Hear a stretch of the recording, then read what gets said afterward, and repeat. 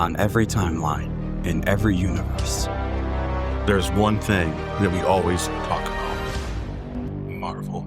Hello, everybody. Welcome to the Goodell Multiverse. I'm Isaiah Goodell. And I'm Sam Goodell. And we today are on episode 14. Whew. Yes, it is going to be a great episode, guys. I'm looking forward to this one so much. I come so over-prepared today. Sammy saw my notes and was like, holy cow. Yeah. But, guys, we got a normal slate that we're going to do. Just so you know, we're going to work on our Multiverse Minute when we get there. And we got some awesome stuff to talk about there. MCU is going to be compared to Twisted Metal a little bit. How long is Spider-Man? Does it matter? And was the trailer leaked on purpose, maybe? We're going to talk about that. And Wyatt Russell says to hell with the rest of the MCU. Just watch this movie.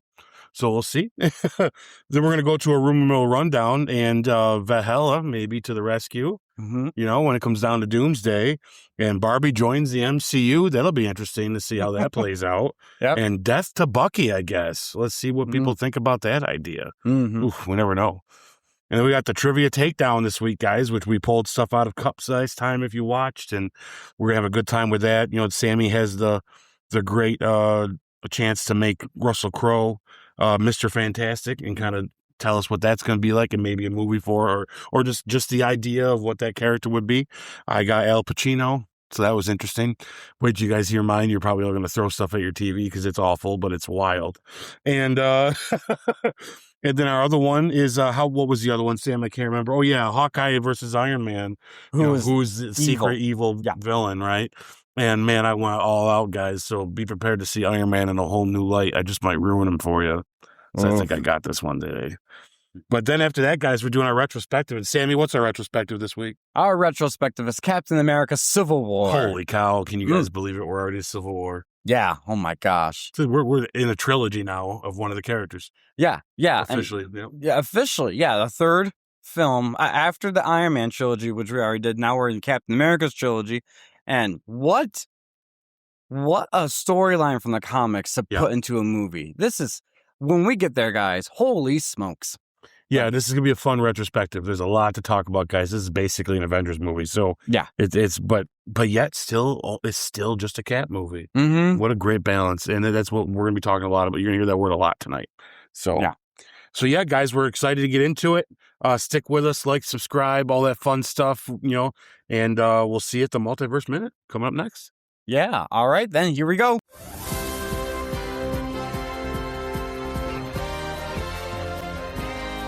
All right, everybody, we are in the Multiverse Minute, even though it's 45 minutes, news section of the week. Mm-hmm. So we got 3 exciting topics to talk to you guys about.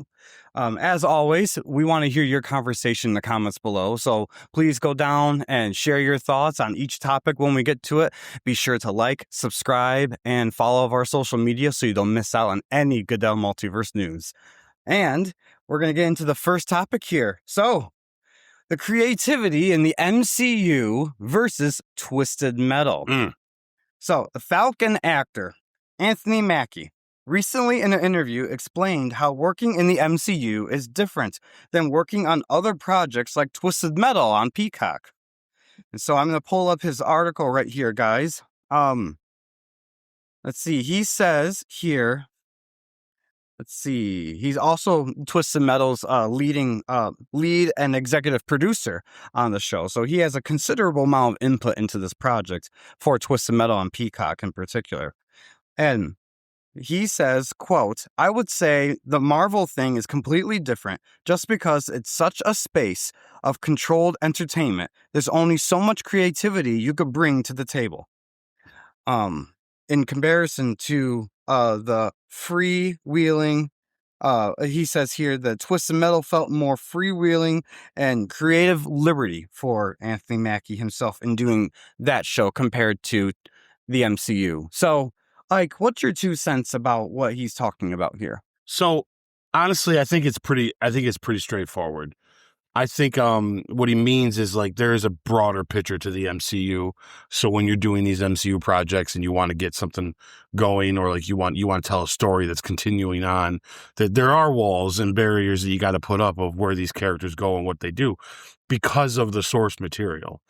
Like, it's not that you can't take creative liberty and change these characters, because they have a lot in the MCU, often actually. Tonight's a great example with Civil War. The movie's nothing like the comic stuff. I don't know much about the comic stuff, but I watched a half-hour video on it, and I'm like, woof, that'd have been a crazy movie to make. But there's no way, at this time. And then, so they made what they made.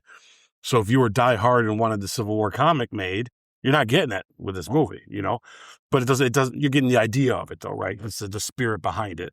But I think like what he's trying to say though is Marvel there is boundaries where we are trying to tell a rich story, but it's got to work, it's got to fit, it's got to stay somewhat true and have these things. When like you take something like Twisted Metal, and it's really just a bunch of crazy people in a post-apocalyptic world driving around shooting each other with cars to get a wish from an evil genie. That's it. All your creative liberty about everything that goes on, you can do whatever that you want. And I don't know if anyone out there's watched the show or not, but I've watched the 2 seasons. And is it perfect? No.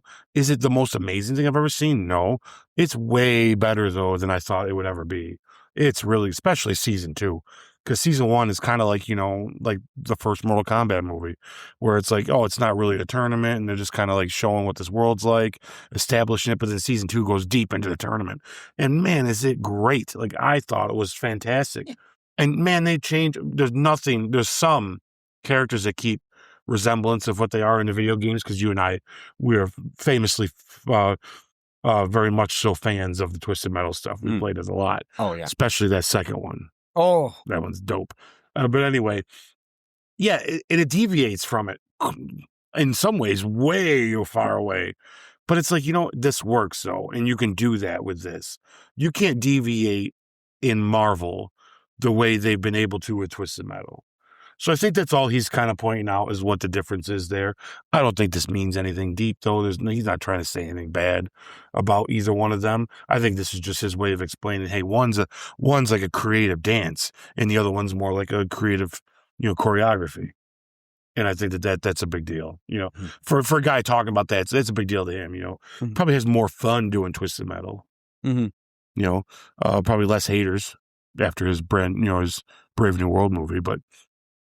That's how I take it. How do you take it all, Sam? Yeah. I agree with everything you said. And I think what's interesting in comparison for these 2 projects, like Anthony Mackie, he's in both. He's in the MCU, and his role now has been elevated into the MCU. And then in Twisted Metal, he is John Doe. He's your lead. He's your main guy. He's roadkill, to be honest, guys. And if you haven't watched the show, I do recommend you watch it. Also, these are 2 different mediums. Like, not only is one TV and one's movies. I mean, Falcon and Winter Soldier was TV, but you get it. It's basically a cinematic universe. That's what the MCU is. But also, Marvel is comic books putting into live action. Twisted Metal is a video game putting into live action. And the difference between the source material means that there's not so much writing on Twisted Metal compared to Marvel. Marvel has turned itself into a multi-billion-dollar empire with these movies. And case in point, one of the movies we're going to be talking about today on this episode, this is a huge monumental movie that they would have never dreamed of being able to do. And then to pull it off the way they did, and he has a role in this movie. And then you go to Twisted Metal, and that was one of those, like, let's see if this works. And then what's really cool about Twisted Metal in particular is not only did season 1 work, it wasn't like blow your mind working, but any issues that they had with the first season, they remembered them for the second season, and the second season got elevated dramatically. And now we're going to get a 3rd season. So, like, he's going to continue on with that. And like he said, and like what you just said, Ike, you can have more creative liberty. You can have a little more freedom. Expand your acting range a little bit more here or there. Whereas when you're in the MCU, you are an actor and you are a talent, and you're bringing your abilities to the screen and in front of the camera. But at the end of the day, this is not your character. Mm-hmm. And where he was able to shape the character of John Doe more than he can shape whatever Falcon would have been or could have been, or this new version of Captain America. So, it's an interesting concept looking back and forth between these 2 projects, and someone like this who's smack dab in the middle of them. And what's making him the money, though, is the Marvel.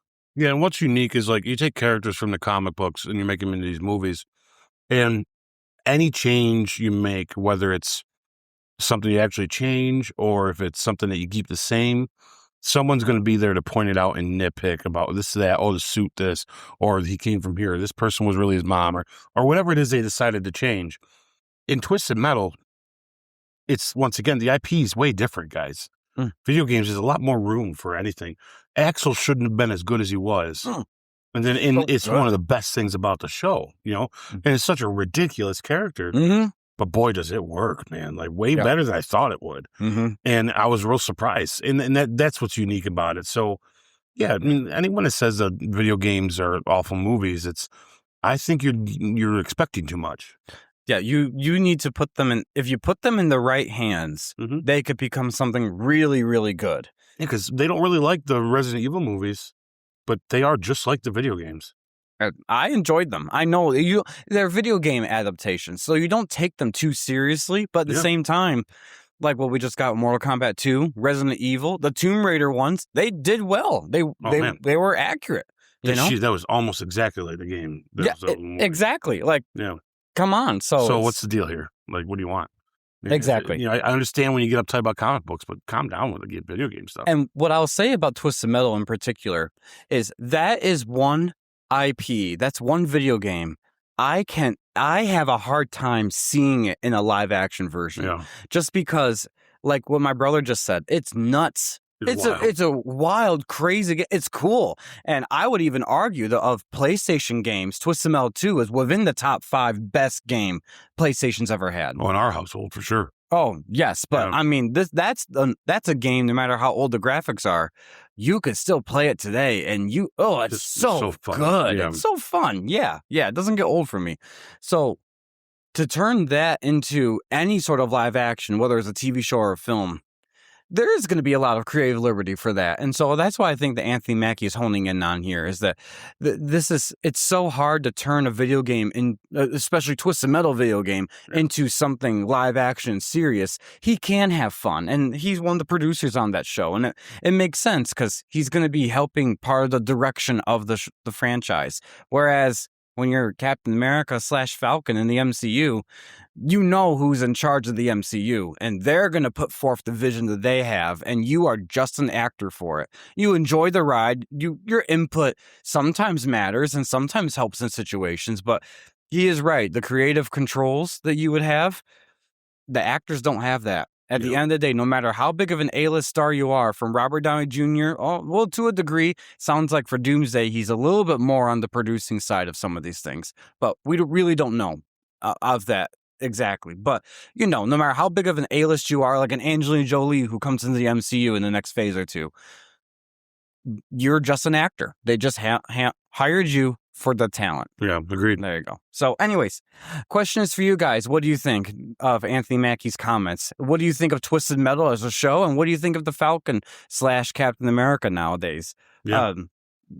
Do you agree with Anthony Mackie, or do you think there's a little bit more nuance to this? Comment below and let us know.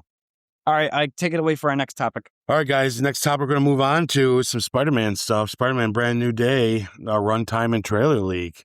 Spider-Man Brand New Day is listed on AMC Theaters as having a 2 hour and 30-minute runtime, the longest Spider-Man runtime ever ahead of No Way Home by 2 minutes. Plus a major second trailer leak, potential spoilers, Hulk's appearance in the film. So, Sammy, there's a couple parts here. Why don't we talk about the runtime thing first? Okay. I'm going to tell you right off the bat, for me, I don't care. I think runtime only matters if it's obvious. Like if it's like, 3 hours and 10 minutes or something, that's a long movie. Let's talk about this. This movie shouldn't be that long. Or if it's an hour and 20 minutes, let's talk about this because that's not a lot of time for a Spider-Man movie. 2 hours in this, big whoop. This is your typical movie. I think anything from an hour and 45 to 2 hours and a half is normal and almost kind of not a big deal, to be honest with you, with these kinds of movies. So my thought about the runtime is I'm happy it's the longest Spider-Man movie. And there's a couple of reasons why. It's only longer by 2 minutes. Not much. So it's not like that's a big deal. But from what we know of this movie so far, a lot of stuff is going to be introduced and go down in this movie. And so they need as much breathing time as possible for us as the audience to not make it feel too quick, too fast paced, or overshadow someone like Spider-Man too much of all the characters that are to be in this movie. Yeah. So I'm happy it's 2 hours and 30 minutes long. I think that's going to be cool. I think that means we're in for a treat because that's a long time for a movie on average. And I know that's like a typical on average time, but this movie easily could have been an hour and 45 minutes and it would have been okay. But at the same time, that extra half hour to 45 minutes more meant more breathing room to see what's going on with Spider-Man. What's the deal with Bruce Banner / the Hulk? Who's this mystery character Sadie Sink is playing? And I'm still going to say mystery character because there still is no confirmation, guys. But, there's a lot of stuff that sounds like it's happening in this movie. Based on the first trailer alone, not even touching upon what the leaked trailer is showing to the world. So, I'm excited. I think 2 hours and a half is good time for this movie. I'm now looking forward to exactly how long when the screen starts, I'm going to be enjoying that movie. Mm-hmm. So, yeah. So, and then to touch upon the second part. Yeah. So, my brother and I talked right before we started this podcast, guys. We're not going to go into too much details about this leaked trailer because it's not officially rolled out. We can discuss if this was accidental or this is part of a PR stunt because it's very fishy that if this is a real trailer that leaked out, it's not completely taken down from the internet. As a matter of fact, I wasn't even looking for the trailer when I pulled up, guys, on my X account. Something popped up on my phone, a notification 2 nights ago. Ike was right here at our house about this.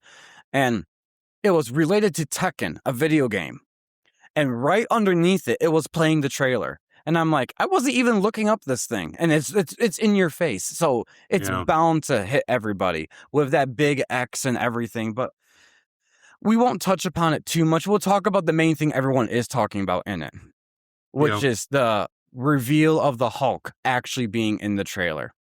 There is speculation. A lot of people online are going to be saying it's the Gray Hulk. The Gray Hulk is there for the first time in the MCU.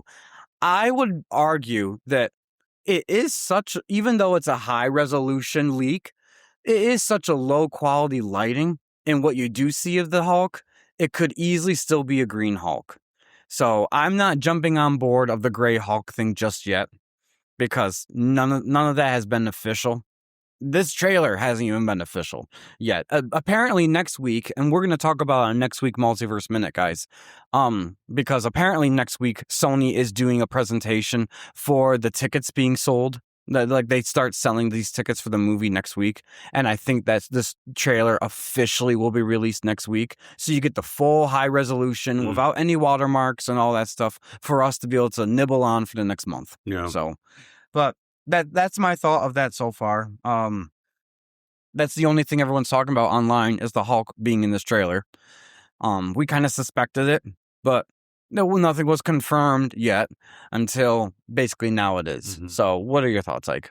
So yeah, it's definitely fishy. I don't know if it was leaked on purpose, but definitely wasn't. They weren't in a hurry to take it down. Yeah. I will say the video you sent me to watch, I tried watching again today and it that was taken down. But it doesn't mean, it just could mean it finally was, Yeah. But there's people that copy and paste this thing all over the place. So it was out long enough, guys, where you can go find it if you want to find it pretty easy. So yeah, and this isn't, that's not unnormal for Marvel to just why not? Just let this go. Not all the things that like some of the actors like accidentally tell us in their interviews and stuff is a real accident. Like a lot of that is staged. I think there's been a few of like, oh man, they did say something they shouldn't say, but you can tell sometimes that, oh, they did that. That's a purpose, And that's just them tongue in cheek, having fun with it, right? Yeah. As for the trailer itself, yeah, we'll break it down when it comes out more. I will tell you this, it is confirming fears I have, though. Oh. Okay. And I got to tell you, if this is I'm just going to say if, because, we might get the real trailer and find out all that was bullshit AI. which is, I mean, if you guys seen AI lately, some things are like, oh my God, it's getting there. Pretty like, possible. Pretty close. Or it might, it might be out of context, but it looks pretty legit, guys. And it's coming from sources that people are saying it's legit. And I don't think we'd have talked about it if there wasn't people that we listened to that made it sound that legit, to be honest with you. And I got to tell you, I'm a little nervous. I'm not saying this is going to be a bad movie, but I am preparing myself for it not being the movie I wanted. And that's me personally taking my own advice and not taking ownership over what this should be and just letting them tell us the story they want to tell us.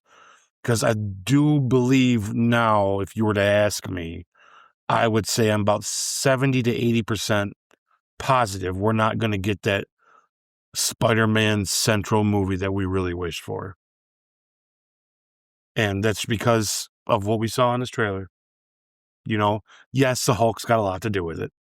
I was really hoping they'd just take the high road with the Hulk and it'd just be Bruce Banner. I really was.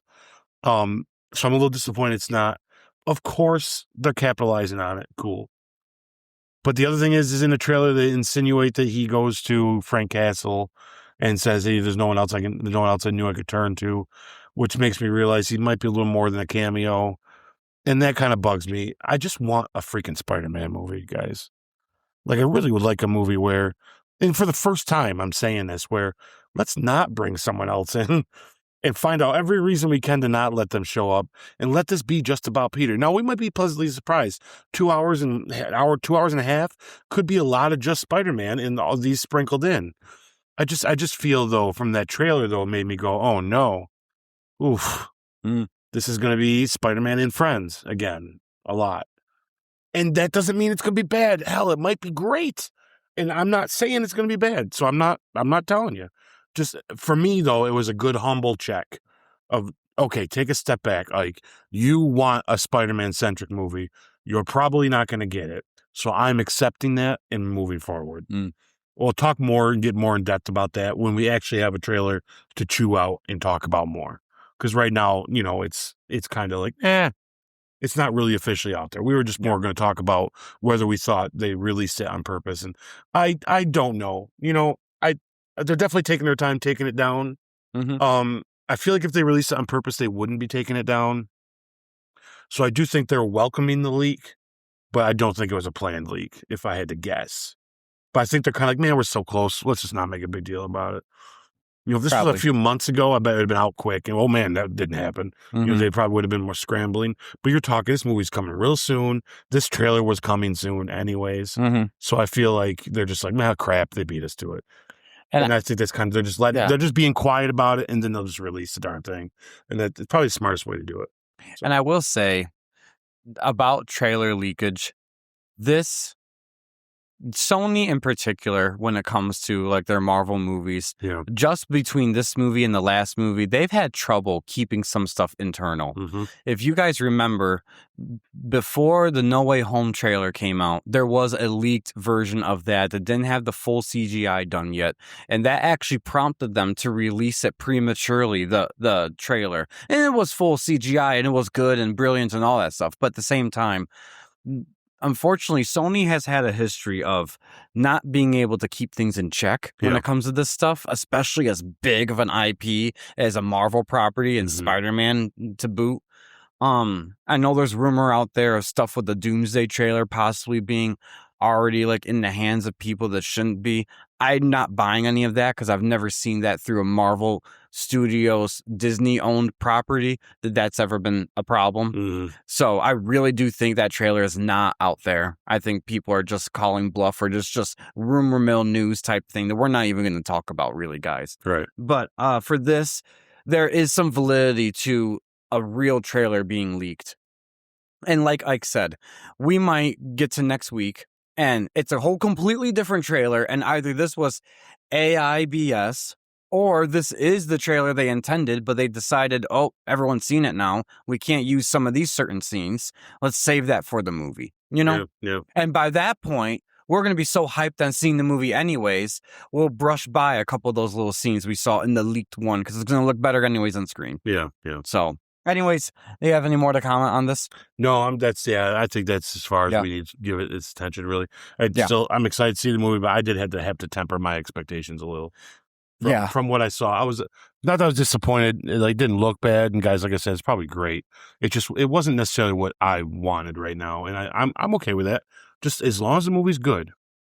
So I'm gonna say, just as a caveat to that, I'm not at Ike's point yet. But if the confirmation comes out that Sadie Sink is indeed Jean Grey, I will be exactly at your point. Yep. I will be going. Right now, my hype for this movie is about like a 90 to 95%. The only reason why it's like 5 to 10% lower is because of the rumors surrounding this is Jean Grey, how much of the Hulk's going to be in it, how big is the Punisher now going to be, because I thought he was just a cameo, and it makes it sound like this leaked trailer, he's got a little bit more to do with it. I hope he's like Matt Murdock was in No Way Home. He is a quick cameo and be like, cool, you're done. Introduce you got more of them already. No. That's it. Yeah, exactly. But if they come out and confirm that Sadie Sink is Jean Grey, my hype for the movie will drop down to at least 75% because that worries me. Well, that disappointment stretches past Spider-Man, though. Yes. If that's the case, it's to make us more worried about that character than the actual Spider-Man movie. Yes, that's the thing. I'm going to be going into the Spider-Man movie at that point thinking, what are they going to do with Jean Grey? It's Spider-Man's movie, but yet because you've added a character like that who shouldn't be added, I'm going to say that even if this movie is a great movie, I'm still going to say that. You shouldn't add this character into the movie, even if you tell a fantastic story. It's selling your X-Men short already. I'm sorry, it is. So then you got Spider-Man. Just make a Spider-Man movie. That's all we want, right? Like, I don't know. Like, I don't get it. Yeah, Anyways, guys. We'll see how it goes. Questions for you. What do you think of the runtime? Does this matter to you? Does it not? Do you agree with myself or do you agree with Ike? And when it comes to fleshing out the characters of that runtime? And also, like, what do you think of the leaked trailer? Don't get into some heavy spoilers in the comments because you're going to see the exact trailer, or not the exact, but the official trailer, I should say, coming out within the next week or two. But, like, what do you think about this leak? Was it intentional? Was it not intentional? What do you think about the Hulk? And do you think he's gray or green? Comment down below. All right. I'm going to touch upon our last topic then for the Multiverse Minute, guys. So, Wyatt Russell, the U.S. soldier himself. He gave a little bit of advice when it comes to preparing for Doomsday. Because just like how Ike and I are doing, one of the big reasons why we started the podcast, besides all the X-Men stuff, which is a huge reason, but also the getting ready for Doomsday. We're like, we want to watch every movie. Let's just record ourselves talking about every one of these movies. And you guys join us along for the March to Doomsday with us. Well, his advice to the March of Doomsday is, you don't need to see anything else. This is what he says. So, he spoke to Screen Rant Wyatt Russell, the son of the great Kurt Russell. And he recently gave some advice leading into Avengers Doomsday. He says, forget about it when it comes to the MCU homework. So, let me pull up his exact, I have it written down here, guys, exactly what that was all about. This was taken from yahoo.com, their entertainment spot. And let's see, his exact quote is, quote, I hope that people can go see that movie and just throw away those predispositions from talking about it online. 7 years of buildup is a long time. And just go have fun, dude. I know you've been talking to some guy online for 10 years about what's going on or wrong about this character or what's bad about that. Just go enjoy it and forget about the 9 years of talking about it. It's really not the way a movie's supposed to be enjoyed, and you're just setting yourself up for failure if you do it that way. End quote. All right. I got a couple of thoughts about this, but Ike, why don't you touch upon it first? What do you think? So I'm going to be that guy. I think this is a nothing burger. I really do. I think that this is just him saying kind of what I've also been saying for a while now, is tame your expectations, folks. Like, we can sit and analyze and discuss and talk and theorize and be this character, that character, and this has got to be that, and this, that, right down to the bone and tear these movies apart like we do on this podcast. And he's just saying, guys, just go watch it. Just go have a good time. Don't let that get in the way. And I think that's just him. I don't think he's saying anything about this movie. I don't think he's seen the movie. I don't think he even knows entirely what happens in the movie. No. I just think he knows whatever his part is, and that's probably it. He probably doesn't even know the context of his part. To be Some of these people come into these movies, they're like, when I saw it in its entirety, I was like, oh, wow, this is what we did. And so I think he's just trying to tell people, I'm not one for all that rumor and what should or shouldn't be. Just go watch the movie. Have a good time. I mean, he just said a lot of words that might get people worried if you're going to read into it.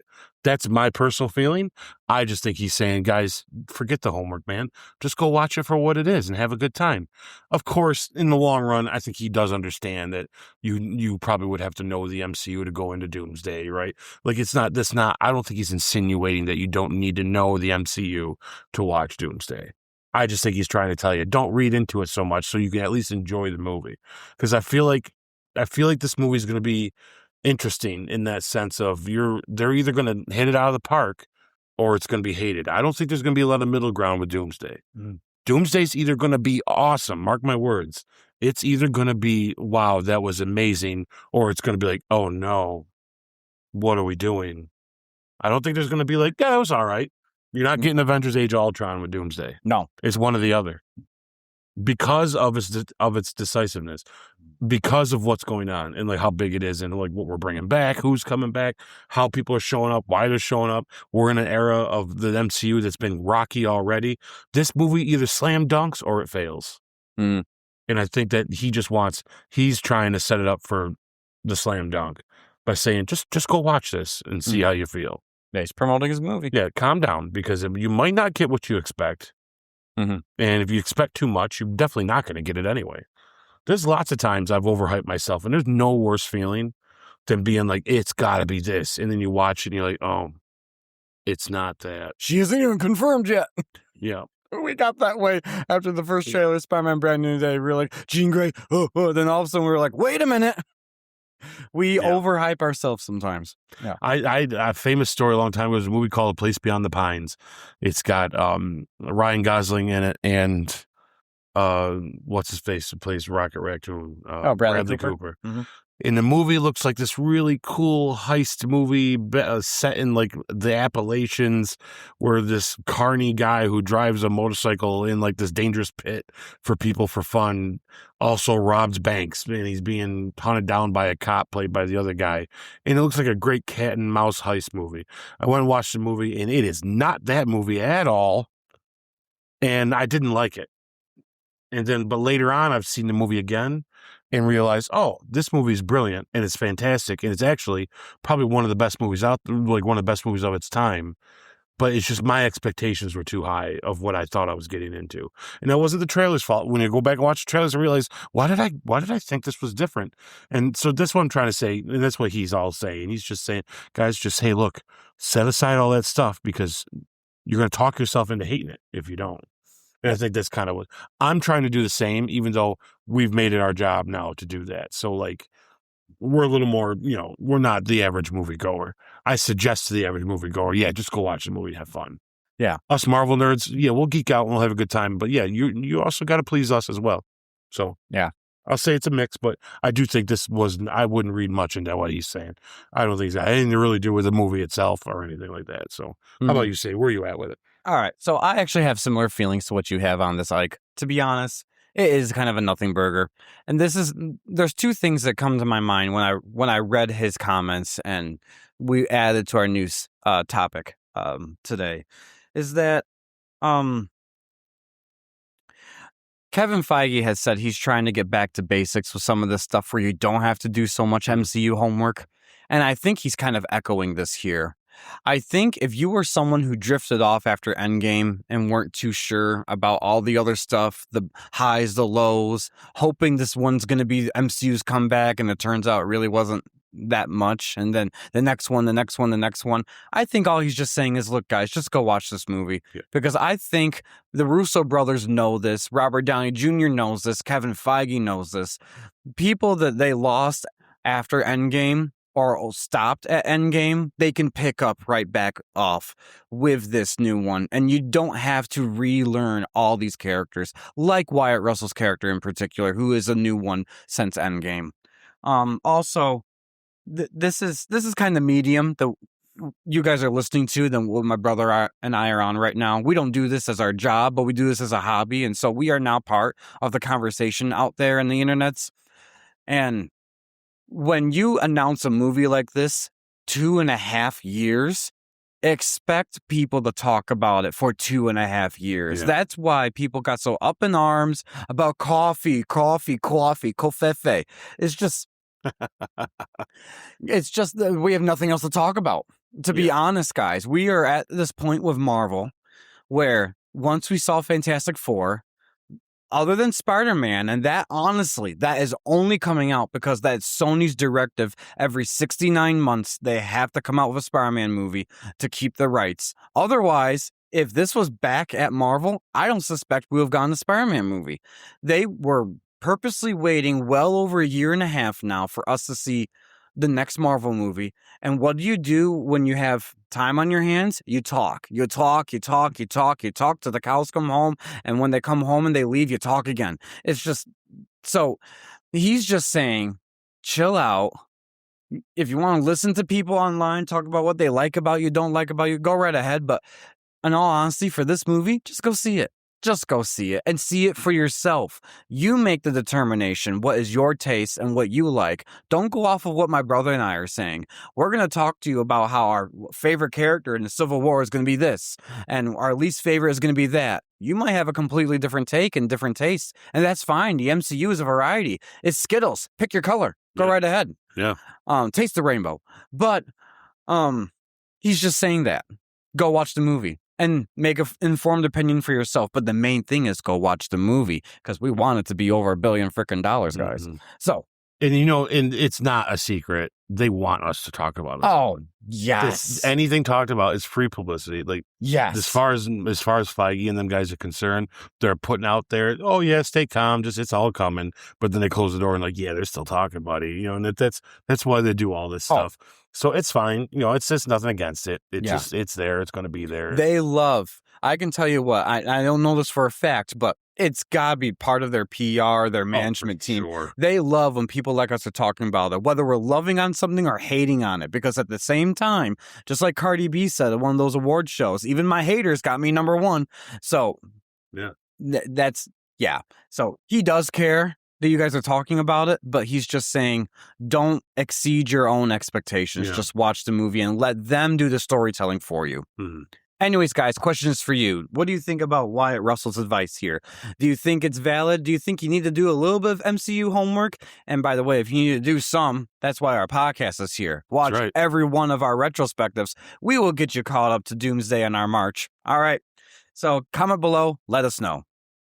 All right, Ike, what are we swinging into next? So we're going to swing right over, and we're going to jump right into the rumor mill rundown. I can't wait to talk about a couple of these. A couple are real weird, but we'll jump in and see how they turn out, right? This is going to be fun. What a ride. All right, guys, buckle up. So here we are with the Goodell Multiverse. Now we're going to be going on to our rumor mill rundown, guys. This is going to be exciting. I can't wait to get into this stuff. Oh, yeah. We found a couple really good ones that we're going to have a lot of fun talking about, I think. I think this is what makes the rumor mill rundown the best. We were just kind of saying it as we were setting things up that, you can just go wild on this stuff, guys. Like, who cares? What I mean? Like, we can just, let's speculate. I'm just down. Let's speculate. Yeah. So I'm going to start this off, guys, and Valhallah to the rescue or something, right?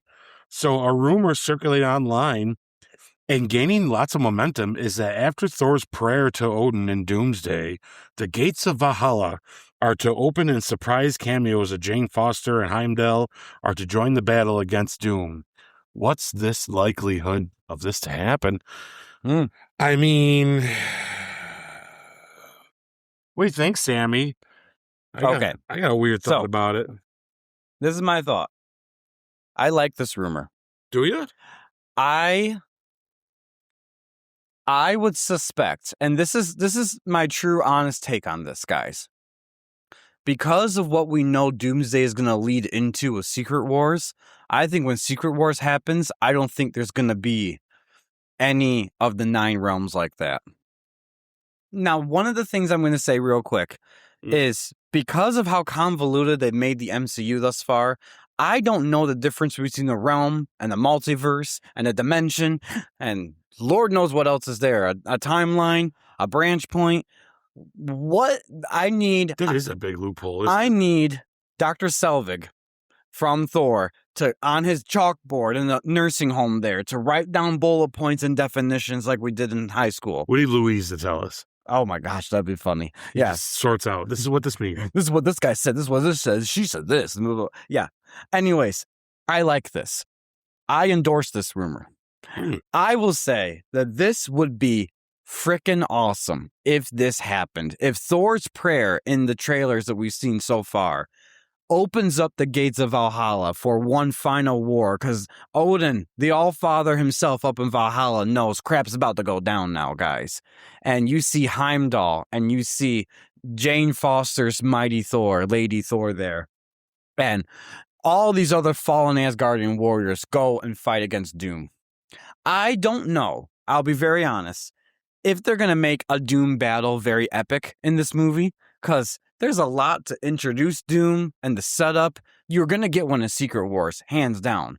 But for Doomsday, I wonder how much of a Doom battle you're going to get. You might have some, but I don't know if it's going to be this grand of a scale. But what a testament and what a power demonstration if Doom defeats all of the fallen Asgardian warriors from Valhalla. You have the task in this movie of not only introducing your villain for the first time in an Avengers movie, which, as we saw in Age of Ultron, could go one or two ways.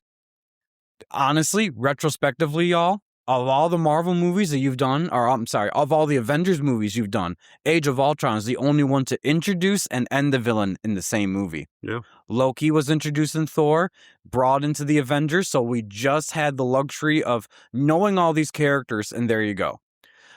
Infinity War, the exact same thing. Maybe you met some of Thanos' henchmen, but they're just henchmen. They're not the big bad. You knew of Thanos for phases upon phases at that point. And Endgame, same exact thing.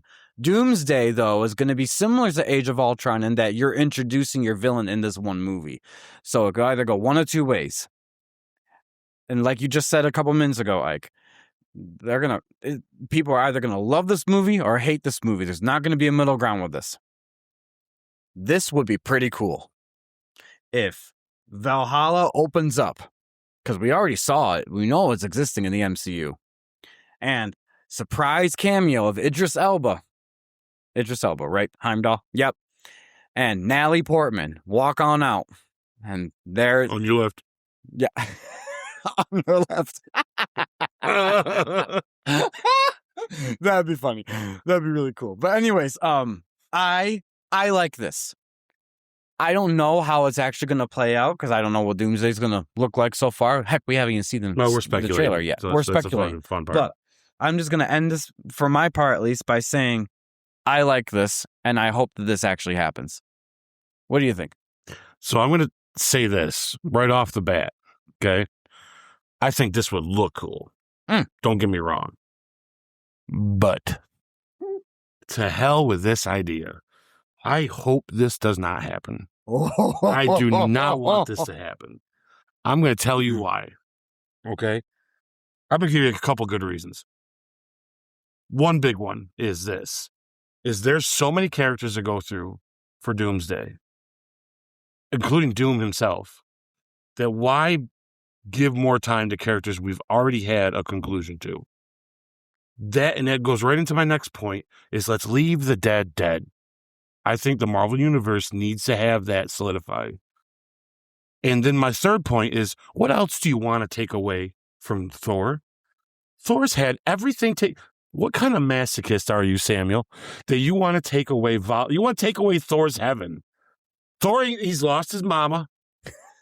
He's lost his father, lost his brother 100 times, over and over again. All his friends, destroyed his own kingdom. Asgard, gone. Watched his friends die, lost Tony. Thor loses and loses. Had to kill his own sister. Granted, they weren't that close, but hey, he had feelings about it. He even offered her truce because they were related. So now you want to take away Thor's heaven? Now we get rid of Valhalla. So if Thor dies, where's Thor go? You just take it away. Poor Thor, man. All he's going to have is his freaking hammer, which we don't even know if he's really worthy for or not. I'm telling you, I don't like this. I don't like it. Here's what I'll tell you. If this is in it, then I want every single X-Men from my old X-Men in this freaking movie. Oh, well, if they're going to bring these people back and make this thing and have this happen, there's no way they couldn't have backed the truck up to Halle Berry, to Famke Janssen, and make sure we get Storm and Jean Grey. Because if it's just a matter, we don't have room for them, but you got room for these dead people? No, I'm sorry.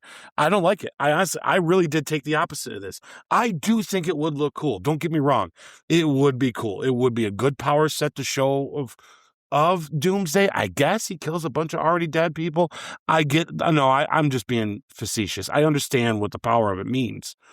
I just think, why though? Like, don't do it. We got too many characters that you should have, that I hope you do have. And if you do have them, let's worry about that. And let's leave the dead. I really understand when there's a reason to bring someone back for a certain reason, for fun, or like to have a story progress forward. But if you're bringing them back just for a cool cameo to watch them die again, I don't think the weight will be there. Then I don't want to see Thor lose his heaven. Like, Thor's lost too much. Like, unless you're killing Thor too. But that's not happening. We all know that's not going down. We all know it's not. Hemsworth himself has pretty much said so. Yeah, even Kevin Feige. He's like, we got more plans with Thor. Don't do this. You can't kill him. Just don't do this. It sounds cool on paper. I just don't think, I think if you have to revert to this, then you are trying to nostalgically just stick us in a hole. And I think it would come across as a feeling. I don't think it would work well. I really don't. So can I throw out a couple of thoughts just so you hear my point of view on your concerns? Yeah. If they do this. This is all rumors, guys. Might not even do any of this, but it's out there. So we're talking about it. The first thing you said is too many characters. Nah, this is what I thought. This is my exact thought. At the end of Endgame, you had every sinking character and you did not need to elaborate on who they were. You just saw them in the battle. That's the same thing I would picture for something like this. You already know who Jane Foster is. You don't need her to intermingle with the X-Men, all that stuff. Just show the gates of heaven open up and they're coming to Thor's rescue as a last-ditch effort. And then they get slain. And they get slain. Permanently this time get slain. That's to the third part, but I'll get to the third one. Let me go by number 2. There is this fear out there that you can't really kill a comic book character. So I understand your concern about that. But how Valhalla was designed was literally for fallen soldiers to go there, have endless feasts until their final battle will emerge. And then they come out of the gates of heaven. If Doom is going to, which leads into the third point, reshape realities, take all these multiverse things and put them into one timeline and cut out what he doesn't like that would be adversarial to him, you bet your bottom dollar he's getting rid of Valhalla. Because those fallen heroes that died during battle for Asgard and for the good of humanity and Asgardian humanity. I'd rather them come back in Secret Wars and help them win. That's the thing. If Valhalla still exists. I don't think that Valhalla will exist. I think either way, Valhalla is going to be gone. Sad. So you might as well use the characters that are there just for battle purposes. And yes, show the strength of Doom at the same time. You don't need to care about Heimdall or Jane Foster, but they're there because that's where they went to when they died. Mm-hmm. Heck, Anthony Hopkins could show up as Thor riding on a chariot. Want to talk about a statement? Doom killing Anthony Hopkins? Hey, whoa! I think it would look awesome. I'm not debating that part of it. Yeah. But I'm just saying that I don't think you need to introduce them like that's going to be part of the too many characters things. I think that's just my point. I really do think most of this film, the cast that's announced is the cast you're going to see. And then everyone else they get for reshoots, like we both agree that no matter whether they do this or not, the X-Men have to come back. I don't know what they're doing, but I tell you what, I will be sorely disappointed if every one of those X-Men characters are not there. Well, if they do this and we leave out certain ones of them, I'm going to be like, really? Yeah, but I I'd be shocked. This looks like this is X-Men, in particular, their last hurrah. I think they're hiding things to make us go crazy. Yes. Yeah. I agree. I actually think it's going to be like the Spider-Man thing. We're not going to know Jean Grey or Storm is in this movie until we see the movie. And then that will be our in the theater reaction of, oh my gosh, it's Storm, it's Rogue with Gambit, like a whole bunch of stuff. I will not be surprised they're doing stuff like that. Because they did it with Spider-Man, and look how well that turned out. Almost $3 billion movie. Anyways. So that's just my 2 cents on this. I get your concern. The only thing I have to say to combat all of that is this. Yep. And for me, it's a mic drop. For me, it's like no matter what you say, you're not going to get my mind away from this part of it. I agree with you. I will concede that they can handle the character load. I do understand that. I would hate to see so much, but okay, let's do it. If you're going to do it, these guys can do it, right? We've seen it. Other than give us characters that we really need to see though before we get ones we've already got. And it does make me worry about this whole idea. Well, if they're dead, I don't know. Everyone just can come back to like, oh, but I like what you're saying. But I cannot, in my head, in my creative juices that I have, of anything that I write, if I was given the task to write Thor's complete story in the MCU, whether how many movies from now it's going to be, the only way his story ends is after he dies, he's at the doors of Valhalla. I can't see any other way of ending Thor without us knowing that he got to go where his people believe they should go for what they've done, especially him. So if they get rid of Valhalla, that no longer can happen. And that right there, that would bother me. Because just like we want to see Steve dancing with Peggy, don't mess with it, right? Just like Iron Man dying, don't mess with it. It's perfect. I want to see Thor go out eventually someday and be at the doors of Valhalla and open up, and then we see those people. With a big old mug saying, here you go. And that, to me, that's like, goodbye, Thor. If we see it another way, it's just sad at that point. If I was to clarify that for me doing this, if they were going to do this, after Secret Wars and they do their MCU soft reboot, I think they would bring Valhalla back. Yeah, you're probably right. But to me, that would, you know what that would be? They'd be, oh, so you're going to do the same thing you did with Endgame. You're just going to bring it back and fix it. What's the consequences then moving forward? It's like, if you're going to do it, then do it and commit to the whole thing. But I don't want them to do it to get rid of Valhalla. And I don't want them to just say, well, now everything goes back to normal. I think if we get through Secret Wars, it shouldn't go back to normal. There should be a whole new world that we're looking at because of these things that's happened. Mm-hmm. It shouldn't be like Endgame where just, see, now we're back to, everything's fine. No, I don't want that. Personally, I think that would be a cop-out. Because they'd just be repeating the same thing. I think that things like the Nine Realms and Valhalla and things like that, those are constants that will always come back. Not to destroy it. If they destroy it, but then they recreate the universe, it doesn't have all these timeline manipulations, and it's back to what it was supposed to be. That's just what I mean. How's that not Endgame, though? How's that not repeating the same thing by bringing things back? I think that they need to stick to what gets lost. Then that means the X-Men people are back in their own universe again, right? We get the end of Secret Wars. Are we going to assume that Scott and all them are alive back in their universe? They would destroy all those universes. That's the whole point. So what's the difference between that and Valhalla? If it's destroyed, I think Marvel needs to commit to ending things and to move on, to make them real consequences. I understand what you're saying. With Valhalla might be an exception because it's an afterlife thing, and maybe that'll be the way they do that. It's kind of I would make sense with that. I guess that would make sense. But if you're gonna do the thing that ends Valhalla, and then bring Valhalla back, then why not bring other things back? And if you can bring other things back, then we're gonna be right back into the same multiversal bullcrap that we were in this whole time.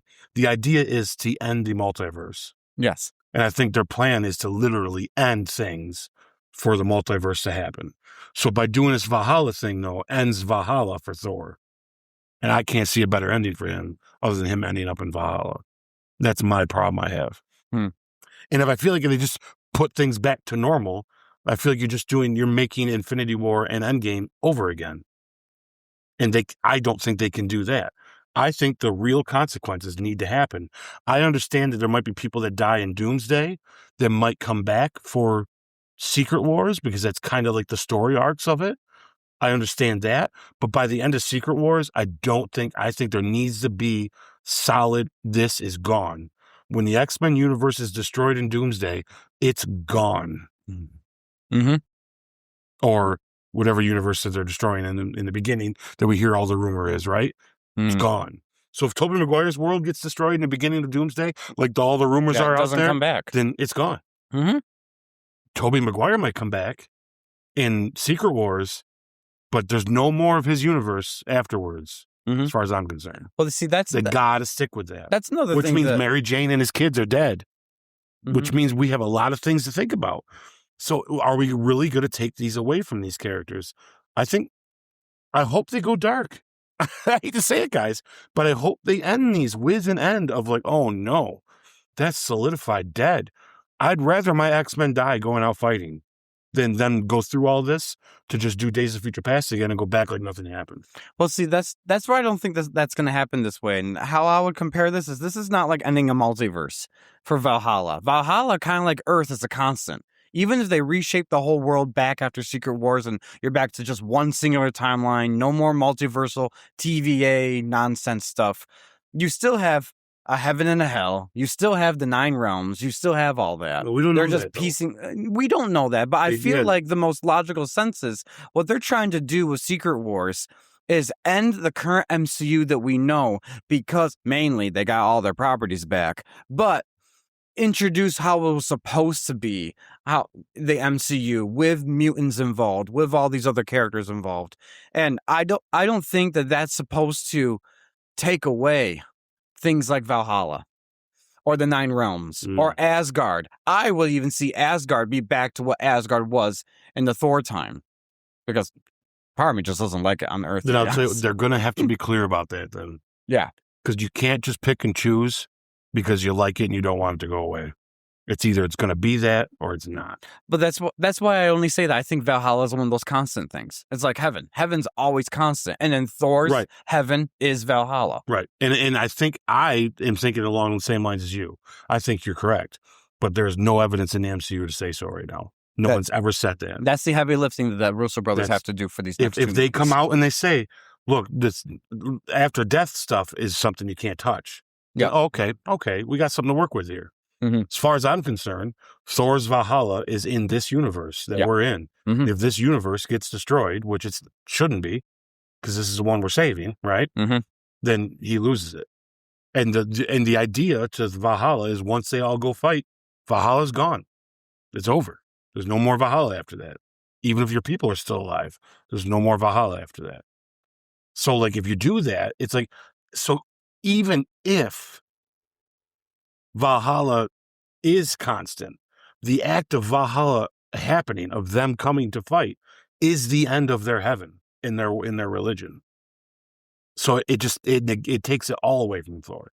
So what I'm trying to say to you is, like how Valhalla works, they go there, they eat and they feast, they drink, and then they're called to their one last fight. Then heaven's gone. Even in their universe is gone.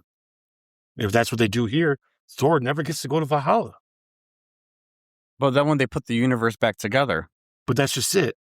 If we do that reverse thing, that's when I feel like you can't pick and choose, and you have to explain that. And if you do just put it back together, why not put the rest back together? Which means this multiverse thing can happen again. Which means, wait a minute, aren't we getting away from this? I don't want them to use the same, we're just going to fix it, and it all goes back to normal. I want the consequences to be real.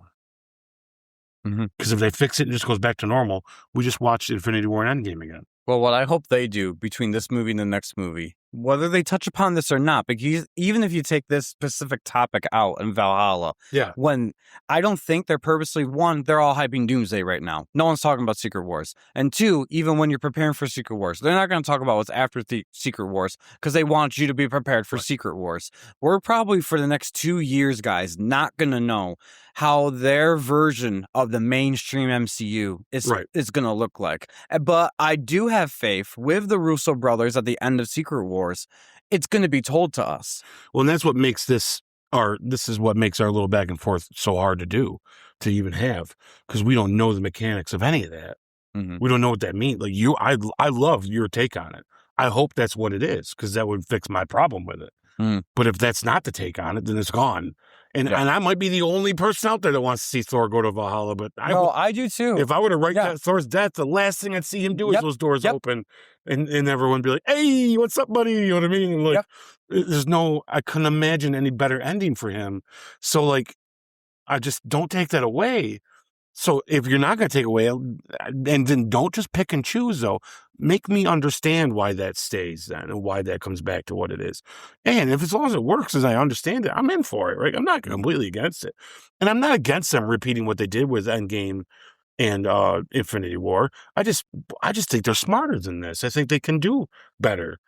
And I think that if we're going to do a soft reboot, I think that only equals consequence. And I think consequence to it is finalizing some of these. Yeah, if Tobey Maguire's universe gets destroyed, guys, stick with it, man, and destroy the darn thing and be done with it. Because I'm with you for all that. I really am. It's just, for me, I'm just in my brain, I've like, yes, I get multiverse is collapsing, Toby's gone, Andrew Garfield's universe gone, all that, the X-Men that we know of, their universe is gone. That's probably what this whole Doomsday movie is really about, to be honest. Truthfully, you're probably right. Yeah. But some of the constants is every one of those universes has an Earth. Every one of those universes has a Valhalla, a heaven, a hell, things like that. And that's where just logic for me is that when they restart the universe, your same constants, you're going to have space, you're going to have Earth, you're going to have the 9 realms because Thor's sticking around, you're going to have Valhalla. That's just my mindset. It's not doing the endgame thing of reversing stuff. It's doing a rebuilding. That you can't reverse what Doom does, but you can rebuild from what he did. Right. They would have to stray far from Norse mythology, though, then, because in order for Valhalla to do this, means it ends that then. So. Well, I think they already did, to be honest. So, but yes, they have played with it already. Yeah, so the Valhalla thing, they have strayed from Norse mythology to a degree. Right now, I would say that most of the Thor stuff that we see is Norse mythology party city version. It's actually pretty close, but it's like, it's definitely grandirized. I mean it that way because the Warriors of Valhalla, from my understanding, in Norse mythology, only get out of Valhalla for their last battle that is Ragnarok. They're waiting for Ragnarok. Right. We've already had Ragnarok. Yeah. So if they're going to get out for a final battle, it makes sense to me that it's Doom because they don't know that after Secret Wars, the universe is going to be recreated. And so to them, this is their final hurrah. Yeah, no, you're right. So it's a little convoluted. Yes. Yeah. Yeah. But however they do it. I get your worry because up there. Myself, personally, if I was given the task to write Thor's final film, his Thor 7, The Last Asgardian Warrior, whatever you want to call it. That's a great title. Like, that's a great The Last title. Asgardian. There you go. That where he's what we talked about before. He's like the Silver Age daddy Thor with the big muscles like Logan. It's like Logan, but Thor. Yeah, Logan, but Norse mythology with the long braided Norse hair like that's white with like a big scar down his eye because all the stuff he's been through, all that stuff. I would want his ending to be he walks through the gates of Valhalla and he sees his mother, something like that. Oh, yeah. That would be, to me, like a cherry on top for his ending. So I don't think that they would want to take that opportunity away from us if someone actually does it. But for something as grand as this, and they're trying to think of ways to demonstrate Doom's power to all of us. Yeah. What make us care that this is your big bad Dr. Doom?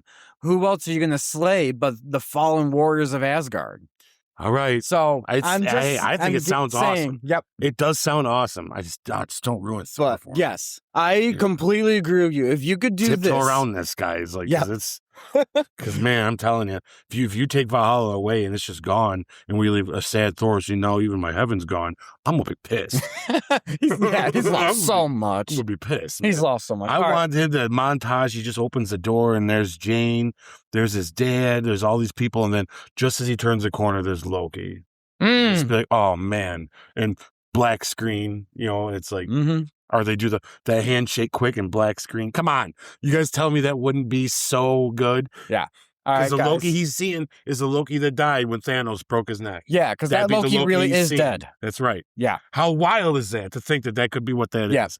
That'd be so awesome. Oh my All right, gosh. so question is for you guys. What do you think of the validity of this rumor? Do you think in Doomsday, the gates of Valhalla is going to open up? Jane Please. Foster, Odin, and Heimdall are going to be riding out and be taken out by Doom? But Or do you it would look think good. that this is a little too far of a stretch for a rumor and that maybe you'll see this type of interaction, but it's in Secret Wars?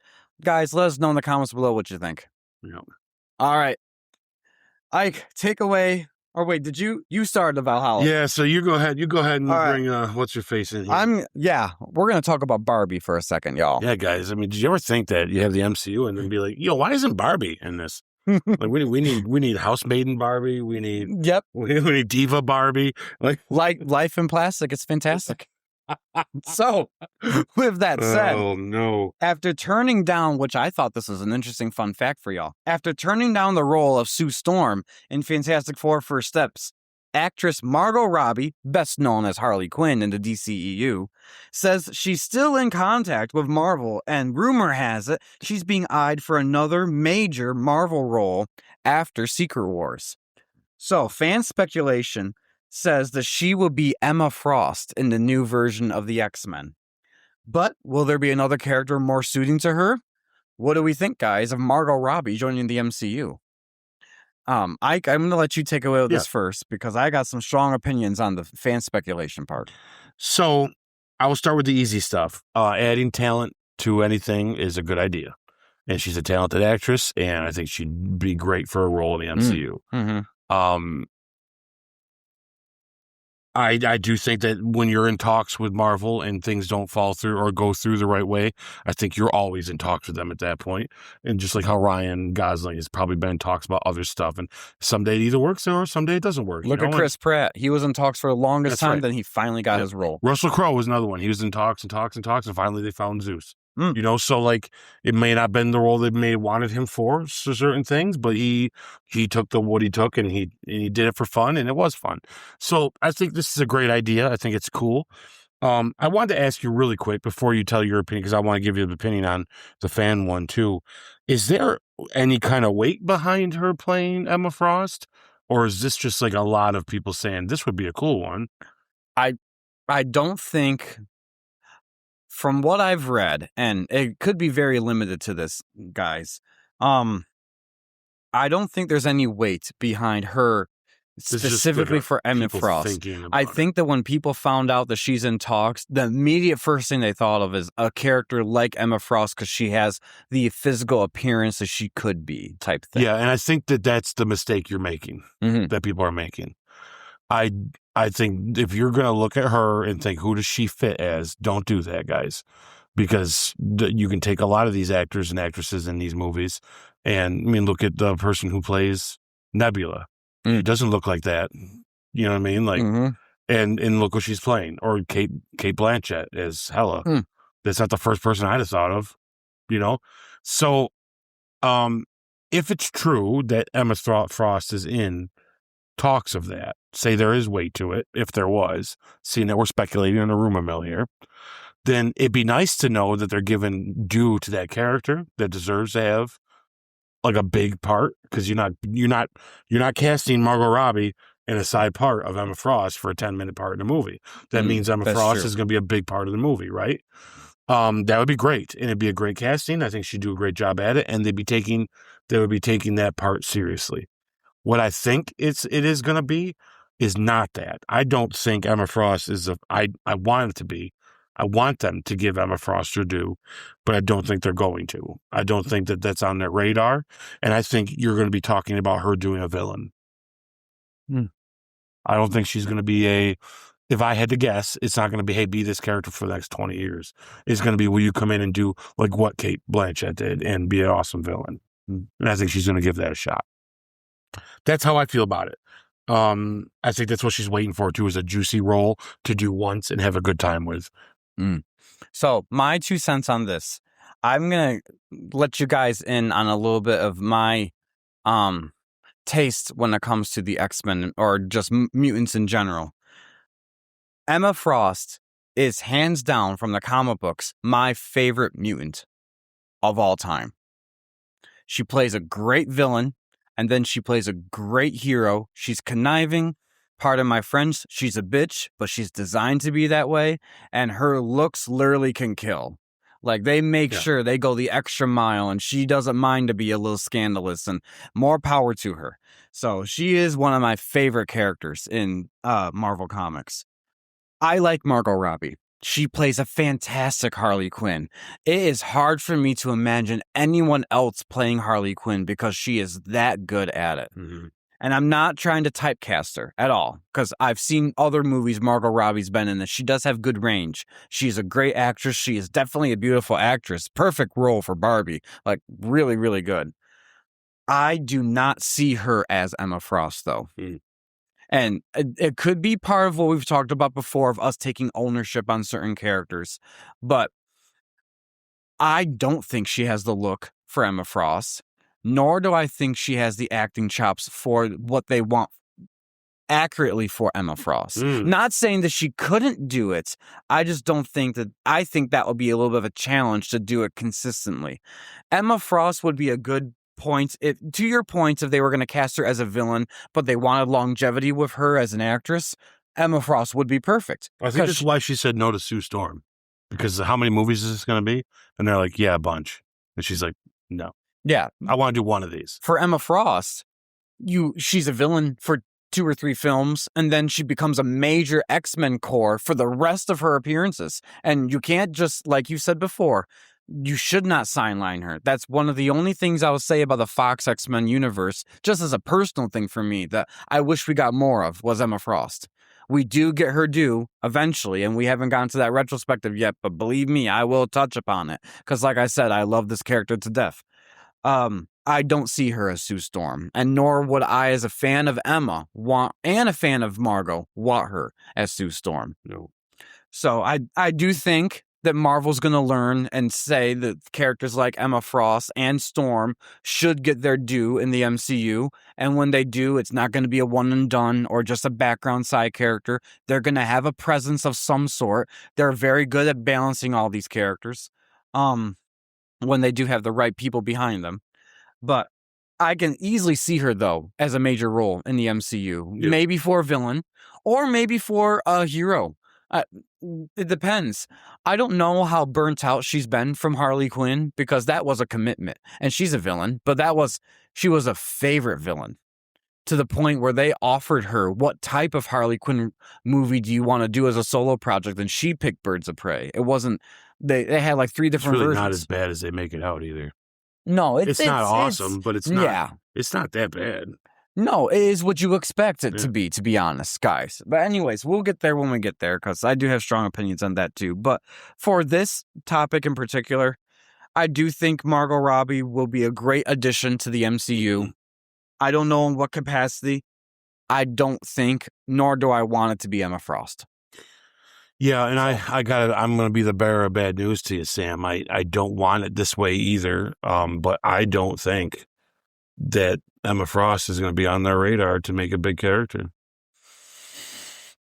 Probably. Why I say that? There's so many mutants. I get it. Well, there's so many, and I just don't know if that's where she's someone that you and I appreciate. You definitely a lot more than me, but not. I mean, I definitely would love to see the version of her we should get, because what we know of, we even wrote it in our own fan story, you know what I mean? Mm-hmm. Where she becomes a big part because it's such a good idea. But I don't think she has the popularity behind her name. Oh, well, that I will say that I think that she does. In this, your average moviegoer, though, they know Wolverine, they know Storm, they know, but they like Cyclops. They like a drama character. Well, they do, but I just don't know if it's gonna be anytime soon. For the comic book fans, like we're going to talk about in Civil War, and I'm going to touch upon some of the comic versions comparing to the movie versions, because that's what we got for the source material, guys. She is in the Civil War comic, only for a couple appearances, but she is the main X-Men focal point appearance. Yeah. And then the recent X-Men comic runs of Krakoa that they just ended, she's the reason they had the Hellfire Gala that became a big deal. That's why I said her looks can kill in the beginning of this, because is she gaining momentum in the comic book community in that sense? Oh, because if that's the case, I could be eating my words. When I just don't know. We were to pull Daryl in here and say, Daryl, what do you think Emma Frost? He's gonna be like, who?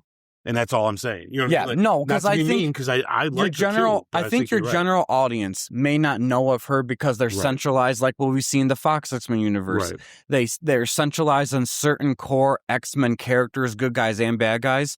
But if you talk about the X-Men community, there is not one soul that doesn't know Emma Frost, and she is that influential that she took Scott away from Jean Grey and became his wife. Yeah. And that was a big deal, scandal in the comics. Like one of my friends, I don't like it. One of my friends and I always fight back and forth. He's like, "Your favorite woman is a man stealer." Yes. And I'm like, "Well, your favorite woman always faints." So I go back and forth. She's also the Phoenix. She is, yeah. And Emma, at one point in the comics, was able to take on the Phoenix Force. Yeah, see, she follows another great women's footsteps. That's I like Emma Frost, but don't be messing with my Jean Grey. I get it. I get it. I'm a Jean apologist too, but also if I had to compare, I have a shirt I should wear at some point. It's one of those, you ever see that meme of the guy and girl walking and the guy's looking behind him at a hot girl like, ooh, I have one exactly like that. That's Emma and Scott and Jean. And you have Emma right there. And then Scott's looking behind like, ooh. I'm like, It's one of my favorite shirts. I should have worn it, but it's Civil War, guys. So I have to wear my red, white, and blue. Yeah. Anyways, so yeah, that's why I think Emma Frost, she's a big deal. When I went to an X-Men convention in Minneapolis, Minnesota, called the Uncanny Experience, it's not my favorite cup of tea. I'm probably not going to go again, guys. But if you do love X-Men, you do get a lot of X-Men treats there. Emma Frost is all over the place. Her picture, it's good, though. The cosplayers, so many people love her. I think Margot Robbie, they'll do it. Yeah, I think she should be too on the nose for the looks wise. Well, I just don't know if she would do the. I think she could act the hell out of it. I think she's a better actress. I would even argue I don't think looks wise she'd be able to have it. And I'm not saying you need a beauty queen. Emma Frost is not a beauty queen. Margot Robbie is gorgeous. I'm not saying that at all. I'm just saying that from what we see of different, of course, comic iterations, they're not always going to look exactly when you put them into the screen. But she has a certain presence about her that I don't see Margot Robbie taking on something like that. Yeah, I mean, I don't know. She could. Yeah. But I doubt it personally. I don't think that's the kind of role that Margot's looking for. Anyway. I agree. Yeah. Yeah. I agree. But I do hope, they give Emma her day. That'd be great. She's a lot of good storytelling there. She is something. Any of you who are listening to the audio version of this podcast, we do have a video version. And I'm telling you right now, I'm just saying this right here, but I'm also editing this podcast. Some of these pictures are on your screen right now are just some of Emma Frost's looks too. Woo! I tell you. Anyways. So we're not going to get Rosie O'Donnell as Emma Frost? Oh my God. I don't even know if I'd cast her in anything. Or Roseanne. She'd be a great Emma Frost. Oh my Actually, God. I got the best fan casting right now for Emma Frost right now. Oh my God. Danny DeVito. I'm kidding. I can just picture him in the blonde wig, just doing this all the time. All right, question is for you guys. What do you think of Margot Robbie joining the MCU? Do you think if she does, she'll be playing Emma Frost? Do you think another character will be better suited for her? What are your thoughts on Emma, if she's even going to be front and center of the new version of the X-Men? Mm-hmm. How are they going to do her? Are they even going to do her? Comment below and let us know. All right, take it away for our last topic, Ike. Okay, guys, here's our last topic for the rumor mill. Let's speculate big time. This is a big one, all right, guys? The death of Bucky? I mean, Winter Soldier's going to end? Oh, boy. In a now deleted tweet from industry insider Beyond Reporter, one of the new Avengers is expected to meet their end in Doomsday. Fans online, while speculating who it could be, suggest that none other than Sebastian Stan will be the casualty. Could Bucky Barnes end a streak of the longest surviving MCU veteran? Now, that is actually a cool fun fact. Then every single phase of the MCU, Bucky has been there the longest of all the characters. It's pretty wild, actually. Well, maybe with the exception of Thor, to be honest. But appearance-wise, he's appeared in a lot of stuff, too. Mm-hmm. I don't know. I'd have to look up some of the specifics and see who is actually the longest standing. But he was, for the longest time, considered to be the MCU veteran from his films. Anyways, you want me to start first on my 2 cents? Yeah, go ahead. Okay, so I don't know how I feel about this because I like Bucky so much, and we're about to talk about him in our episode today, guys, with reviewing Captain America: Civil War. He is front and center in this movie. And Sebastian Stan is such a good actor, and just when you think maybe he's had enough, he comes out with the Thunderbolts, and that is probably. And when we do a retrospective on it, we could give you a fuller opinion on it, but it's a little bit fresher in our minds because it's one of the latest ones. Since Winter Soldier and this movie, that has been the best Bucky we've had in a long time is Thunderbolts. So he still has it there, and fans still love him and have that fire for him. So I hope he doesn't end, but also for the character of Winter Soldier, I can see that happening. I think, of course, he's going to be in Secret Wars because everyone's in Secret Wars, guys. But for this movie, that would really pull at your heartstrings if he dies. I don't know. And Steve coming back and seeing that happen, I don't know. It would be something. We would definitely be crying in our seats in the theaters. But I don't know.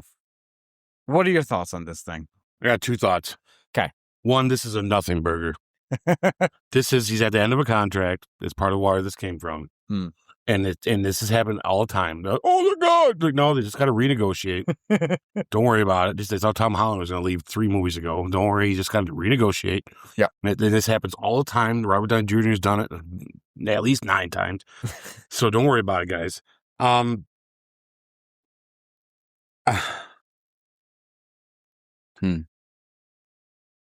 I am going to throw a hot take out there and make a wild prediction about Bucky. Okay. And going forward in the MCU. Mm-hmm. I think Sam Wilson dies and Bucky finally gets the final character arc that he's supposed to have and forgives himself for what he's been through and becomes our new Captain America. Oh. Yes. I might be wrong, but if that happens, you heard it here first in the Goodell Multiverse. Oh. And I'm not saying they're killing Sam Wilson because of him being bad in the last movie and it didn't work out, or that. I just think it would make better for the characters. I think Sam it'd be great to see him doing the best he can to hold up the Captain America mantle. He does that ultimate thing that Captain America would do and does sacrifice his life for something to happen. Mm-hmm. Give him his due, but... Yep, and then later he's going to be memorialized for it. He's going to be known as one of the Captain Americas that we've had. Mm-hmm. And they're going to have a plaque for him, a statue right next to Cap, all that stuff. And then they're going to turn to Bucky and say, and he's going to be the one that has to, because it's him right now is holding himself back from not feeling sorry for himself all the time. Mm-hmm. He's his worst enemy, his own worst enemy at this point. So finish his arc and make him Captain America so he can train the new Avengers as we go on further. I like that. That's what I think. So much. Yeah. That's all I got. Other than that, I think you're reading too much into it. Of course, someone's going to die in this movie somehow, somewhere. Yeah. Duh.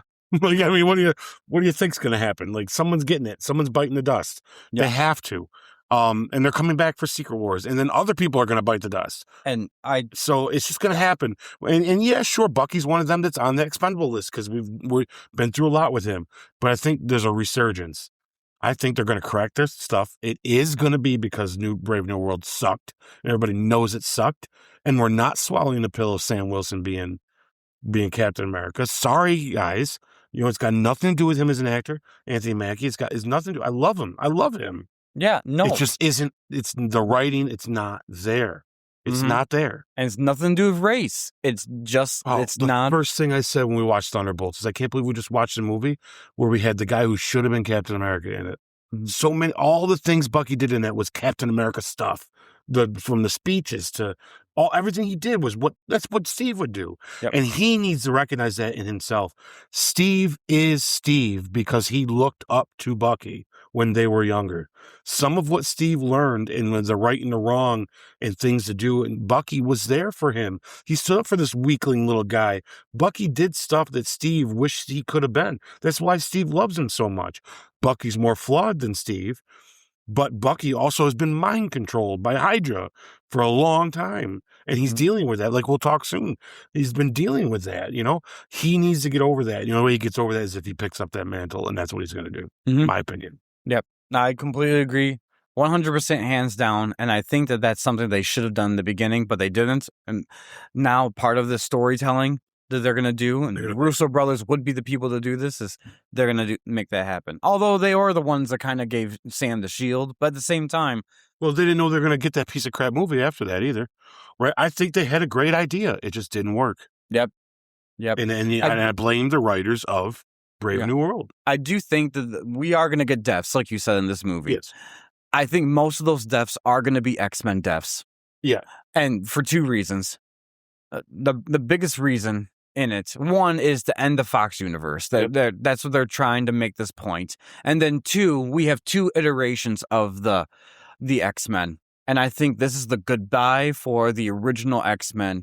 And then the goodbye for the later X-Men that we got is going to be Secret Wars. Yep. With the James McAvoy, Michael Fassbender, possibly Jennifer Lawrence, the Sophie Turner, all of them, Alexandra Shipp, they're all going to probably be there in the Secret Wars one, and that will be their send-off, because you could do it, why not? Definitely start the X-Men, the fresh, clean slate in the next phase moving forward. Yep. And I can see this happening, but I much prefer your version of this. I don't think... I can see them trying and killing a lot of people in this movie. I just don't see them being too many of the MCU ones that we know. It's going to be more of the ones we're going to be introduced to in this movie. Because we don't have those type of... your average MCU goer doesn't have their hearts connected to the X-Men like your longtime X-Men fans like you and I do. So for us, it'll be a gut punch. For them, it'll be like, okay, demonstrating Doom's power. Now moving on to the next movie. And we don't need to repeat this with Steve either. Yeah. It doesn't always have to be about him losing Bucky. He's got enough to fight for in this. It doesn't need to be for Bucky. And we don't need to see him cry over Bucky dying. Yes. We need him to protect his baby now, his child. We've seen Steve mourn over Bucky twice. Yeah. In Captain America, the First Avenger. And then in Infinity War, when Bucky got dusted up. Right. Like... We don't need to see that again for a third time. Steve's focused on the family that he's got now. Yep. It doesn't need to be it doesn't need to be this losing Bucky again. Yeah. So I just think that don't repeat. Just have Bucky have a part. Maybe he dies in the first one, comes back in Secret Wars, however you want to do it. But ultimately he's the one with the shield at the end. Yeah. I agree.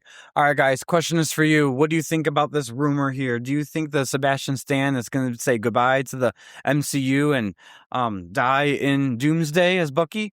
Do you think that he's going to, if he does die, will he return to Secret Wars? Or do you like Ike's hypothesis, something that I actually think is really, really cool, that Bucky finally takes up the shield and taking on the mantle of Captain America if there has to be another one?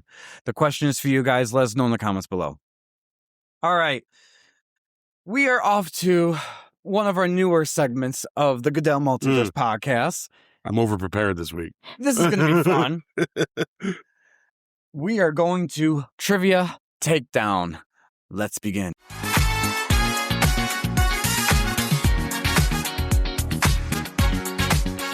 All right, everybody. Welcome to the Trivia Takedown part of our show.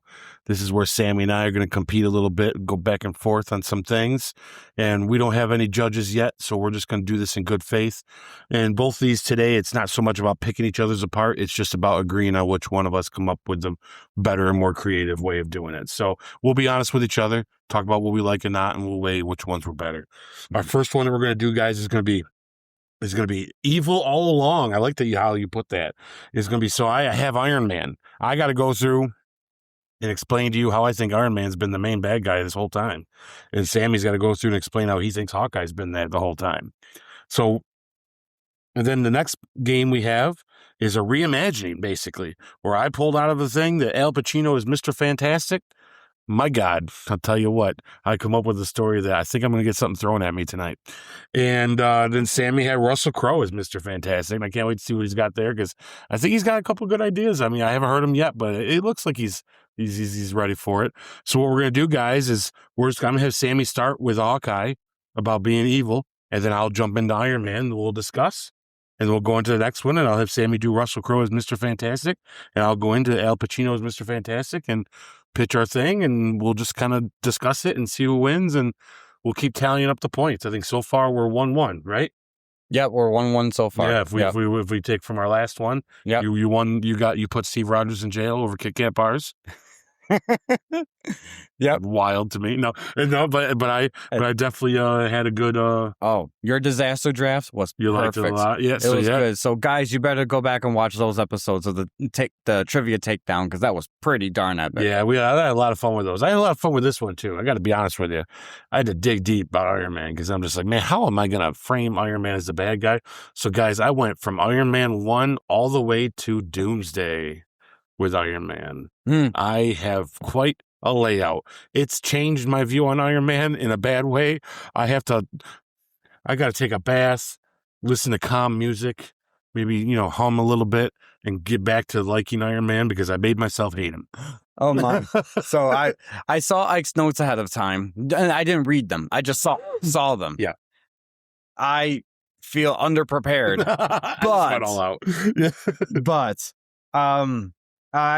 We had so much going on this past week and getting ready for the Civil War retrospective that I did take time, of course, to flesh out my thoughts on these two game topics. But I think the next time we do something like this, I'm going to have to dig down deep and be a little bit more of an over-preparer. But I'll start off for Evil All Along for Hawkeye. Let's hear it. This is my take on Mr. Clint Barton. Ooh, being bitch. being evil all along. And it's actually, I think Ike's going to like one point I'm going to make. Yeah. In particular. So, Hawkeye, he's such a likable guy. And I think that Ike's going to say the same thing about Iron Man, that to try to imagine them as bad guys this whole time, it is a task. It is a task for both he and I to do this. But I think it's easier for Hawkeye to be thought of as a bad guy than Iron Man, in my opinion. One, we don't see too much of him. So there is a lot of ambiguity when it comes to Hawkeye. What is he doing when he's not center stage, when he's not with the Avengers? And if he's with the Avengers, is he doing something nefarious and we just don't really notice it? So, the first appearance we had of him in Thor 1 was he was part of S.H.I.E.L.D. You could just chalk that up as everyone's part of S.H.I.E.L.D. in that movie. What I'm going to get to for my main stick on what he is, I think if I was to make him evil, or that if I was to prove to you, I should say, that he's been evil all along, is that he is a sleeper Hydra agent. I think, to prove to you, in Thor 1, and even Avengers 1, S.H.I.E.L.D. is S.H.I.E.L.D. No one knows a Hydra's infiltrated it. We don't know who is Hydra, who is S.H.I.E.L.D., who is what. It wasn't until Captain America, Winter Soldier, when that curtain was unveiled. I think that's why he wasn't there. Not so much that he valued his family over Steve and Natasha, that I've argued on this podcast about. I think part of his secret agenda was he wishes he wasn't there. They weren't there, I should say. That maybe his friendship with Black Widow, he doesn't need to take her down, because sometimes when you're in undercover, you may grow a fondness to your friends. But I think that he purposely didn't show up because he kind of hoped the Black Widow did disappear. Okay. And he hoped that Steve Rogers did disappear. Obviously, that didn't happen, so he kept up the charade. I would even go so far as to say I don't think his wife knows he's a Hydra agent. Wow. He has this picture-perfect life at home that he wants to keep separate. And my theory of backing that up is look what he does as Ronin. Now, he is shown in... I know I'm skipping ahead just a little bit here, but let's face facts. Between Avengers 1, or I should say, between Cap 2 and Infinity War, he's been still kind of a little undercover to the Avengers that he is a bad guy or not. But it's really after that, after Endgame, I think he uses the excuse that a former S.H.I.E.L.D. agent is not watching him when he's home and everyone disappearing, so he could do what he's wanted to do and terrorize the world as Ronin. And he uses the Ronin persona so no one outside of Natasha knowing that that's him. And she just feels bad for him because he lost his family. In all reality, he's been planning to do stuff like this for a long time. And now he has the freedom and less eyes on him. He could run around and do this stuff. You can say some of his things were noble. He was taking down mafias. But was he taking down mafias and gangsters and the Yakuza in Japan because they're bad guys? Or was it for less competition in this already world where half the people are gone? And then what's going on in Hawkeye? I think that his secret is going to be released, which is one of the pivotal points of the Hawkeye show. But not that he doesn't want people to know he's Ronin as a bad guy, but maybe there's some secrets tied to that he doesn't want people to know he also is a Hydra agent and everyone's back now. What do? I would say that he still has Hydra tendencies and that if given the opportunity, he will sabotage the Avengers.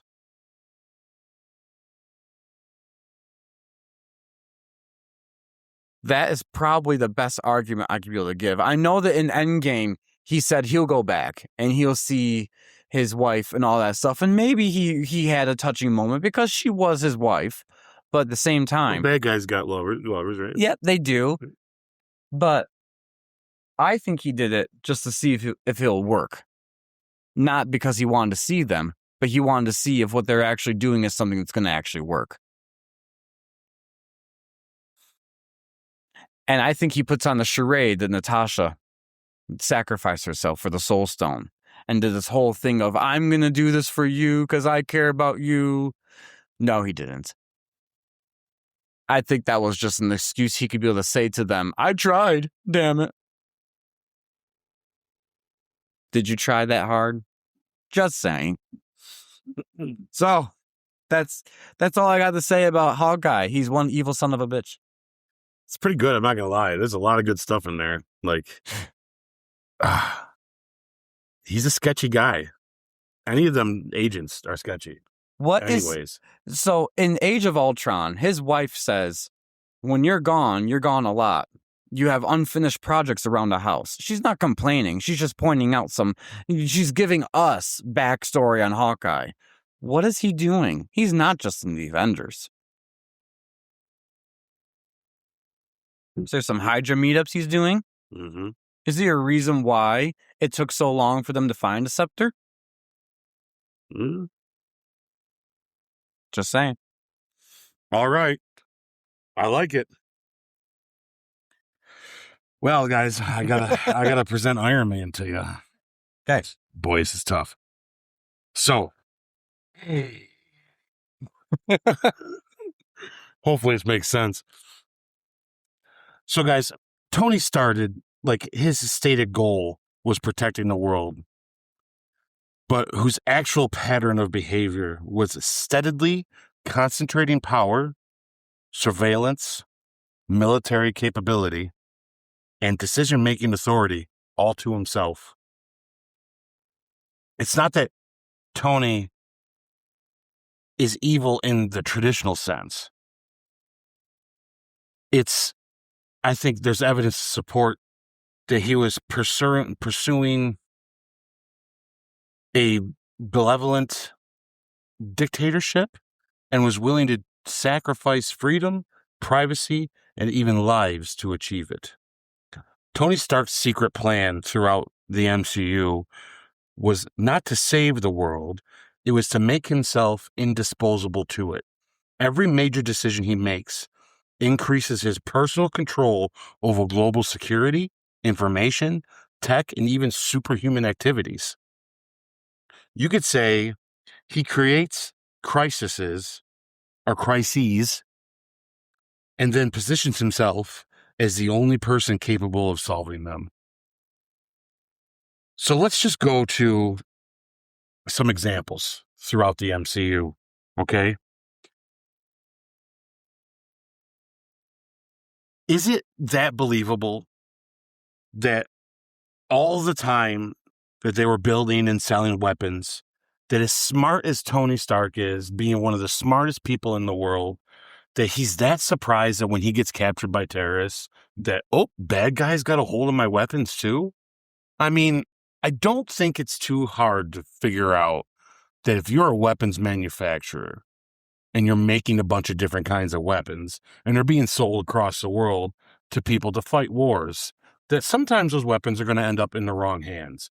But he acts like it's some amazing revelation of, oh my God, I got to change my whole life view and my whole company's got to go down, well, because it was all aimed at me and blah, blah, blah. It's like, wait a minute. You're like the smartest person in the world. Basically, you could arguably say that Tony Stark's biggest ability, if it was going to be anything superhuman, would be his brain, because it's ridiculous, really, if you think about it. Right? So now he just figures it out just because he got captured.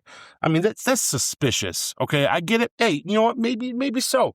Maybe he's just living that Playboy life and that money and didn't even think about it. Wasn't involved and didn't think about it till it was in his face. I could give Tony that, but to have that much of a turnaround, though, you really would have to believe that. Oh, okay, yeah, no, like you're kind of dumb then, right? You know, you're kind of dumb, because this is what happens. It's not the first time in the world that's ever happened before this point for Tony. I mean, it's actually recorded history in World War II. He would know these things just through history itself. And remember, you have to also remember the way he was. And his famous lines in the first movie was what he would say. Do you remember, Sam, what he says? It's peace means having a bigger stick than the other guy. You know, that it's funny, we laugh and we get it, and yeah, cool. But man, that sounds like someone that's just is like the only way to really get on top and be the one that's best or be the one that saves everybody is if I'm scarier and I have the weapons and I have everything that they don't have. Even after he becomes Iron Man, it's not diplomacy to Tony. He uses the suit as that big stick. You know, he even uses the suit as the big stick. I think that him being captured by the terrorists was just a catalyst that threw him into this vendetta of, I'm going to do something about this world because that can't happen to me again. Okay? Which kind of brings us to, you know, he creates and he manipulates problems, then solves them for his own image. You know, Stark weapons fall into terrorist hands, so he becomes Iron Man and comes out and, you know, has this big war on terrorism. You know, in Iron Man 2, he refuses government oversight, claiming ownership of tech, basically saying, just trust me with my own stuff. Positions himself above the government at that point. And then let's talk about Ultron. It's very clear. I think this might be one of the biggest parts of biggest things of evidence, to be completely honest with you, is Ultron, in my opinion, if you really look at it, was his first attempt at world control. You mean, first of all, he's secretly creating him, talking Banner into doing it. Let's not even ask everybody. Let's just do this. You know, it's like, we're not going to ask any permission. We're not going to try to explain ourselves to nobody. We're just going to make Ultron, you know? And he's going to save everybody. He's going to keep the world protected. Everything's going to be fine. So he secretly creates Ultron without permission, manipulating and using the excuse of having to have a suit of armor around the world. So having Tony's personality in Ultron actually reveals Tony's real side. Okay? So the problem is it doesn't work, and Ultron goes bad. So it takes that part of Tony that is bad already, and he becomes bad. So Tony has to, again, oh man, this did not work. So he uses the Avengers to basically fight off Ultron, which is that other version of himself, which is facing him right in his face, basically. I think Ultron is definitely his smoking gun, if you really think about it. Because Ultron, he went evil because Ultron follows Tony's philosophy to its logical conclusion, if you think about it. Ultron isn't Tony's opposite. Ultron's a mirror to Tony's true self. So now he needs to play along and use the Avengers to destroy that thing that has turned against him, which was himself. And he didn't see it coming, because this is what a mad genius scientist does, right? So as he progresses, through the MCU after this, he creates AI systems, global manipulating systems, autonomous drones, all right, predictive technology, gathering information on everybody all the time. Wouldn't you think a villain seeking world domination would need exactly these kind of things? Would be doing exactly this kind of stuff? Well, I got a hold of the page, folks.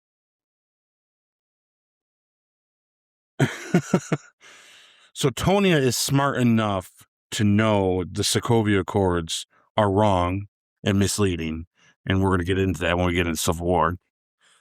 But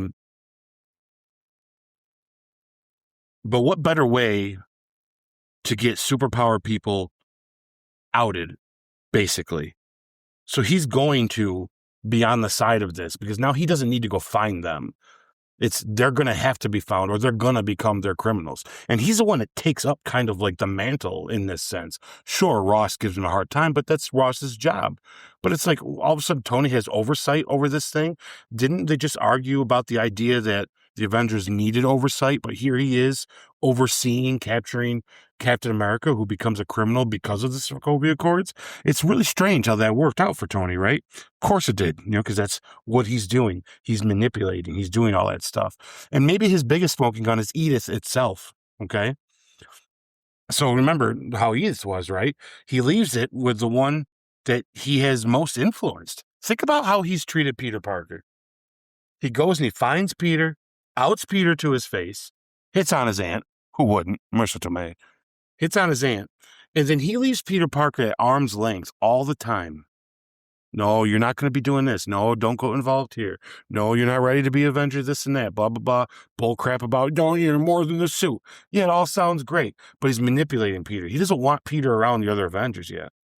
He wants Peter to become his henchman. And Peter's going to, because he likes Tony.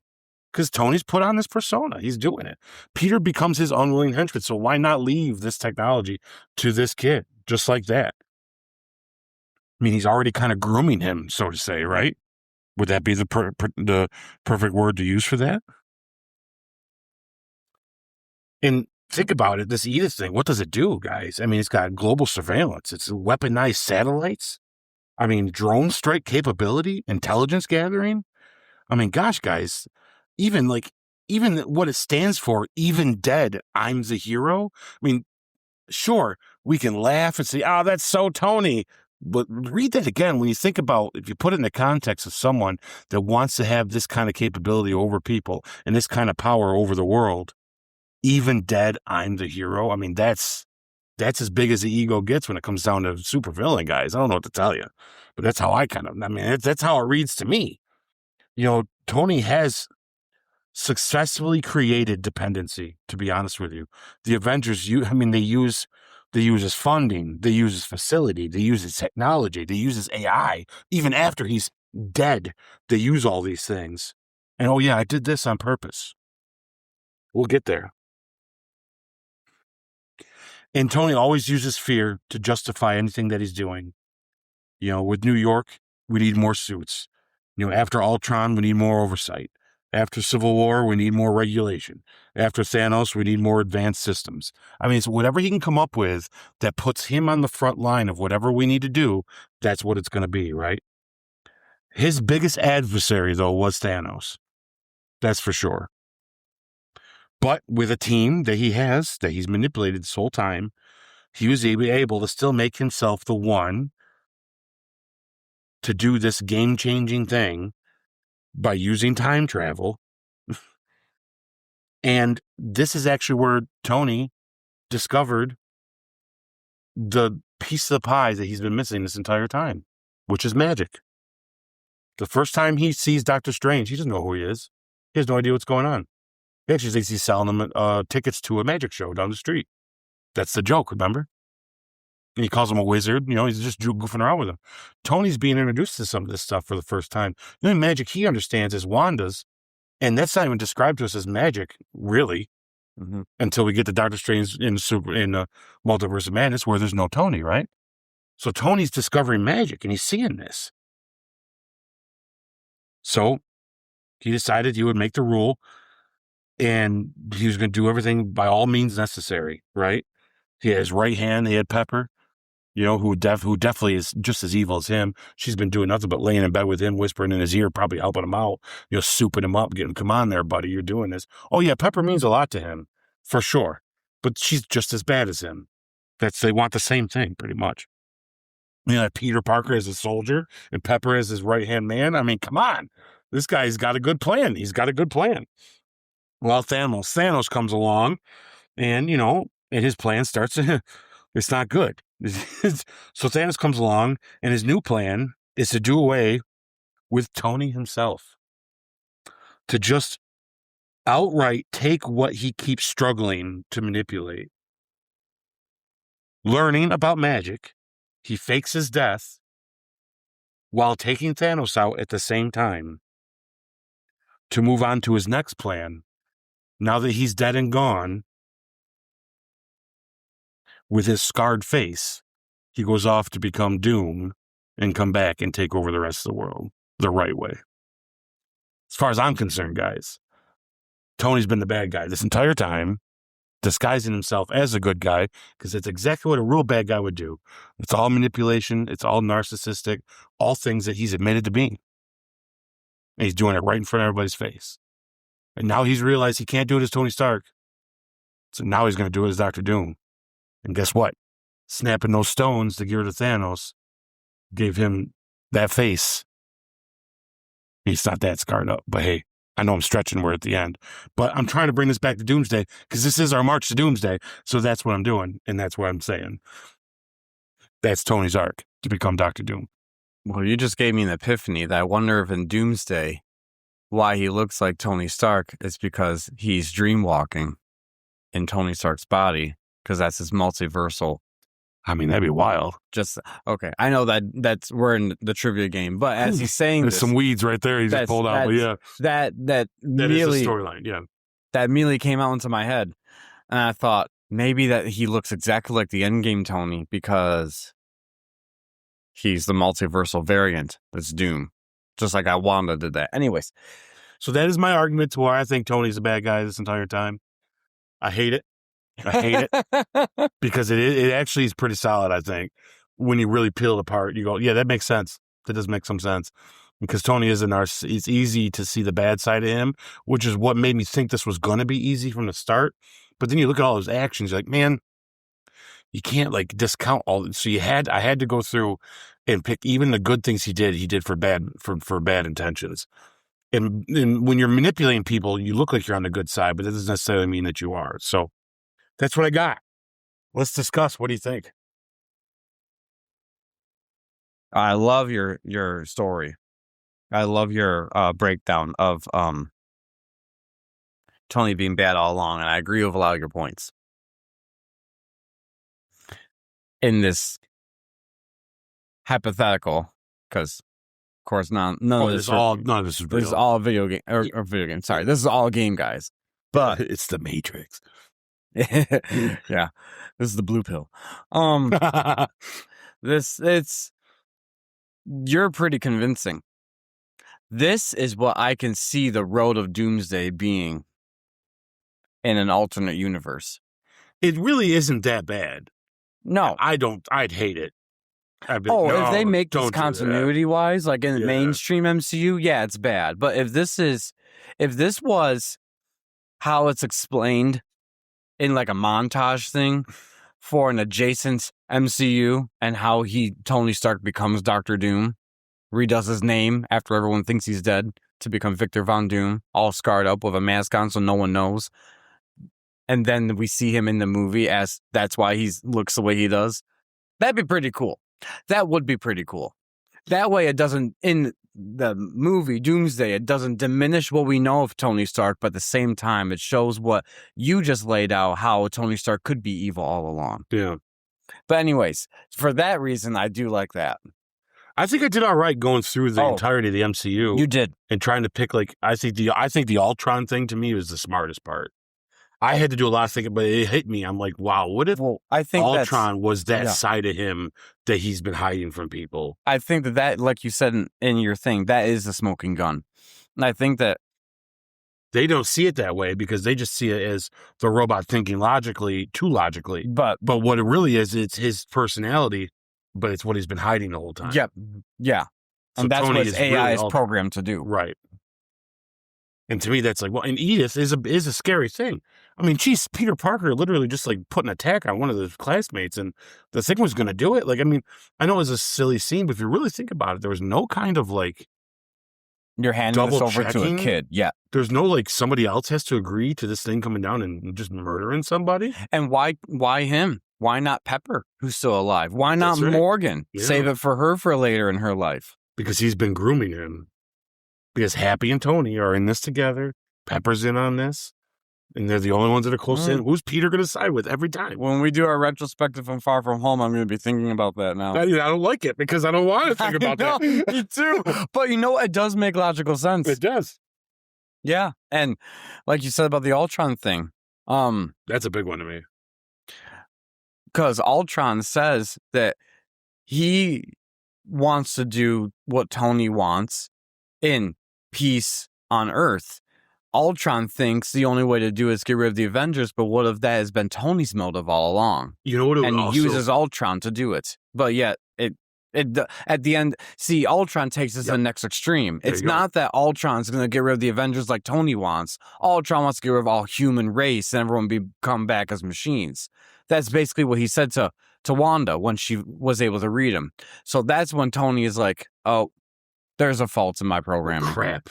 It's against me. You're so close, but yeah, I won't be alive. So therefore, you have to go down. Which is funny because as logical as Ultron is supposed to be, and all that's supposed to make sense. Which, if you look at it from a cold, logical, no God kind of sense of reality, Ultron's right, Because even Vision says that at the end of Age of Ultron. Mm-hmm. He says they're doomed. He goes, yeah, they are. But there's something beautiful about it, right? Yeah, yep. So Ultron's right. But so why would this AI thing have one of the most basic human things if it wasn't something that came directly out of that person that created them as to hate Tony so much? Because he hates Tony. Mm-hmm. They make it a point in the movie to say, oh yeah, he hates you the most. He hates you It's like, why though? Because it'd be illogical to just hate Tony. Mm-hmm. You know, but he hates him because Tony is pretending to be the opposite of what he really is. Yeah, it's really just a mirror in the long run. He hates hypocrisy. That's right. Which is Tony in his eyes. Ooh, that's the cement right there, dude. I like the Hawkeye thing though. I really do.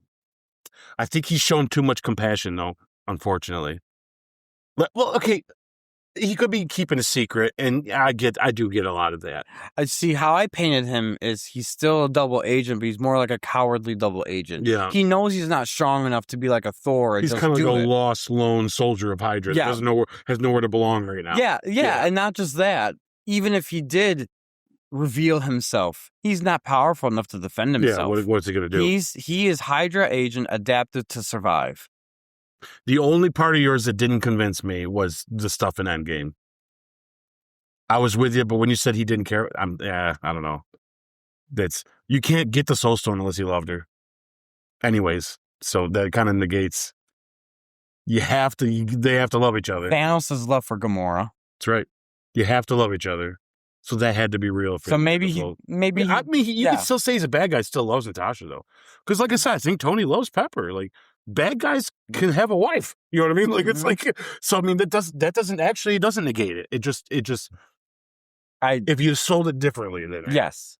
I think if you just would instead of saying he didn't care about her, you should have said that he loved her, even though he was still a bad guy. Because he did. They did. Yeah. There's a family love there. He did the Thanos thing. Because he had to get the Soul Stone. Yeah. But I don't know. I'm not saying yours is bad, but I kind of really am proud of this. I will say that if I'm comparing both of them, you have a couple more steps ahead of me, and points I would say ahead of me. Yours is more. See, the thing about Hawkeye, yours makes more sense. Does that make sense? The only reason it would make more sense is because we don't see as much of Hawkeye, so a lot of him is a very... Conjecture, Yes. There's a lot of ambiguity, like I said in the beginning of this, of what do we really know of Hawkeye? Yeah, not a lot. We know that he's an Avenger, but is he an Avenger because Natasha recruited him after Loki thing? Right. Easy way to hide face is to turn against the guy that just brainwashed. And he does go on Cap's side to keep in Civil War. You know, he would go on the side of the guy who's a manipulated, old Hydra agent. I was gonna say, Bucky's his friend. Yeah, they just don't know each other. Right. Anyways, it's good. Like I said, it really is good. I definitely had to rely on manipulating things and framing and reframing what things look like. So I think, you know what I'm saying? Like, I think because you looked at it from a sinister side, because the Edith thing is real freaky if you think about it. That is a really good especially point. When you're like, even dead, I'm the hero. Like it makes it's creative, sense. But like it makes sense in the way we've seen the universe. But if you actually now put it under the context of what if he was the bad guy the whole time, that's actually a very evil thing to say. And the context of a grown man giving this to a kid in high school still. Yeah, it's actually a pretty evil thing to say. I can see an evil villain twirling his thing saying, even dead, I'm the hero. Because villains see themselves as the hero. That's what Thanos would have said. Well, the villains are very narcissistic and egotistical. That's exactly what Tony is. Yeah. That's why when we get into our Civil War talk, this is a big, big swing for Marvel to portray him as the bad guy. But you lay out the groundwork where he really could have been all along. So I think what we'll do, because we really don't have a judge for this, is we're going to let our audience be the judge. And so comment down below if you think that Ike is more convincing for Iron Man to be a villain all along, or if I am more convincing of Hawkeye being a villain all along. And by our next episode, we'll reveal the answers. So if you comment, please do comment so we could be able to at least read them out loud. If not, we'll just verbally hear from those that we do know that listen to this podcast and tell us yes or no what they think. And we'll reveal the majority's vote at that point. All right, I like it. All right. So the next game. And our last game of the segment, y'all. So the next game, guys, is basically a reimagining of a character. And we pulled out of the bucket, we pulled Mr. Fantastic out.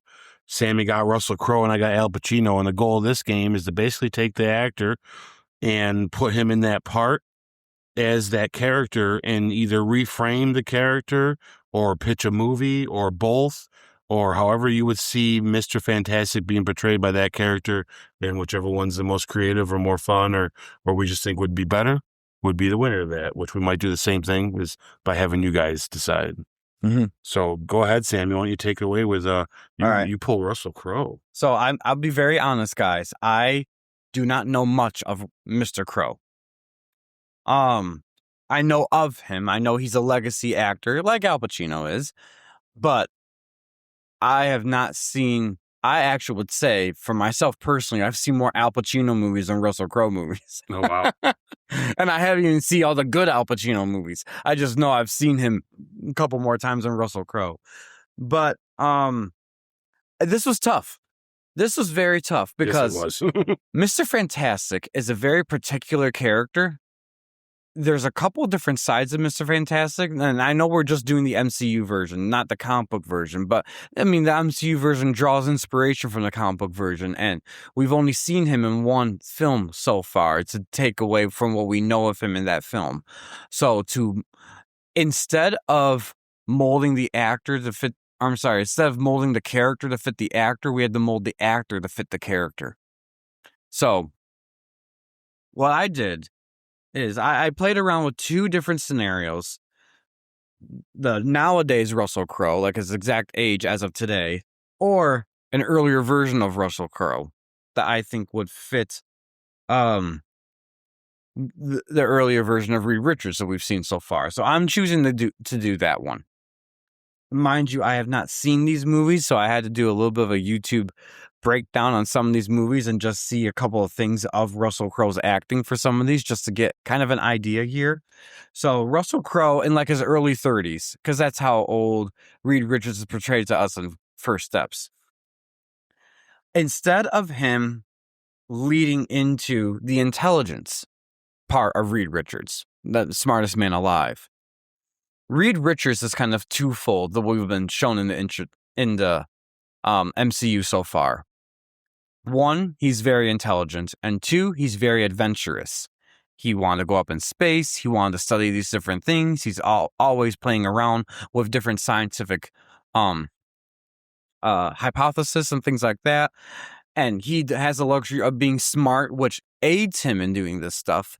But I've decided instead of relying on the intellect, I will rely on some of Russell Crowe's strengths of being a leader and being an adventurer. So that will lead more than the intelligence. So like an adventurer scientist. Most versions of Reed, like what we see in the MCU, and intellectuals are first, leadership is second. Russell Crowe would be the opposite. Okay. He's still the smartest man alive, but he's also the guy who would personally climb into an experimental spacecraft because he trusts the calculations more than anyone else. Think about like if Indiana Jones had a PhD in quantum physics. Right. Like Neil Armstrong had a baby with Einstein. Sort of like that thing. Or Tony Stark's confidence without the ego. Yeah. So to rework him into an MCU backstory is Reed Richards the Explorer. From childhood, Reed wasn't interested in studying the universe. He wanted to see it. He wanted to see it. While other geniuses were content with theories, Reed wanted answers. At MIT, later the Baxter Foundation, Reed quickly became known as a scientific prodigy. The problem? He constantly ignored the boundaries. Government regulations or ethics committees or funding restrictions, none of that stopped him from pursuing what he wanted to do. The adventure part of him, not the intellectual part of him. So, he then later meets Sue Storm. Now, Sue isn't attracted to him because of his smarts. We've already laid the groundwork that he's not leading with that. She's attracted to his vision, what he wants to see of the future, and what he is constantly adventuring out to do. And so she wants to be his plus one and join him on that adventure. You could even argue to say she brings the intelligence first and foremost, allowing him to be a rebellious adventurer, but only using his intelligence when needed, in danger.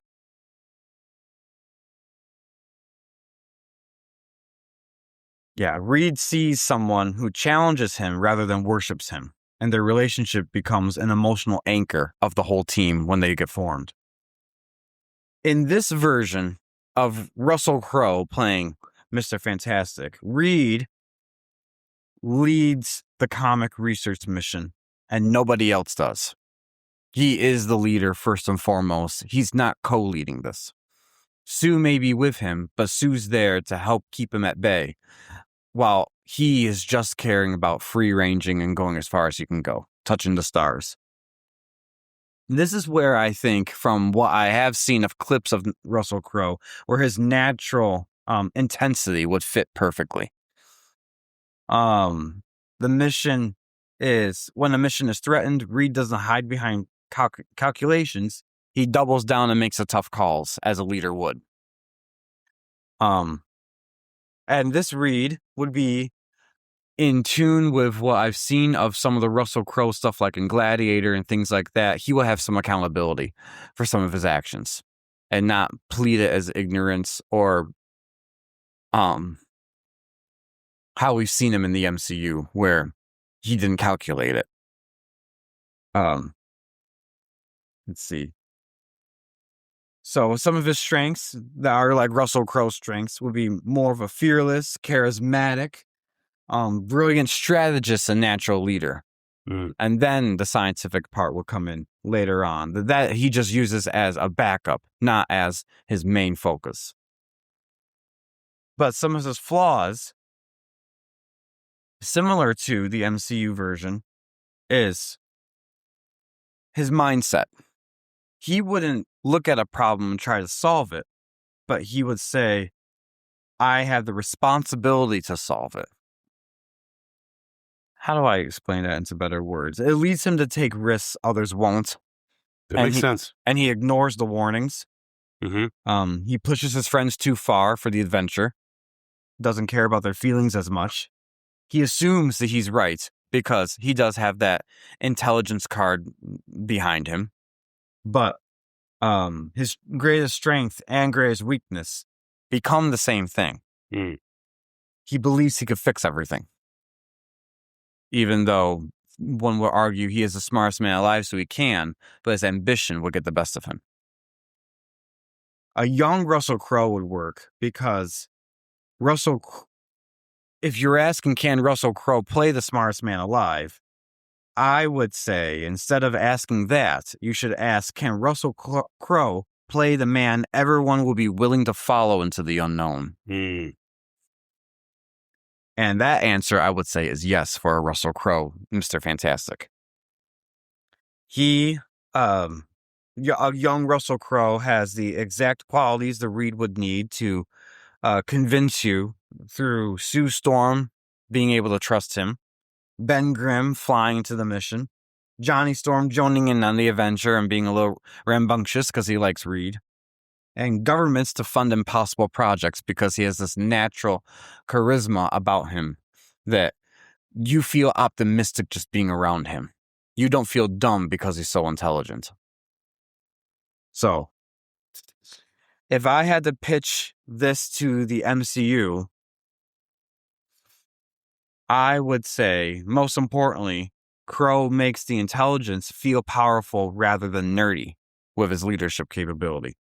Reed can walk into the room full of scientists and command respect because he understands things that nobody else does. And the audience will therefore believe he's the smartest man alive by his natural leadership ability more than an equation on a chalkboard.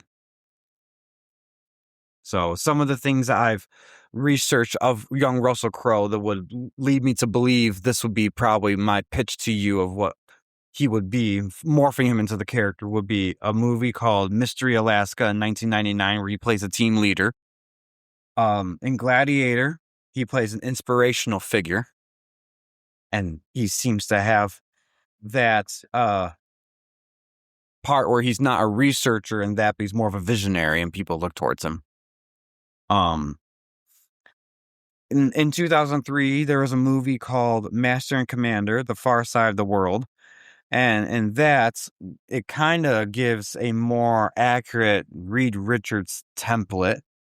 Because his character, from what I've seen of him, displays adventure, willing to take risk, pushing into the unknown, replace some of the ships in the Pacific Ocean with space and like the multiverse and things like that, and I think you would get your version of Reed Richards.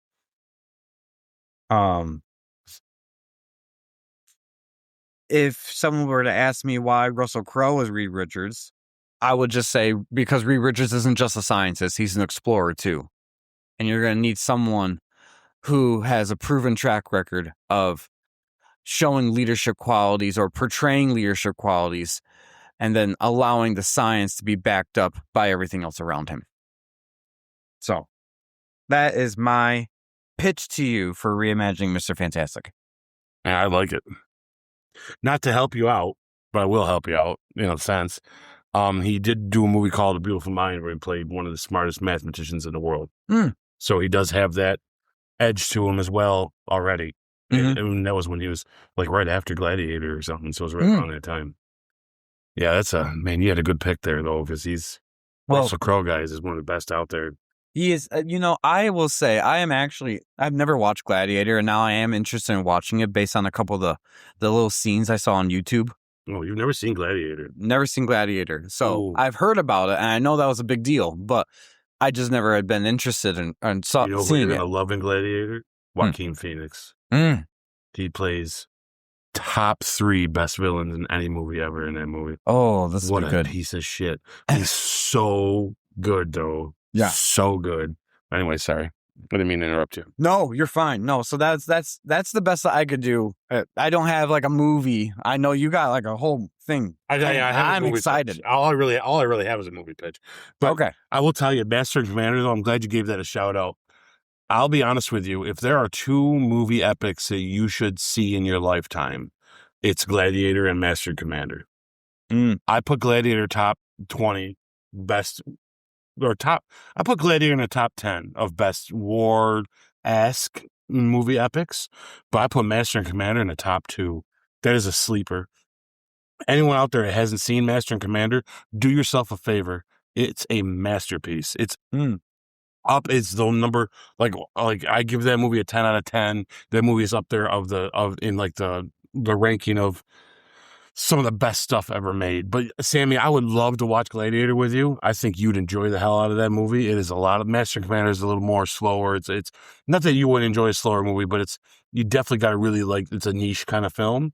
But it's a masterpiece. But like Gladiator though is epically good, and the music is just killer, and the action is killer. It's an easy story to follow, and like I said, you think Russell looks good in it? Wait till you see Joaquin, man. Holy moly, he's just like, no wonder he's who he is. Like I don't understand. You watch him and he's like, I can't believe that's him, because that's one of his earlier roles, and wow, is he just so good in it. So good in it.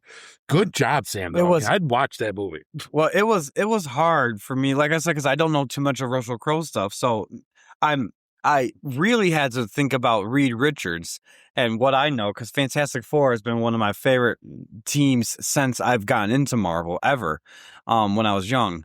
And so and Reed Richards is not my favorite of the 4 too. But I think the reason why is because he acts like a prick a lot of the times in the comic books.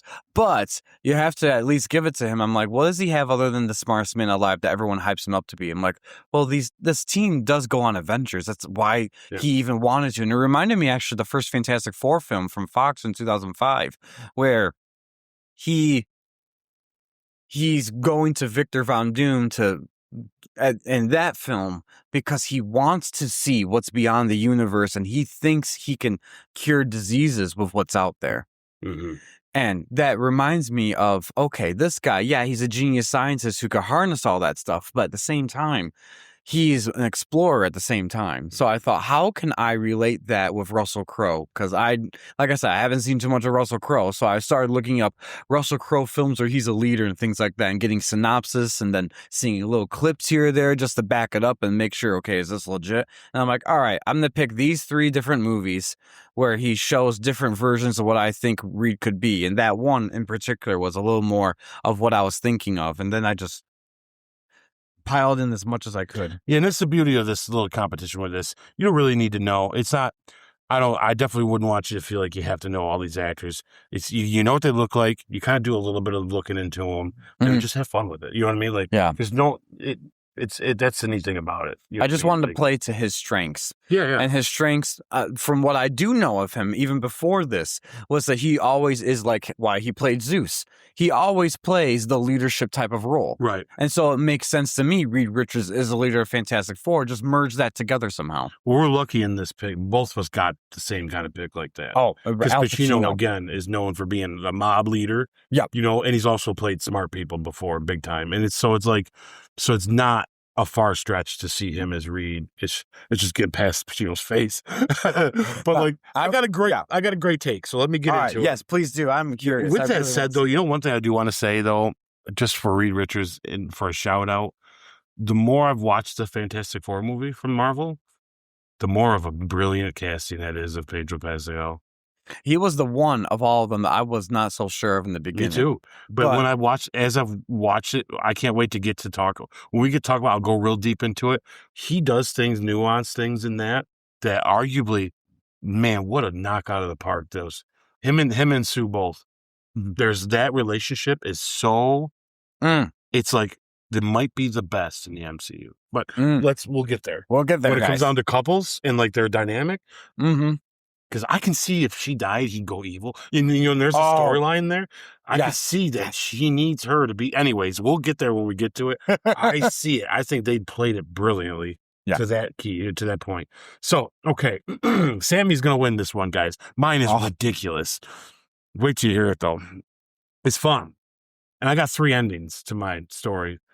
So I have a safe ending, and I have a risky ending. And then I have a big old swing ending. And I personally, if I was filming it, I would film the ending that was the big swing. But I'll tell you as it goes. So Mr. Albert Pacino. He doesn't sound as menacing as you say. Not when he said it like that. Yeah. So I definitely have Al Pacino at his age now. Okay. Oh, nice and old and crisp. Okay. All right. Maybe go about 10 years ago, because I think right now he barely can walk. So let's go 10 years ago. I still want old Pacino is what I'm trying to say. Okay. So old Pacino, that's not, because right now I think he's in real rough shape, but it's just because he's almost 90. I mean, goodness gracious. But I'd like Pacino about 10 years ago, Pacino. So he's still an old guy. Okay. And I'm just going to kind of set the stage for this already. I am kind of piggybacking off of what's already done in the MCU. So the setting of this story, of this Reed Richards, is now like a 1970s retro feel, because it's going to take place 30 years later. So I kind of wanted to go, because they have that 50s, 60s vibe in the movie. So I thought it'd be cool if they had the 70s, almost 80s vibe for this movie. Okay, yep.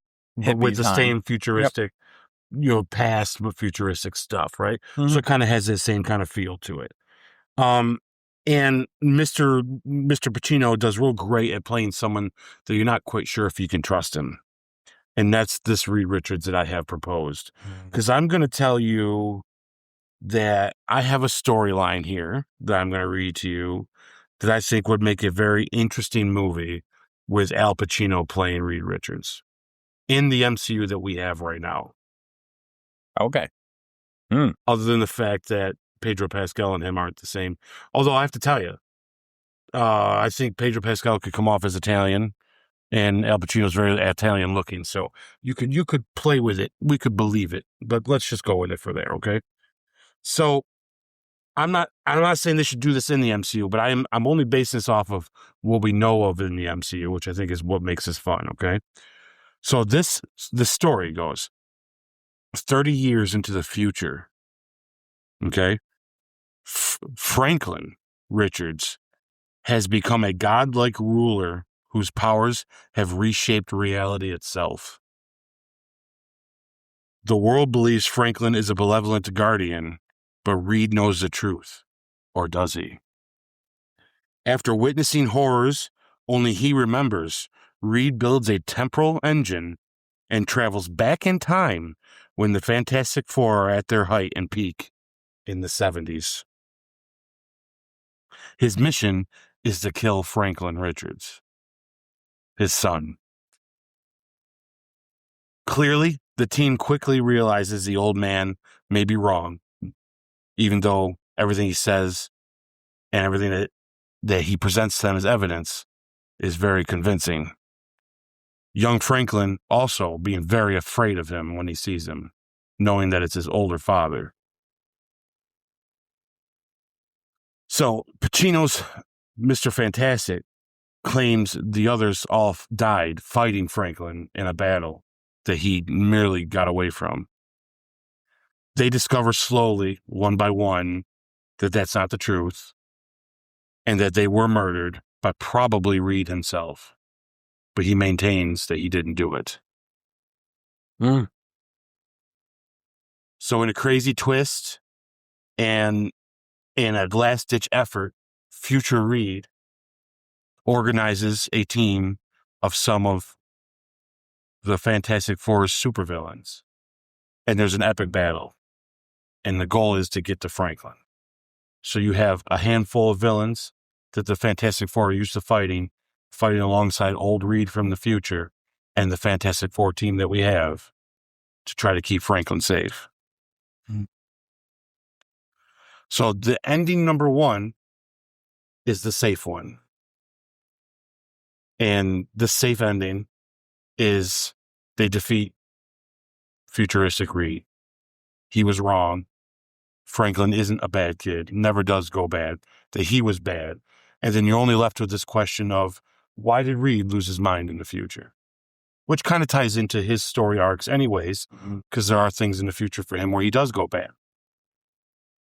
Now, the more risky ending would be the Fantastic Four win, but at the last second, you realize that future Reed was right, and now Franklin's going to pose as a opponent in the future, and you just don't know when it's going to happen.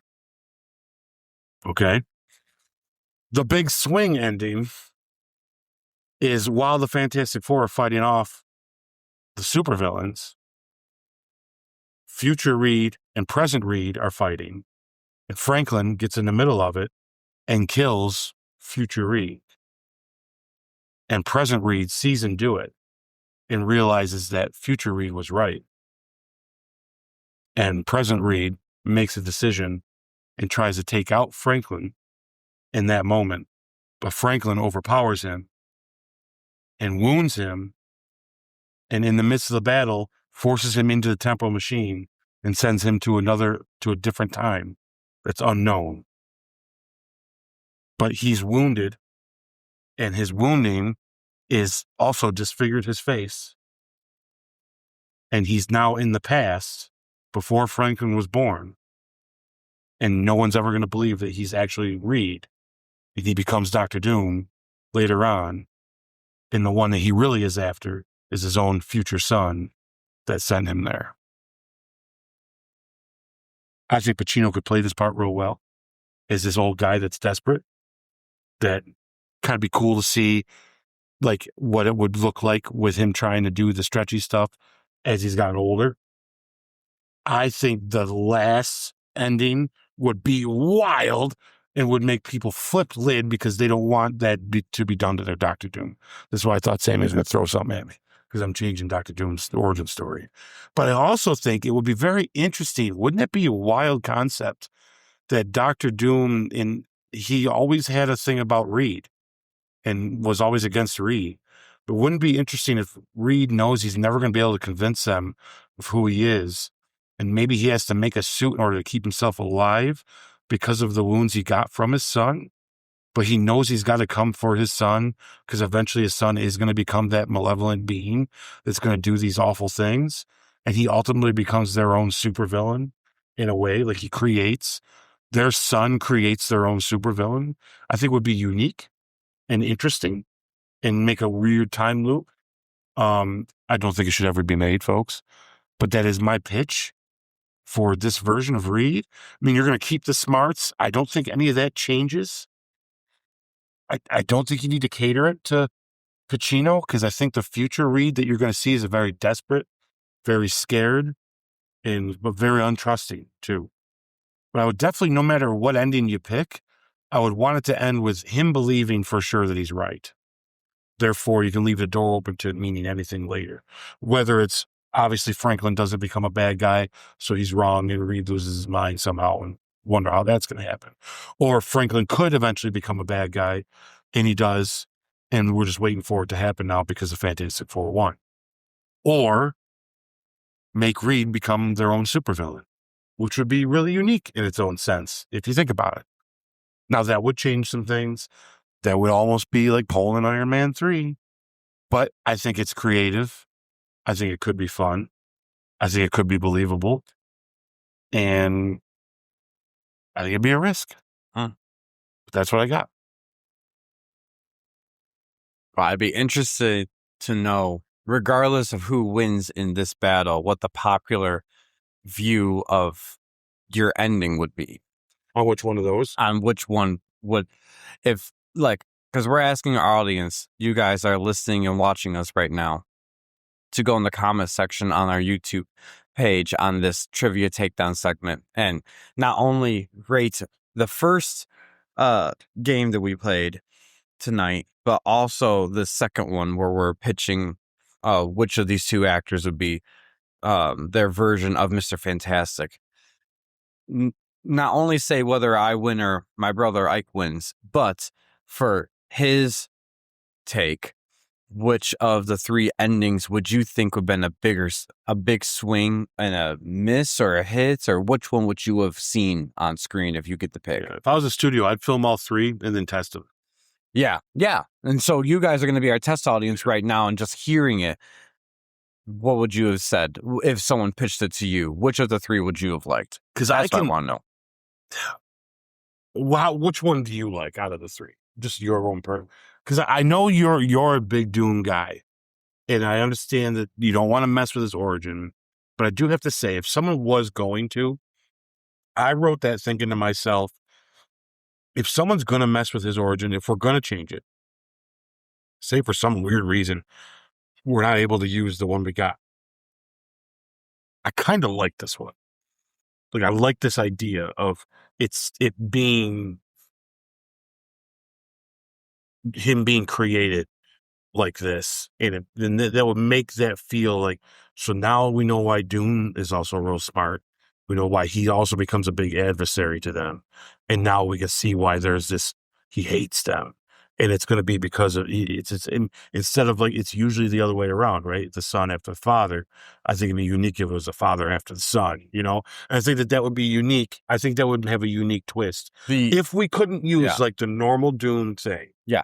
Yep. You know what I'm saying? Like, I think that this would, personally, I think that would be the best way to go. Because then you're not getting rid of Doom. You're just changing who he is and where he's from. The only part that I would have struggled with of your big swing moving forward is that it appears to me that the only rivalry between Doom and the Fantastic Four when he goes back in time is he wants to make sure that their son dies.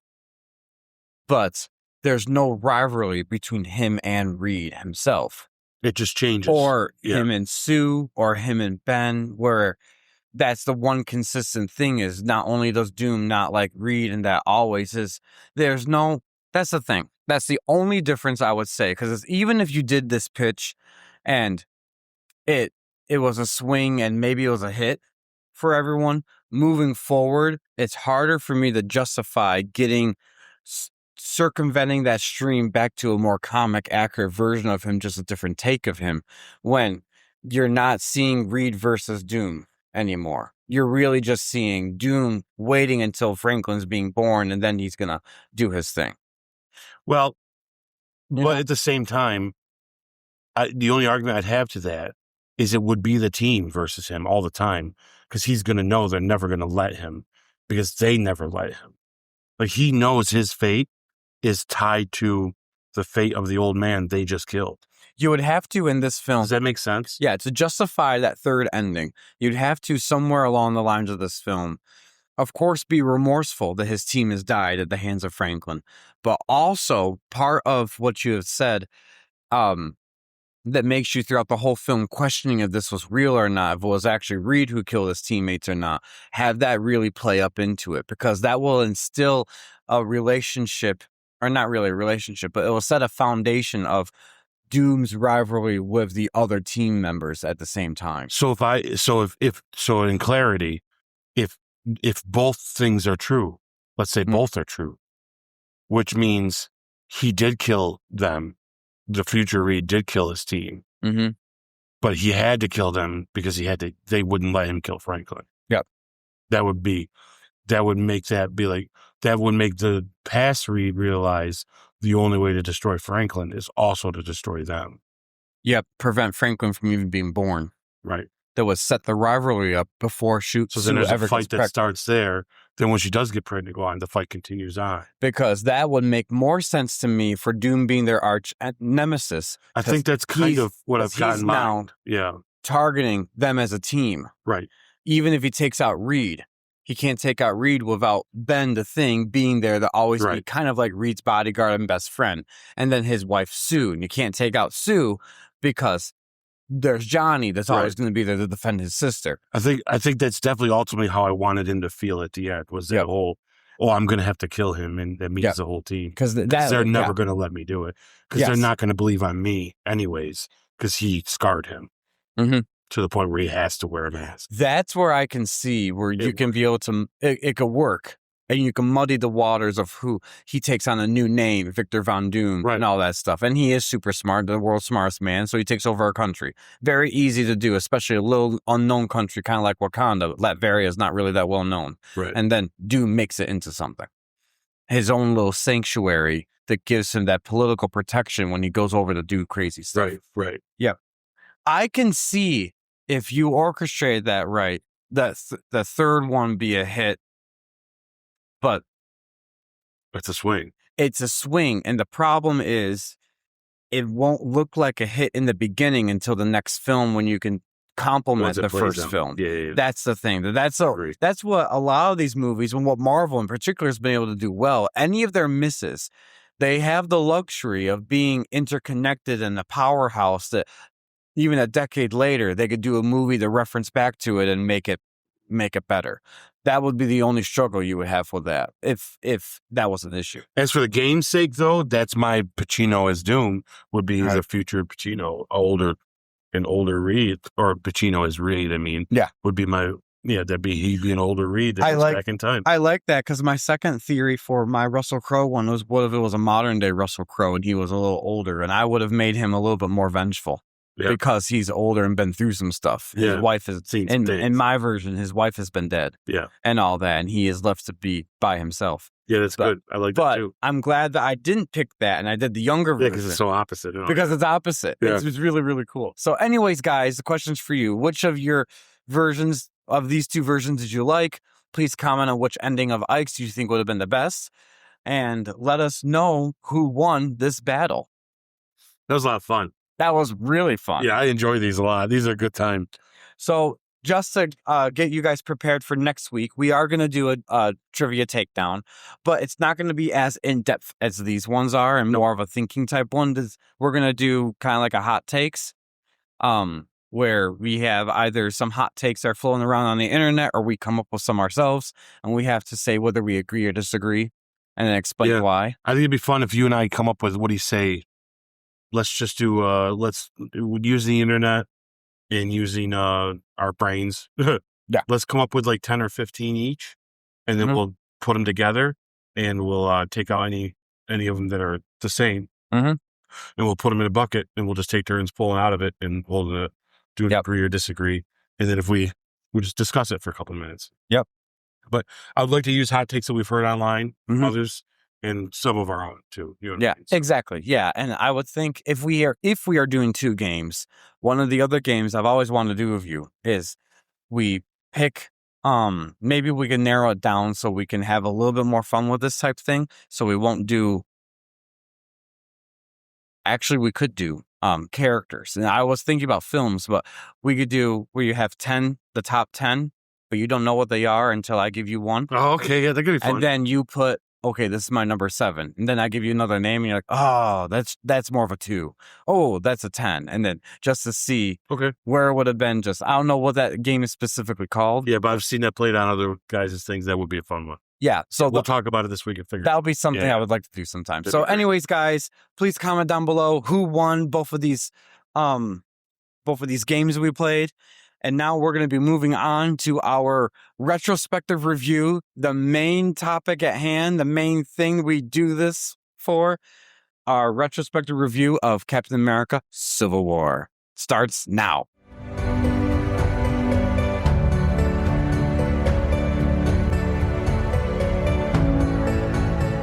Hello, everybody. Welcome to our main event, our retrospective of Captain America Civil War. Man, I've been looking forward to this all week. So, Sammy, we're going to do what we normally do, guys. Do a brief history, go act by act, and then have our breakdowns. Well, you go ahead, Sammy, and give us a brief history on Captain America Civil War. All right, guys. History behind the film of Captain America Civil War. It was released on May 6, 2016. And these are just some of the cast members, guys.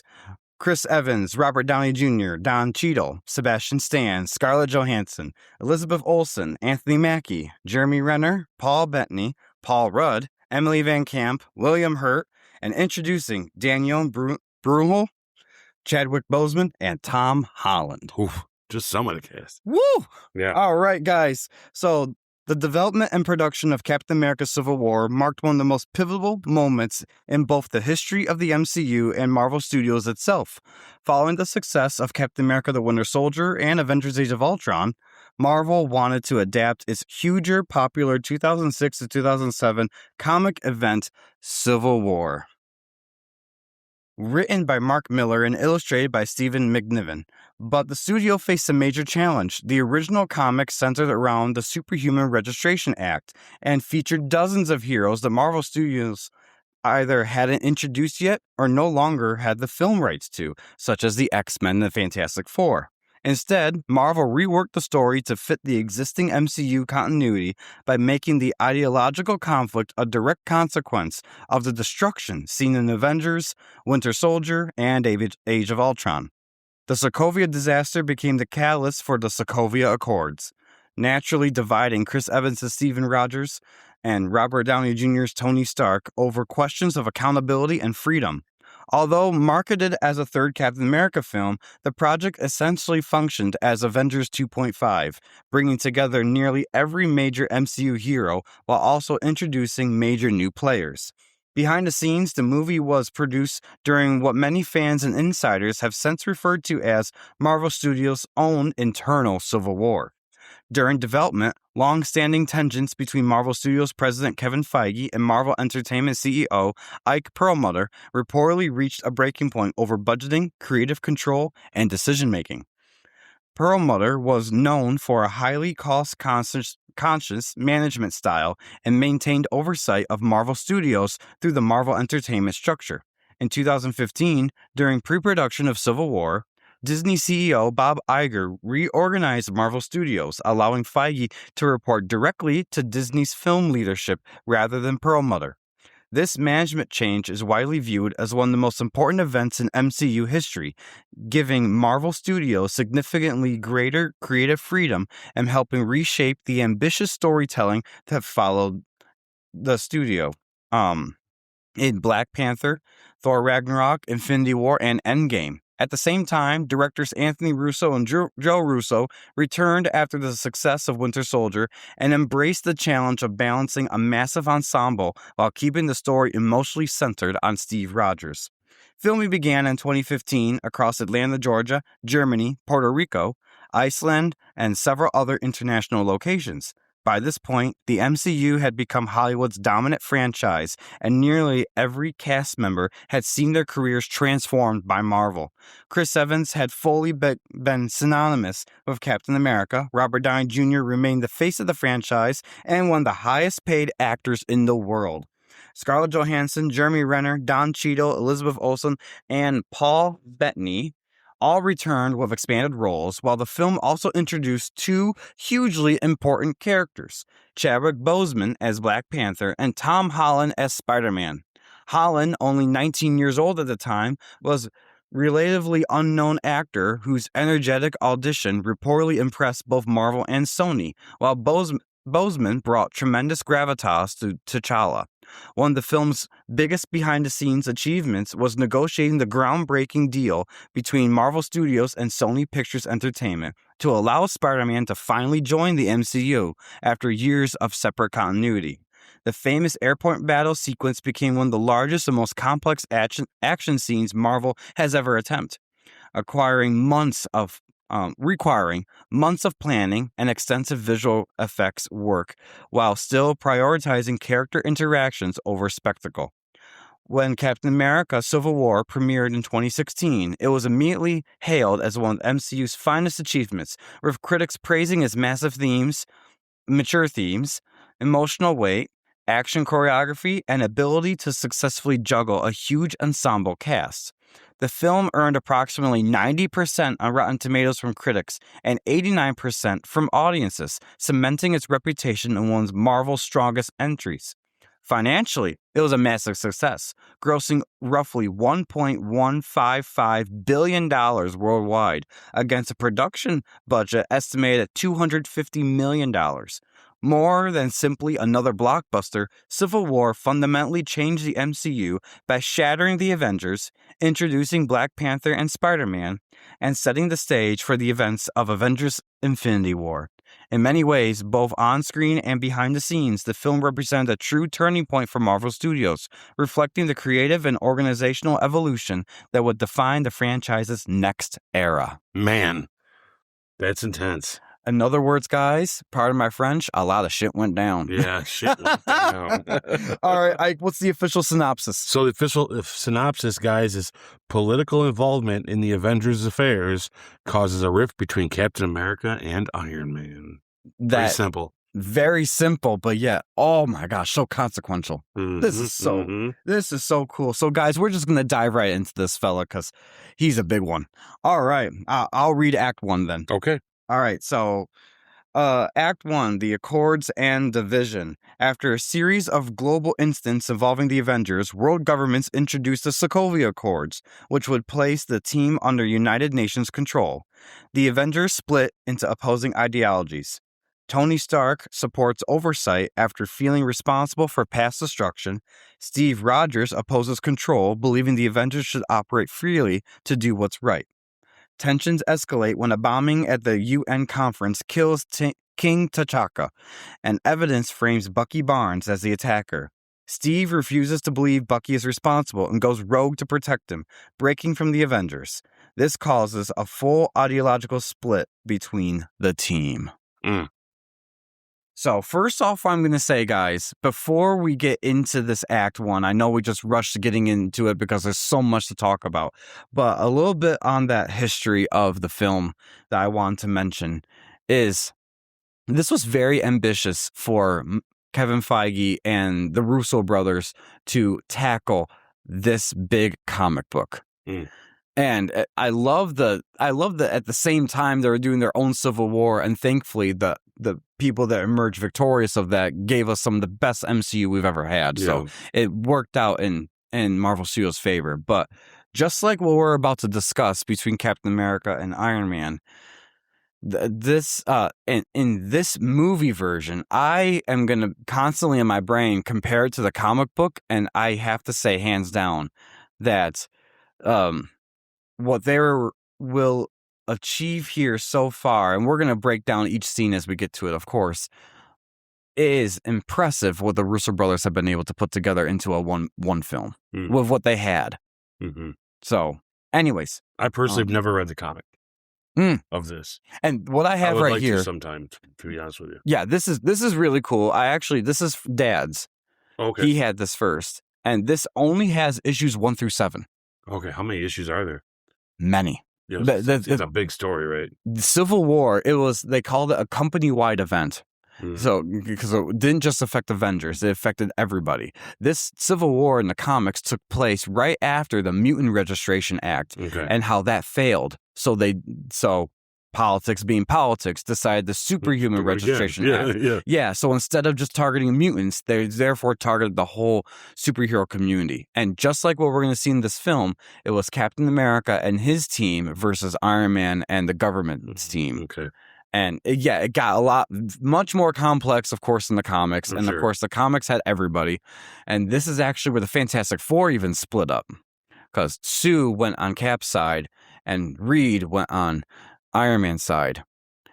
I don't remember where Johnny went. I think Ben went to Paris. He was like, I'm done with this whole thing.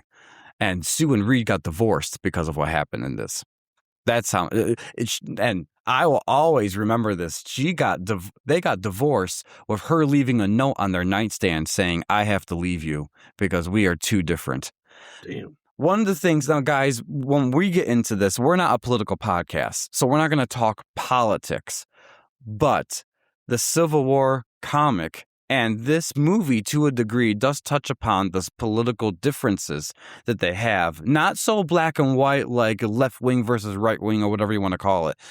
The comics actually goes a little more in detail of left wing versus right wing, but we're not talking about politics, guys. We're talking about the story as it is. Yeah. But they were very big in the comics of political ideologies really back and were enforcing their decision making. I'm going to read them sometime. Yeah, because this is like I said, this is like it says here. This collects issue 1 through 7. There's many issues, and plus every character in Marvel Comics was affected by this. Where even some of their solo stuff, it had a special label on it that says when it was during the Civil War era. Oh, okay. So everybody, Daredevil, you name it, they had something happening to them during this time. Yeah. So it became one of their biggest stories to tell. I would even go so far to argue, for me personally at least, this is bigger than the Infinity War comic line. Okay. Because this was such a divide amongst the heroes themselves. So anyways, yeah, this is... Oh boy. Yes. All right. So what we just talked about in Act 1, Ike, what do you think? So I'm gonna start right out then. Okay. Yes. Let's. I love this opening. I love the opening of seeing Bucky taking out this car, and of course it's kind of a mystery. We know what happens later, but I do like that. In the 3 Captain America movies, one of the key elements that they kind of focus in on is the super soldier idea. And I know in Winter Soldier, it's not so much a super soldier idea, but it is because Bucky's the bad guy in that, right? And he's the one that's being controlled. So it's this whole idea of the super soldier thing ultimately is always in Cap's storyline, the super soldier serum, Oh yeah, I like that it starts right out with like showing something from the past because later it's going to come back, and it does in a great way. And I'm actually really impressed this whole opening scene of them with this fight they have with Crossbones. I think Crossbones is the way they did it by using him as a low tier villain that ultimately was going to sacrifice himself just to take out Cap because he hates him that much. I thought he was a perfect one to put in here for this moment to get this movie started so we get this idea of what's going on. And then using, Frank Grillo from being all tore up from Winter Soldier, I think was genius on their part to do so. This guy's a total terrorist in this, and it works out well. It's just the last remnants of Hydra that Steve's still hunting down, and I just love that. I think that works well. I think the whole team worked well in this. The things were funny. Wanda's powers were shown real awesome in this. I mean, Crossbones kind of put up a good fight with Cap, but ultimately Cap was just had him, but I liked that he went to blow himself up to take Cap out. The whole scenario was interesting. I enjoyed that a lot, I'm really, really impressed with that. What do you think of that so far? Because I'll stop there for now. Oh yeah, because there's more. There's a lot in this. Let's go back and forth with that. So a lot happens in this. It's oh gosh. I like the nuance, the mystery of Bucky doing his Winter Soldier stuff in the beginning because you have no idea really what that means, and later on, when it references back to it and you get the full picture, holy smokes. Yeah, holy moly. That's a great way, brilliant way that the Russo brothers are able to do that, honestly. No, Iron Man can't lose yet. Not yet. Gee, guy. The whole... Largos. Yes. The place. Yeah. Yes. That's the same thing that I said in Age of Ultron. Is I love the Avengers as avenging, just being Avengers. Just doing their team stuff. You didn't have to have the full team. And actually, I'm kind of glad they didn't overcrowd it with the full team. Like, they didn't have Hawkeye. They didn't have the Hulk and Thor and all that. And honestly speaking, I know that that's going to be one of the big elephants in the room is where's Bruce and where is Thor? You don't need them for this type of movie. Because in all reality, they're both too powerful for something like this. This movie needed to stay ideological as the main battle. And you didn't need the bigger set pieces for those two characters. It did a better service, especially when we see later on with Ragnarok, where they've been this whole time, to not have them here. I agree. People would have died if they were there. Yeah. They make this a point in this movie that the whole reason why they're doing these is from the destruction. Like Largos is just the latest example of the never-ending things the Avengers have just been a part of. Yeah. And so, adding the Hulk to that, oh my gosh. It wouldn't be just that floor or two floors that were blown up. The whole building would have been gone. And let's be honest, between you and I right now, we'll just squash this Hulk and Thor thing. I'm completely fine with them not being there, but a lot of it is too because both of them would have been on Cap's side. Yes, and I think they even referenced that in the movie. Yeah, they do. They do for Banner in particular. Yeah. They said he wouldn't be for the government. Yeah. And Ross even says, if I misplaced a couple 2 megaton nuclear bombs, and I just like that they rephrase, so it's smart that Hulk's gone and it's smart that Thor's out doing Thor stuff. Yeah. Which makes sense why they're gone. You can't just get a hold of them. So explained away. Yeah. Yes. Done. It's over. That if anything, that was a beauty that how they left in Age of Ultron. They just you didn't need to see them again. Yeah. This took place immediately after. Yep. Avengers are still doing their thing. Yeah. So like you just said, how you laid it out perfectly for Crossbones. Perfect little side villain to start off with to show the Avengers are still avenging. It still picks up right where Winter Soldier left off for Captain America, because at the end of the day, this is Captain America's Civil War, not Avengers Civil War. That's right. So, and I love that was their decision from the very beginning of doing this movie. This is Cap's third movie, and it's still going to align with him, because just like in the comic book, you're a little bit more of you're seeing both sides and fully how they play out, and you do see how they fully play out. But in this film, they focus that this is still a Steve-centric film. Mm-hmm.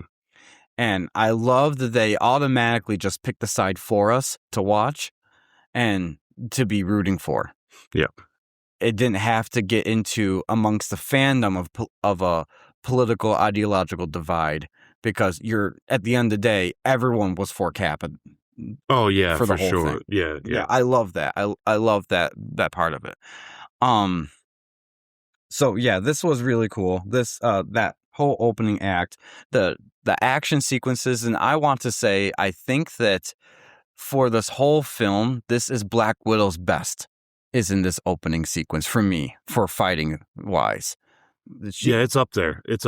I agree. Well, I mean, for this film in particular. Oh, for this film? Yeah. Yes. She does good in the rest.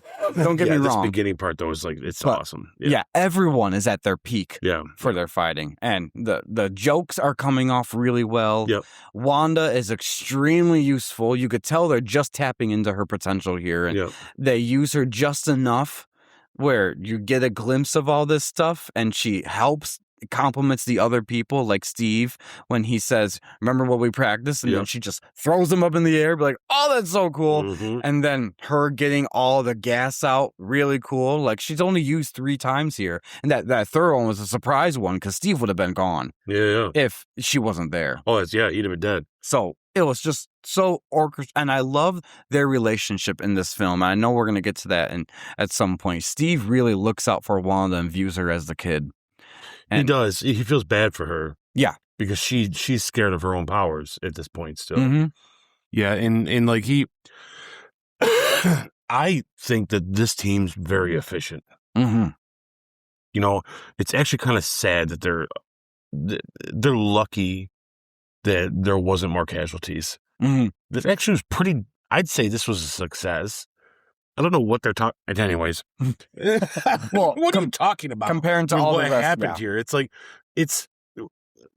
if you're going to measure what you're supposed to do, that explosion happening that she didn't set off. You know, she was just trying to fend away, and any of those people that died in that building from it is probably a better trade-off than whatever the hell they were going to do with that bioweapon. So what are we talking about here? You know, Mr. Ross, you're going to need to tell us exactly what you'd have done against these people. You know what I mean? That wasn't going to have other casualties of war here. Like, what are we talking about, right? Like, this Sokovia Accords is just stupid. But we'll get to that when we start talking about it more. I like the introduction to Barf in this.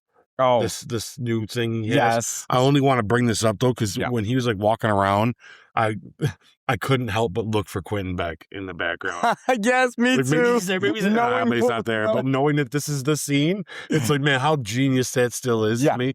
And like, so we didn't see him obviously, but it's too bad. I just was like, where is he? Where is he? Yeah. But it's just, you know that it's there. So it's hard That's not so to think true. about. Yeah, me too. Me too. And this woman he meets in the hallway, she's just, I mean, I understand her pain. I get it. You know, yes, she lost a son and it's awful what happened. And technically Ultron is kind of Tony's fault, which is what is the motivation of Tony in this. You know, he feels a lot of guilt because he's already got trouble with guilt, let alone let's pile it on and have someone come in and show me pictures of all, you know, you start individually showing what these people look like, then your guilt meter is going to fly out the roof, you know? But she's not right here. I disagree with her. He did not murder her son. You know, it's not what she's grieving, and she's grieving in a bad way, and he's going to take it and it's going to be fuel for him, and it hits him personal. And it's too bad because her way of thinking about what this is just not correct. You know, Ultron needed to be stopped. He was going to do that. So it's like, it's either the entire world gets destroyed and everybody dies, or you risk casualties of war and your son happened to be one of them. As much as we wish it didn't turn out that way, it's kind of what happens. You know? I'm definitely picking your son over the world if it was up to me. And that's not even how it was placed to them. It's not like they knew we got to let that boy die or everybody else is going to die. They didn't even know that. And I'm saying that I would let your boy die knowing it if it come down to the rest of the world. Sorry. I mean, that sounds awful to people out there, but we got to be honest. Like, what are we talking about here? Well, and even to Tony's defense, he literally was putting people in their tub and moving them out of the building that was collapsing. Doing the best they could. Like, they were saving. That's why the whole helicarriers came up and were putting people on there. You know, they were saving as many people as they could and making the best out of that circumstances for Sokovia in particular. But all of these things, whether the Avengers were going to be there for Loki and the aliens coming or not, the aliens were going to come. Yeah. It just so happened you had a team that was somewhat getting assembled to at least be formidable enough to stop them. Like, which brings up to the point, like, what else are you going to do? Like, what are you talking about? Yeah, the Hulk smashed a couple buildings while he's also ripping apart aliens. Yeah. And your answer was to nuke a city full of people. Oh, yeah. Oh, we're not going to talk about that, though. Exactly. We're about to kill everybody just to get rid of the aliens. Yes. Yeah. But now you want to put these guys on a list? Yeah. Okay. You know what I mean? There's something I don't get. The logic is simple to me. You're exactly right. You know, like, I mean, that and Cap's right. It's like, what happens if they call us to do something that we don't agree with? Or they don't call us for something that we should be there for? Yep. He's 100% right. 100% right. His whole stick was we should have the freedom to choose where we're going to go and how we're going to be used and to make our own decisions when it comes to because they could just turn into glorified SHIELD agents and now do the world's bidding, the UN's bidding for them. No, that's not how this is supposed to be. Yep. And this is coming from a guy who saved the world more than once. He died, 70 years in the ice over the same ideology. They use what happened in Winter Soldier in Washington, D.C. as one of those sticking points. It'd be like, this is another reason why we're coming in. Do you realize what those 3 helicarriers were about to do? Yeah. Literally had targets on almost everybody in the world because they potentially could become an adversary to Hydra. Hydra. They were supposed to be the people we trusted. Like, and where did those things fall? They fell in the water right there. Okay, you got splashed in the face. That's not justification to put Captain America on a registration. It's just, yeah, I agree with you. And I think that's the point that they definitely were trying to make, is that there is a lot of illogical, but this is the only way the humans can feel like they have power. Because they, at the end of the day, they're very scared. They don't have the power. And so, and I'm doing everything I can in my body to not draw it to current or real world political tensions. But you see what that's like throughout all of history. When you're trying to fix a solution, often you could come across as hurting something that actually is helping you. Right. And that's literally what they're doing this whole time, is that if they put all the Avengers in check and made them do that, how do we know that the next disaster is going to come? The Thanos, are they going to sanction that? Right. Are you allowed to go and fight a big purple guy that's coming down? What's going to take that to happen, right? Yeah. Yeah. No, you're 100% right. Yeah, and that's so we're all in agreement. Yes. Yeah. So, if you think the government should have oversight of the Avengers, then you're just dumb. But like, I'm sorry, I don't want to say that. I mean, you might think that, but the truth is yeah, it's not the right answer. No, and what's great about this movie is they make that clear to you as the audience, whether you agree with the Sokovia Accords or not, that everyone should understand and agree you should have the freedom to choose what you want to do. Well, it's smart having Steve break away, learning that Peggy's died. Yeah. Because we still keep this just Captain America's movie. Yeah. Any personal moments, anything that's quiet like this is going to be with Steve. And then I think that's smart. And I like that has played out that way. And I also love, I think this we're still in this part right here, if I'm not mistaken. Yeah. This whole everyone getting together and introducing Black Panther this way. Oh my gosh. What brilliance of just introducing T'Challa. Because technically the next part is where we actually meet Black Panther himself, like him as Black Panther. But and then having this explosion happen, this is something else, man. Like this gets crazy. Like it just escalates this whole thing, and it makes you realize that this is going to get out of control in a hurry. Yeah, and by having them involved in killing T'Challa's father like that right off the bat, like they just quickly. I mean, we don't even know T'Challa worth a crap yet, and they gave us probably one of his biggest emotional moments in his life right off the bat.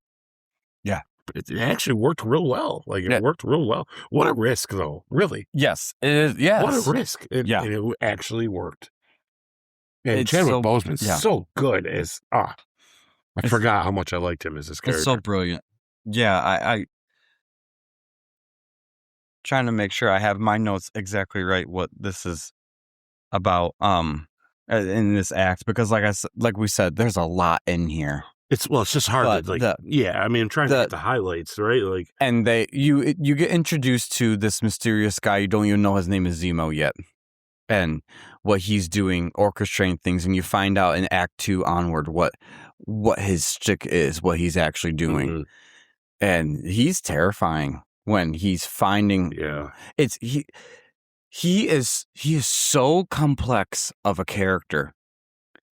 You think, he finds a Hydra guy, and he drowns him basically to get answers out of him. You're thinking, Hydra's bad, so this guy must be good. This guy's not good. It's how the Russo brothers, and I'll get to that when we get to our character deep dives for him in particular, how they were able to rework a classic Captain America villain to fit this storyline was so brilliant, and how they did him. Yeah, I've got a lot to say about him, but I want to save it for later. Okay. But you're right, because there's a couple things I really want to point out that I'm super impressed about when it comes down to this guy. Yeah. So first of all, the actor's phenomenal. Yes. And he's good in anything he does. I've seen him do a lot of other stuff, but in this, he's just got. There's a specific scene that's on my end list twice, actually. The same scene. So yeah, let's. Well, to touch on another thing that you already mentioned, then Peggy Carter's funeral. Yeah. Wow. This is pulled straight out of the comics, I will tell you, from the Civil War comic. Is it? Wow, it's good. The wording, I wondered if it was. The exact wording that Sharon Carter says about planting yourself like a tree and telling them, no, you move, is verbatim. That's not something the Russo brothers came up with. That is exact dialogue in the comics. That's impressive. Yeah. And it gives me goosebumps to think that they were able to take that part of it and integrate it, and so beautifully well done in this film. And like you said, keeping it still Steve-centric. The emotion he has on his face when he's carrying her casket, and you see when he's sitting on the stairs and you just got the text that she passed away. It's a short scene, but it's so moving. It's so good. I thoroughly enjoyed that whole scene of how they sent her off, and how Steve is still fighting. You can see if she was still alive today, she's fighting an uphill battle. She would see him and have sympathy for him fighting an uphill battle he's about to go through. Yeah. Oh my gosh. Yeah. Yeah. Yeah, so there's that, and then what you said about T'Challa, introducing him, Chadwick Boseman. Oh my gosh, what a charming guy he is. He's a good-looking fellow. He is, and he just commands attention. He steals the scene. Yeah, when you just see him turn around from where he's looking, and you're like, oh my gosh, like he could have just been anybody, but you immediately know without even them saying his name or anything. Oh, this is a main guy.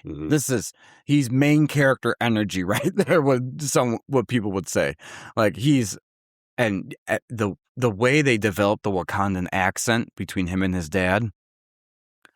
Wow. Yeah, it's nice. It's good.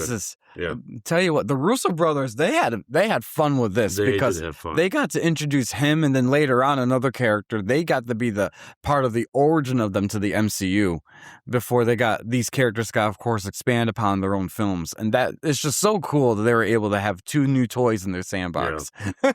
It's funny as I'm watching him in this, and not to take away from the actor, because I'm trying.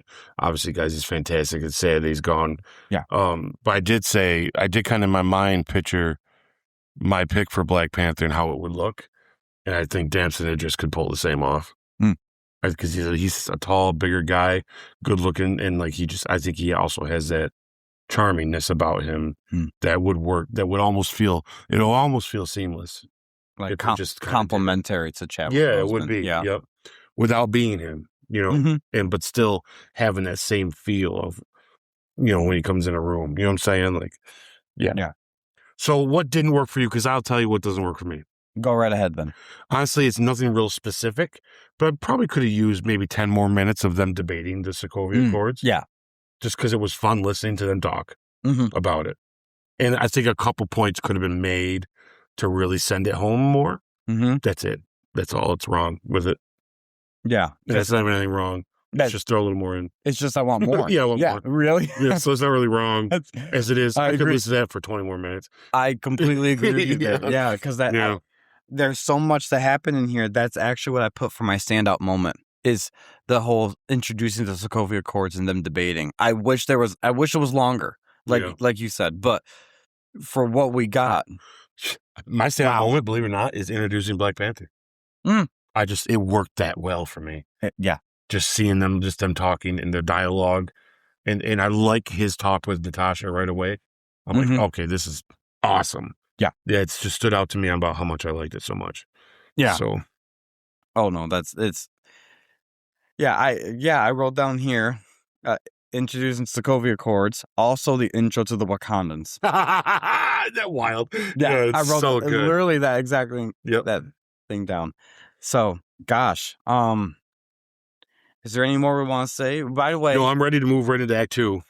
I do want to say right before we go in, This whole Act 1, we are only 35 minutes into this movie with an hour and 56 minutes left. That's wild, guys. Yeah. And this is how amazing it is. What is your score for Act 1? 10 out of 10. Me too. Nailed it. So in. This is so good. So in. This is so good. All right, Ike, why don't you read Act 2? All right, so Act 2, guys. Steve and Sam Wilson attempt to find Bucky before he is captured or killed, while Tony assembles a government-aligned team, including Black Widow, War Machine, Vision, Black Panther, and meanwhile, it is revealed that the true mastermind is his name really Helmet? Helmet. I'm sorry, dude. It's a horrible name. I'm just going to call you Zemo. It's Zemo, that is the worst name. Someone needs to go back in time and slap his mom. His father's name is Baron. That's way better than Helmet. Who's like, look at her baby. Oh, it's Helmet. Okay.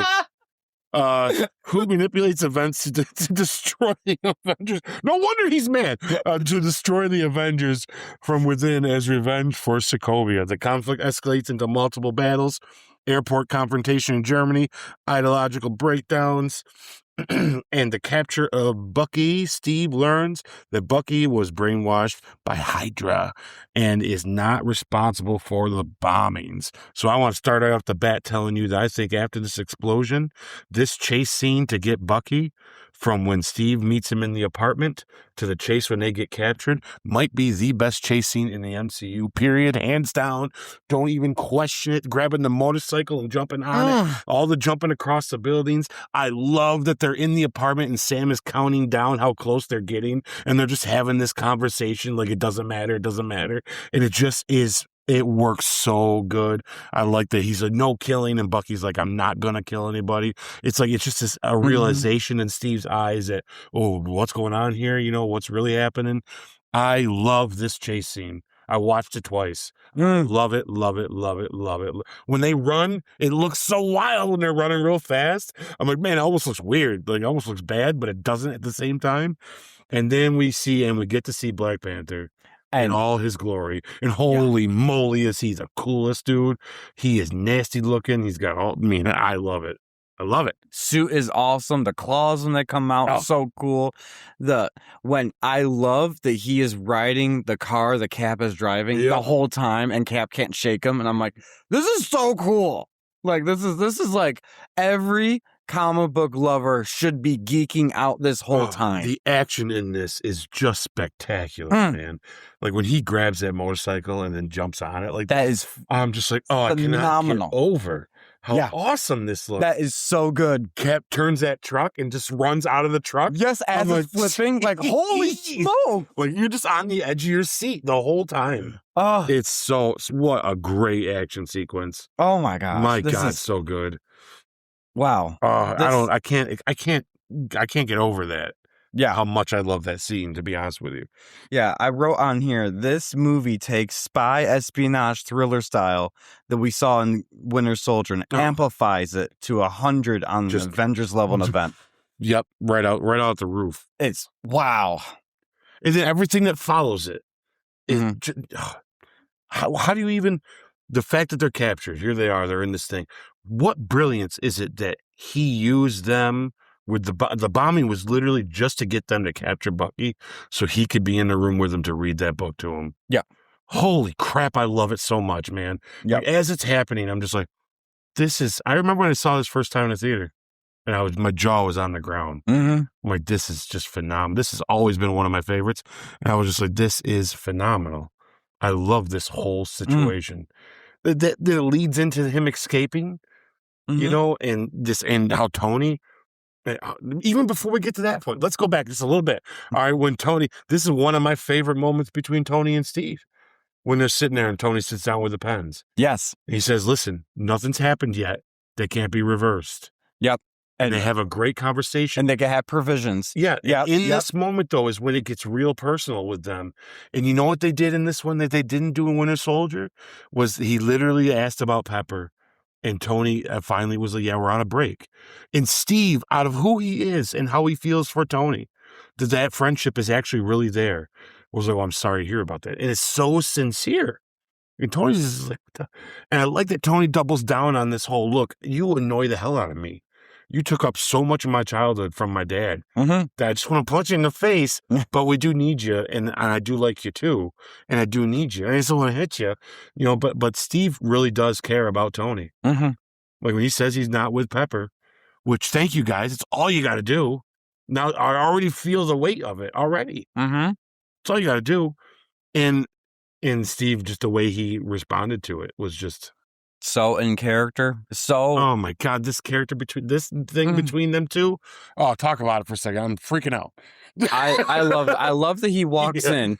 This is what's really meta about this. Makes me love Cap even more. This guy's been frozen for decades, almost a century, basically, and Tony walks in. He's like, these pens are from FDR signing whatever bill it was. I don't know at the top of my head, but it was some sort of bill. Immediately, Steve's response was, some would say that brought our government closer to war. What he signed. Be like, oh my gosh. Like, that geeked me out because I love hearing the political stuff, and I love that they brought that into here in a creative way, and be like, Tony thought he was bringing in something really cool that Cap would have appreciated, but meanwhile Cap has his anti-government political hat on, and he's like, some would say that was pretty bad. I don't want to sign it with something like that, Like, holy smokes. We want to break the set. Yeah, yes, that's what he says at the end. Yeah, and I love that Steve, at that moment, he almost was willing to compromise with saying there has to be this, and Tony's like, oh yeah, there'll be. It's when Tony mentions to Steve. Because Steve's asking him about who is signed, who hasn't, all that stuff. And he says that we have Wanda on lockdown. And Steve did not have that. He was like, no way. Why? And then he called her, I believe, a weapon of mass destruction. And that's when Steve ripped around and yelled, she's a kid. And it's like, oh my, the tensions.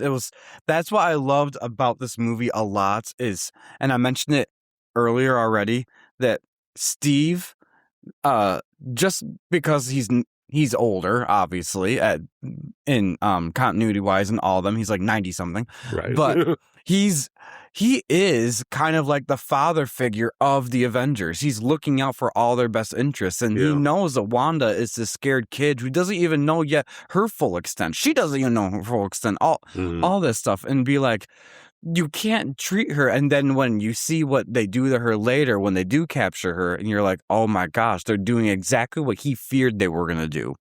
In tying her up the way she did. And she literally didn't do anything wrong, guys. That's the whole thing. Yes, she's extremely powerful. I get it. But like, she saved Cap's life, and she tried to save everyone else's life, and it just so happened to blow up at the wrong spot and wrong time.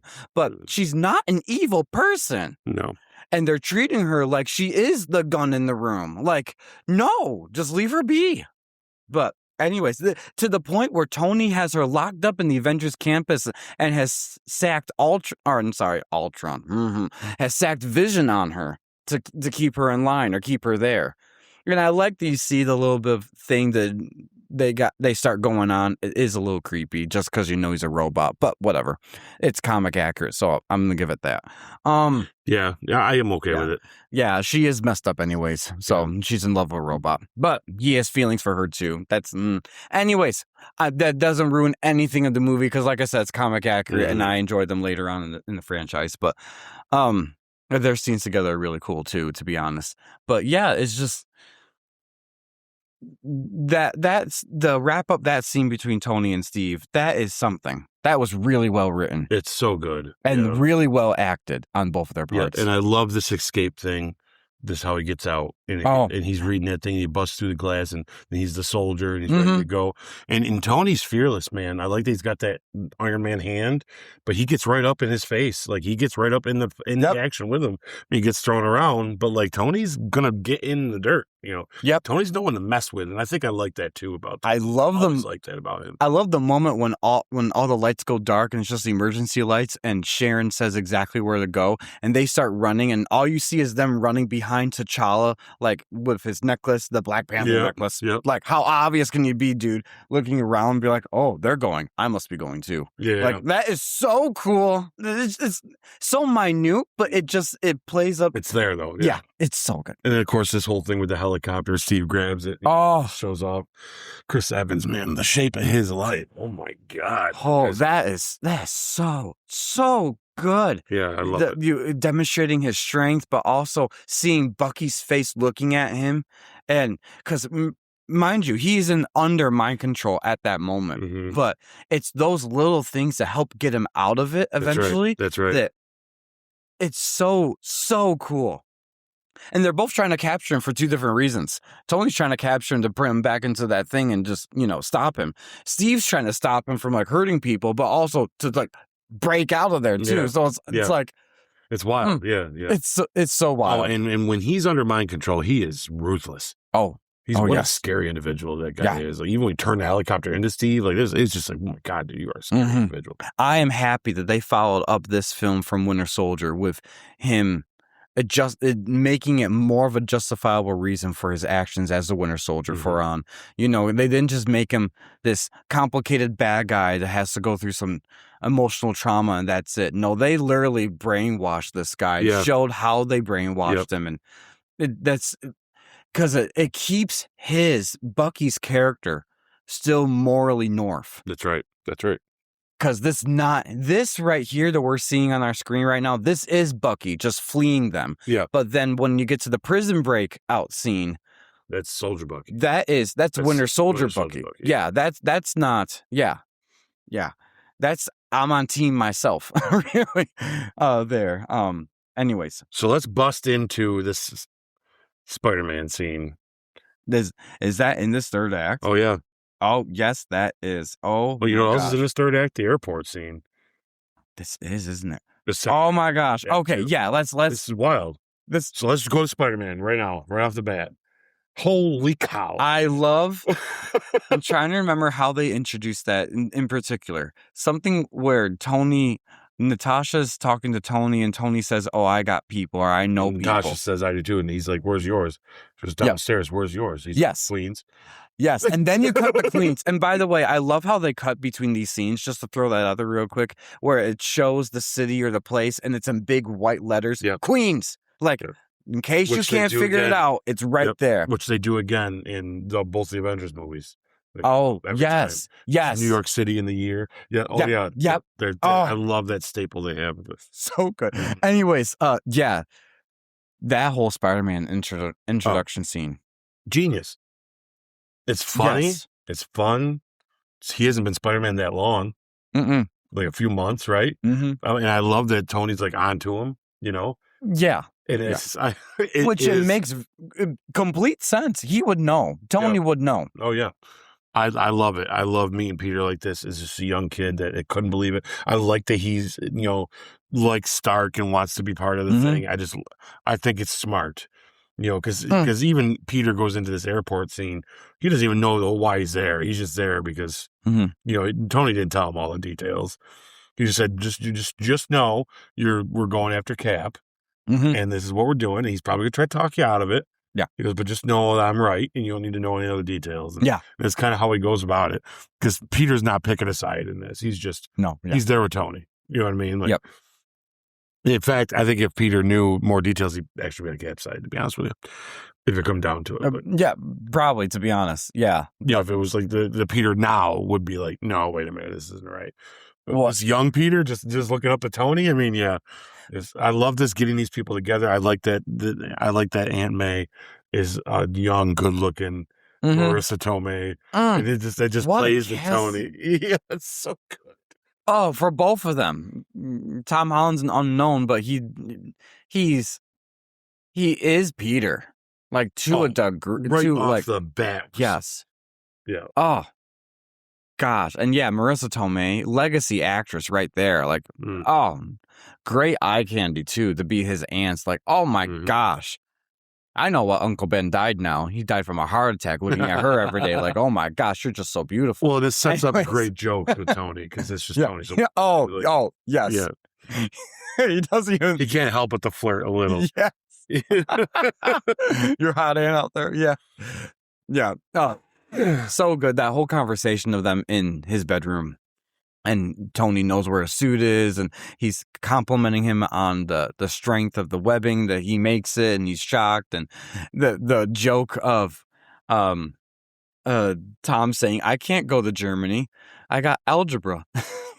He's like, "I'm gonna act like you didn't just say that." Yeah, like it's just, I love their dynamic together. Their He's chemistry like, is move your good leg. together. I'm gonna sit there now. Yeah. It's like just because he's just like so awkward. I laughed out loud too when he hits the web on his hand on the door, and it's okay. He goes, "Can you just help me with this?" Like, yeah, you can't tell Aunt May. Don't you tell Aunt May? And he's like, "Just give me out this." Yeah. It's so it's so funny. One of the best character introduction scenes. And they just for dialogue. Yeah, they just did one like 10 minutes earlier. Yeah. Yes.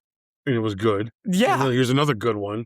By the way, they're like, let's pick all these characters, and what's the best way we could introduce the characters? And that's what we're doing. With Russo brothers are behind some of these, introducing Falcon and Winter Soldier, perfect. Introducing Black Panther in Civil War and Spider-Man in Civil War. They doubled down on two risky moves, two big characters. They doubled down. Let's do it. Yep, do it. Yep, just do it. They didn't overthink. Happens. They just did it. Just do it. And it was perfect, beautiful.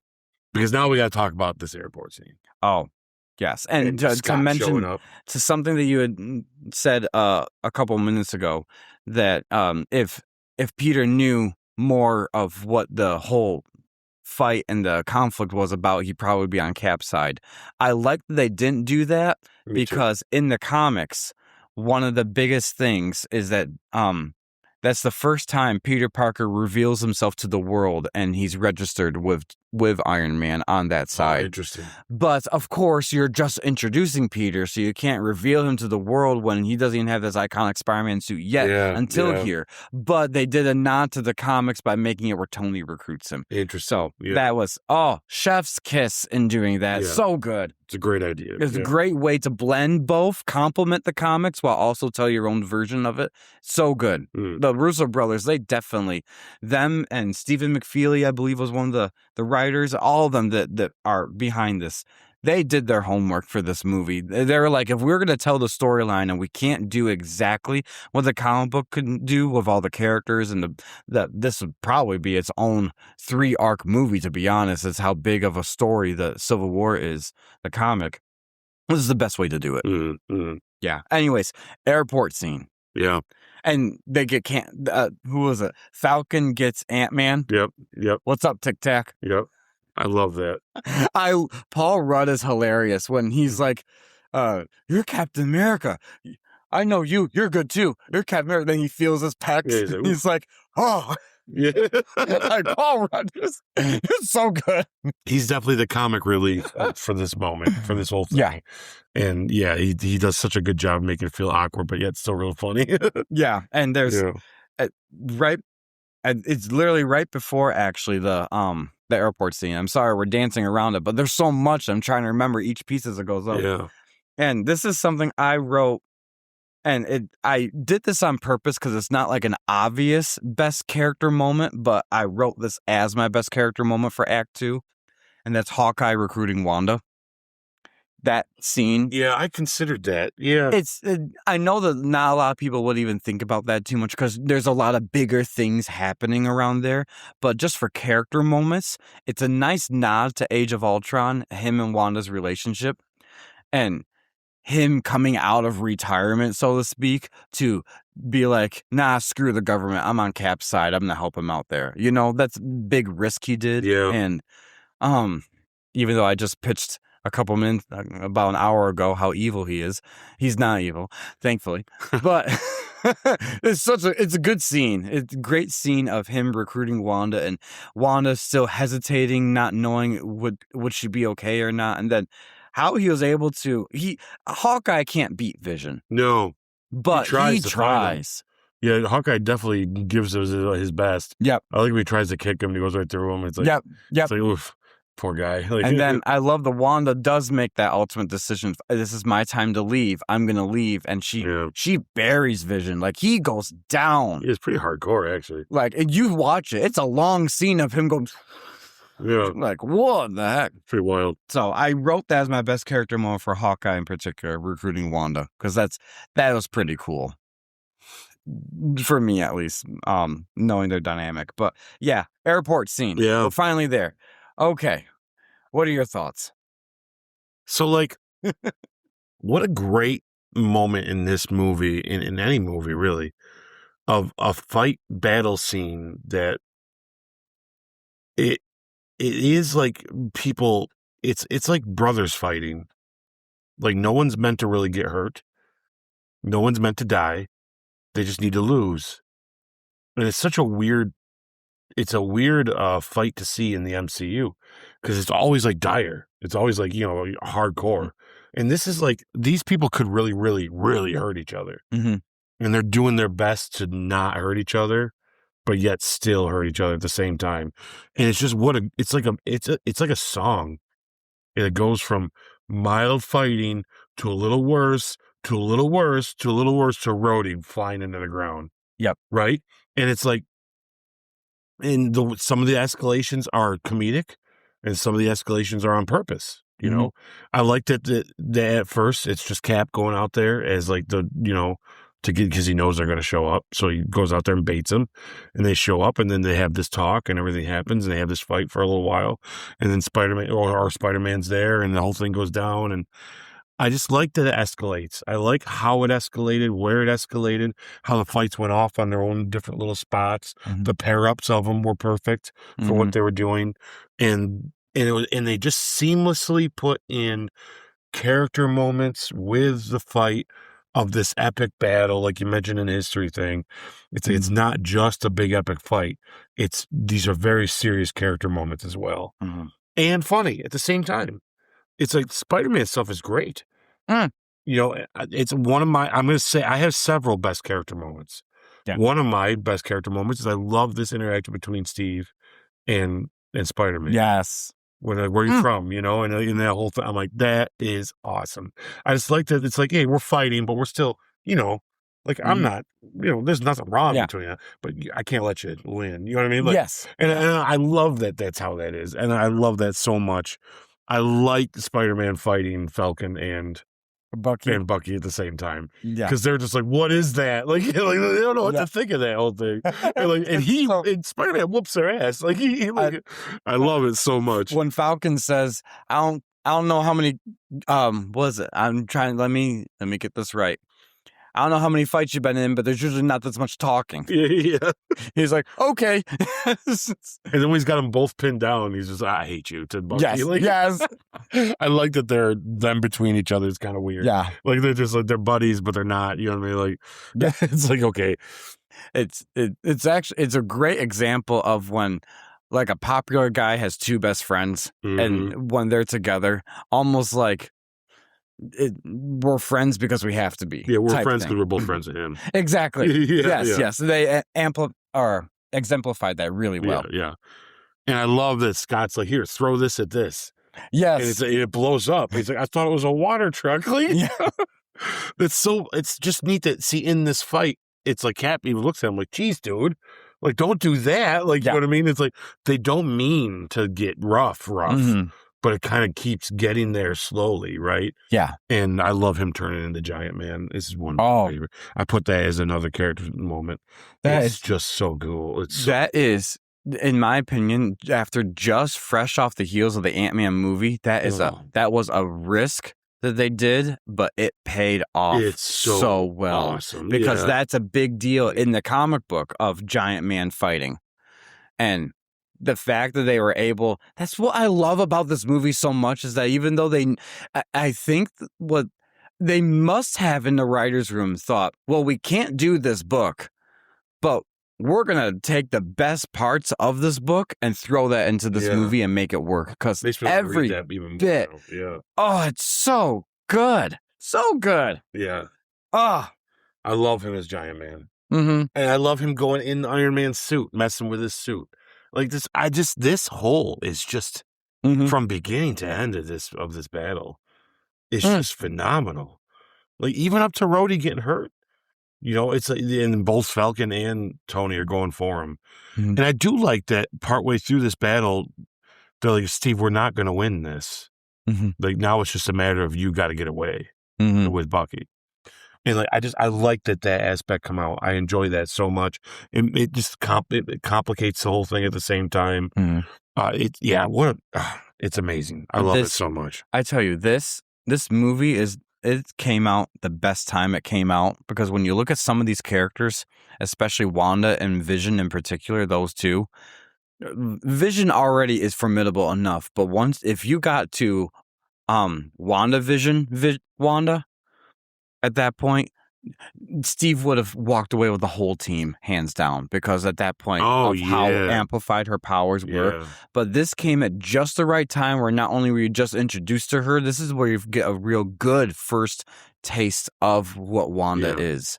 Well, and like even if they did have their full potential, they're really not trying to hurt each other. But yet they kind of are, right? Like, so it's like... Well, it's exactly what you described. It's this dance around of, I need to stop you, but you're still my friend. I'm not going to hurt you. That's why when Black Widow and Hawkeye were fighting, Wanda telekinetically grabbed Black Widow's leg and threw her against the thing, and she said, "You're pulling your punches." You're like, yeah, he is, because he doesn't want to hurt Natalie, but at the same time, like... But it makes that impact of Rhodey hitting the ground, even now you're like, oh, shit. Yeah. Like, oh, no. All of them are like... I will say that if they did not do that, it wouldn't have felt as dire, in my opinion. Like, because of what you said, that they were dancing around this fighting each other thing, and they had pretty good moments, of course, great character moments between each other. They were only able to have those great character moments, though, because they were literally pulling their punches on a lot of this stuff. But it upped the stakes with Vision, with Falcon dropping when he did, and Rhodey getting hurt the way he did. It all speaks to character, because it also shown that even though Vision's like this machine, he emotionally got compromised and turned and did that blast out of anger. And it ended up being, you know, like, it's like, wow, it's just a build on all of their characters as you go. I do love in the beginning of this whole fight thing, before they start fighting, Tony is just so frustrated. He's like, don't you see how hard I'm trying to not do this? You know what I mean? Like, I do give a lot of credit to him in that, like, where he doesn't want this, but he's going with it, you know, and I think he's going with it because I think his guilt definitely takes over. But Rhodey, we'll talk a little later about why Rhodey's doing it, because I think he's got Rhodey's kind of right in some ways. They're not right about being on that side of the whole thing, but I see where his mind is at for it. Whether I still wouldn't be on his side though.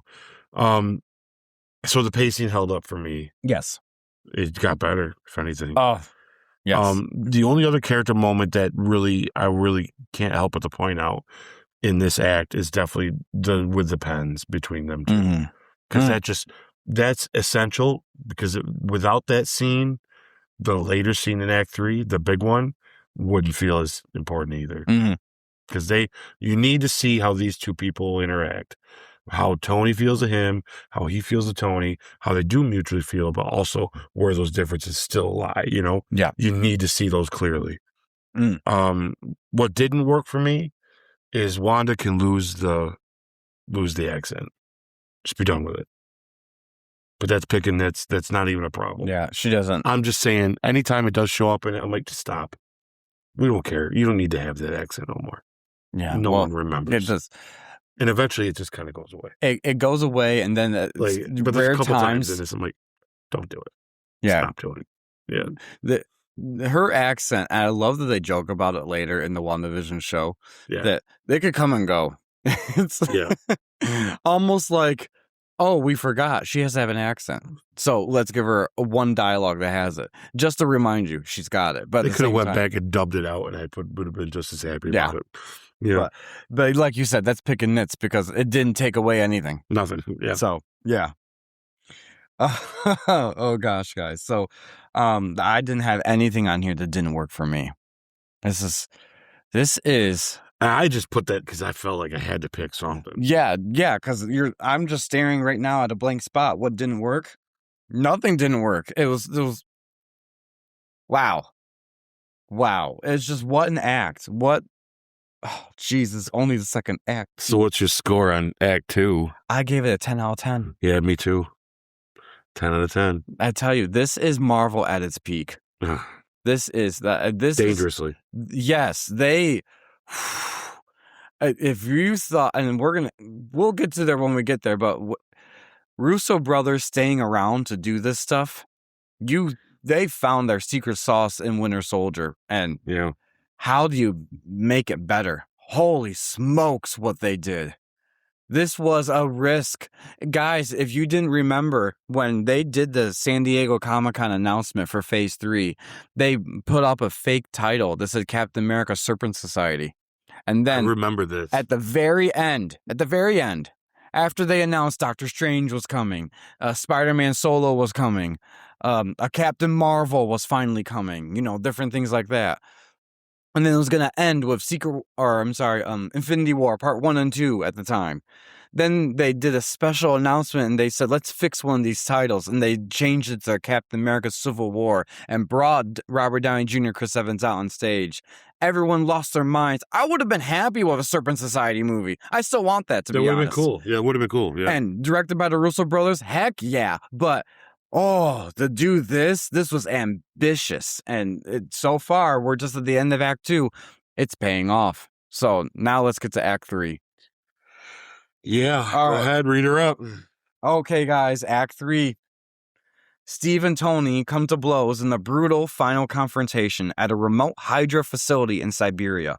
Steve chooses loyalty to Bucky over the team, while Tony, devastated by the truth about his parents, attacks in rage. After an emotional and physical fight, Steve defeats Tony and leaves the shield behind, symbolically ending his role as Captain America for now.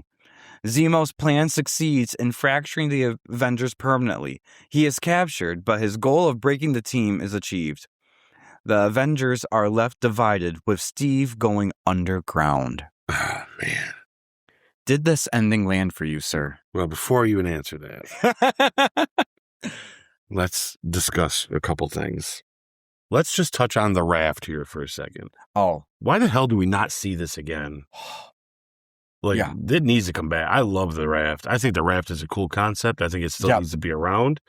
But this is definitely where Tony realizes he was wrong. I think if I remember right, we see it later on, but it's only glimpses and stuff. We need not scenes in this freaking thing. Yeah. Because this thing is cool as hell.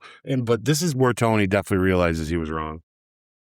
When he sees them all, and he even tells them, because you guys don't belong here. Like, this is not what I thought was going to happen to you. Mm-hmm. And I like how they're all just like, yeah, whatever, Stark, and even like, what's his face, Paul Rudd, just like, yeah, Hank Pym always said, never trust a Stark. Yep. They all get such good dialogue, such good lines. It's awesome, yeah. Yeah. Oh, and Hawkeye's character egging him on like that, be like, oh, it's so good. It's so good. And this is when Steve sends him that information. Look, it's not even Bucky in this video. And that Steve's like, or not Steve, but Tony's like, shit, he's right.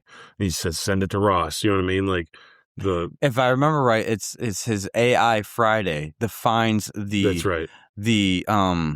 It's Joe Russo who plays that's right, yeah, the guy that died, so to speak. They were supposed to interrogate Bucky and all that stuff, and on Tony's way to the raft, he finds that out, and he doesn't reveal it to Ross. No, smart, yeah, very smart. But yeah, he keeps away everything. Yeah. He's so far away from. He keeps it arm's length with Ross. Like, yeah, and he has Yeah. to convince Falcon that I want to help him now. Like, you have like 2 minutes while they can't hear anything.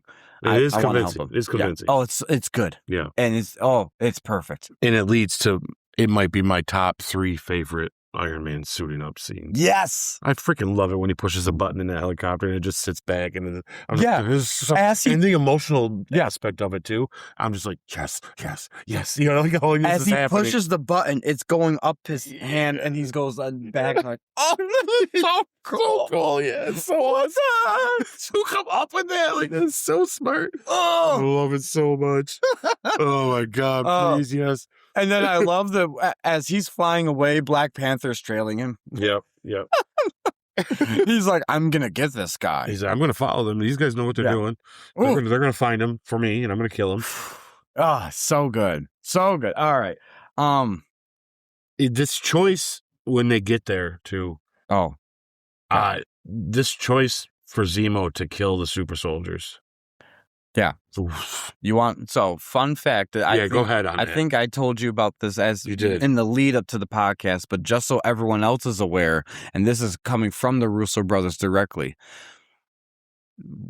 About 2 months before they started filming the whole movie, and everything is, still going through the pre-production process and all that stuff, and Marvel is still in the midst of the Civil War thing. This was the tipping point where they did the management change because Ike Perlmutter and his team in New York did not like that they were going to kill those super soldiers. They wanted a super soldier battle. Ugh. And the Russo brothers said, that's not the story we want to tell. And so they threatened to walk away from the film, which was a big deal because at that time, their critically highest rated movie of all of them, including the Avengers movies, was Winter Soldier because of how good, and you watch or listen to our retrospectives, you would know, guys, that's how good We loved it. it was. Yes.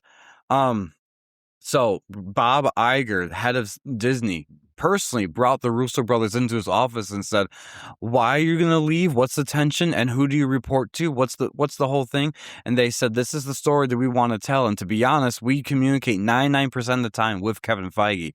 And so Bob Iger made that decision at Disney to do the management restructure, cut off the Marvel Entertainment aspect of it, and made Marvel Studios its own independent lane in the company, and said, you report directly to me now. And it was because Bob Iger and Kevin Feige had a great relationship. It was the best decision because it kept the Russo brothers there to make this creative decision. Too. And as you're just about to talk about, that is brilliant.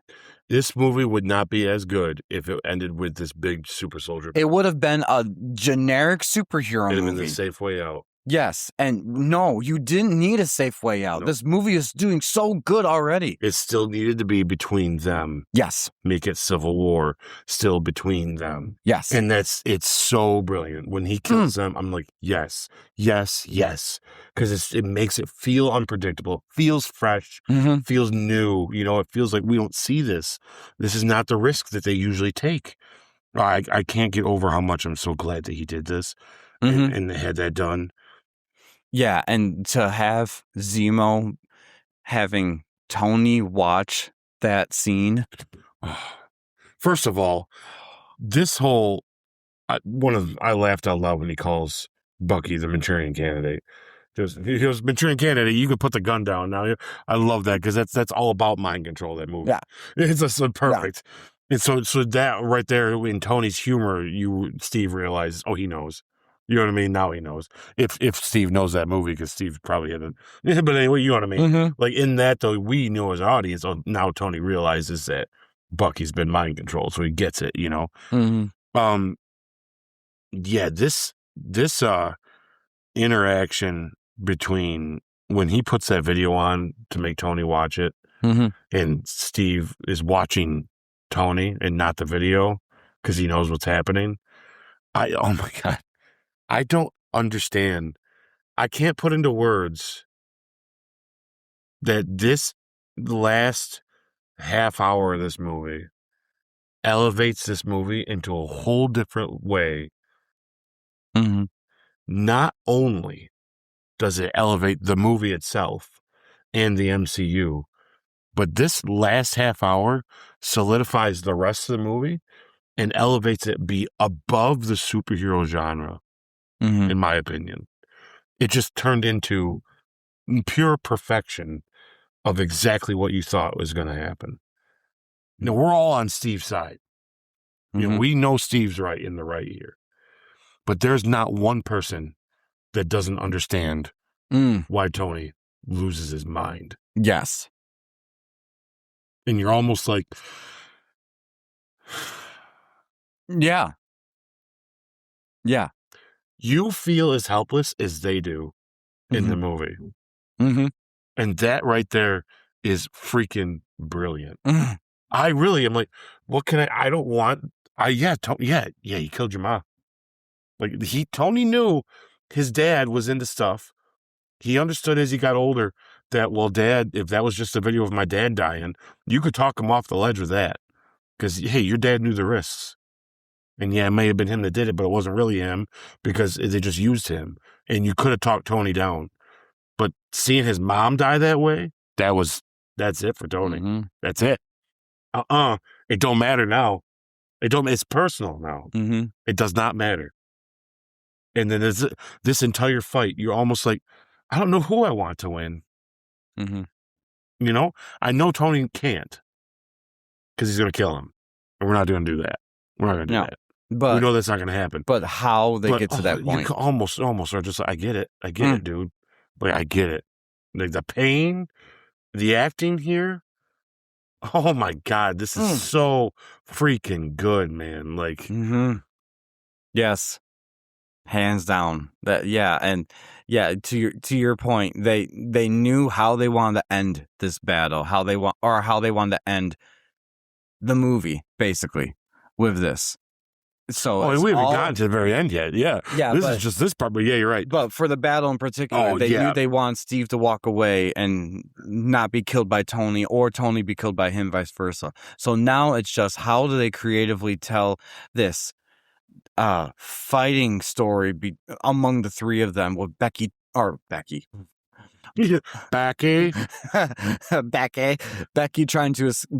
trying to escape.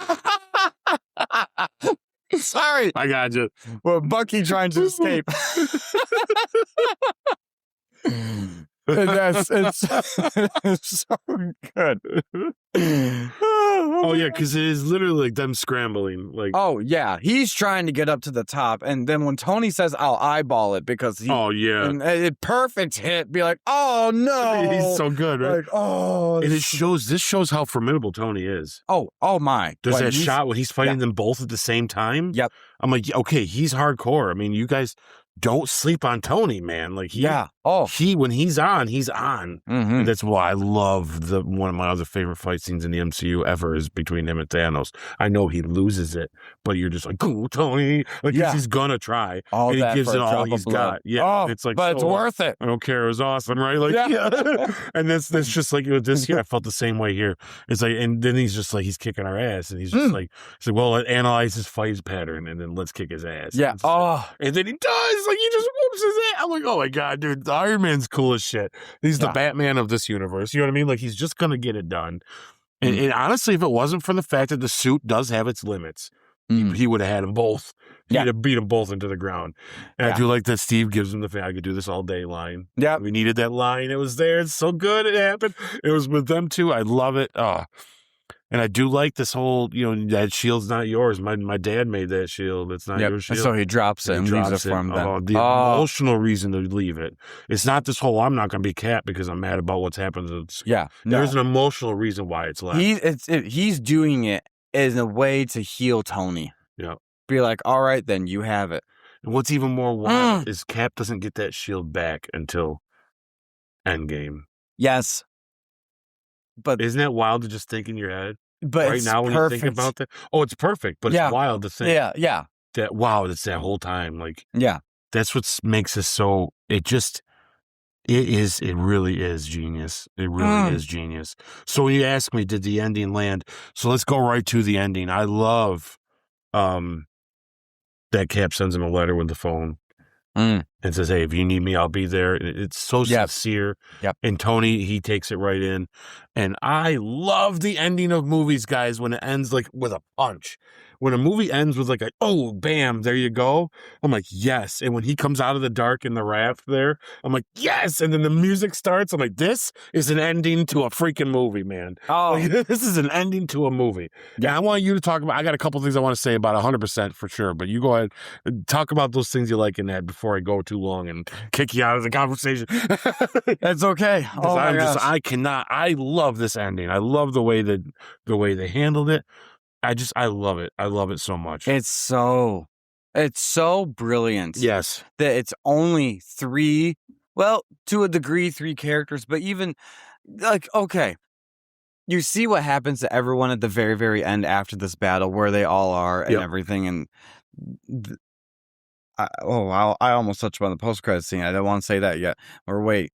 Oh, it's just that fight. I loved every bit of that fight between all of them. Whenever Tony was trying to get the upper hand and almost succeeding a couple times at getting the upper hand on Bucky, and Steve would step in, and Steve would go so far as break one of his feet blasters, so he had a hard time even flying up. Like, oh, it's so good. It's just blast Bucky's arm off. Oh yes, what that I think it was the chest. Oh my gosh.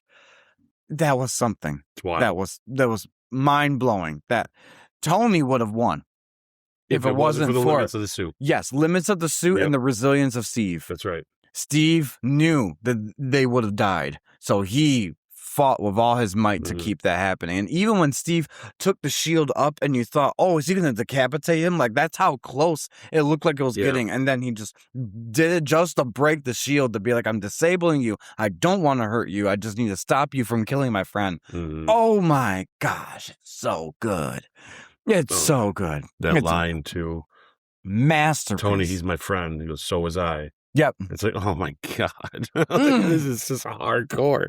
It's so, yeah. So that, and we get that iconic image that we saw in the comics of Steve and Tony blasting each other, and it didn't look corny, it didn't look cheesy or rushed like we had to do this. It just looked like a natural progression of the fight, and they just slowed it down just enough so you got the full impact of that. Yeah. Oh, it was such a feast to see visually. Yeah, it added to the emotion. They slowed it down because it was emotional too at the same time. Yeah. Yeah. Oh, so good. And I love that Zemo was about to kill himself. Yep. He did what he wanted them to do. He wanted to fracture them. He wanted them to pay for what they did in Sokovia to his family. And that was his motivation. And he hated Hydra. He made it clear he hated Hydra, but he also hated the Avengers. Yeah. And it all stems back to this whole thing throughout the whole film of their accountability. And he doesn't think they were going to be held accountable and all this different stuff. And it was T'Challa that grabbed the gun when he shot it and got away from him and be like, no. And I loved that mindset transformation for T'Challa, where in the beginning he wanted to kill them for killing his father and find the Winter Soldier and take care of him and everything. And then he got it. And he didn't held on to it. He had this one of the things I like about T'Challa, and I think it was a little bit in Act 2, and he talked about in Act 2, and you saw it in Act 3, that in his culture they don't believe that death was the end. And then there's a plane where they're with their ancestors and things like that. And we see that in the Black Panther film. And it really just speaks to the spirituality of T'Challa, that he has this piece that he can see the logic when it happens. And he can read the room, and he knows when I'm supposed to be angry and who I'm supposed to be angry to. He doesn't let rage get the better of him. And that was shown beautifully in that moment there, where he even made sure Zemo, I'm trying to remember his exact words to him, but he said, "Today is not the day that you meet your maker," or something like that. Something, I don't think meet your maker. The living isn't finished with you. Yeah, the living isn't finished with you yet. Yeah. So good. Yeah. So good of a line. Yeah. Oh, Yeah, that definitely shown that he's got what it takes to be a king.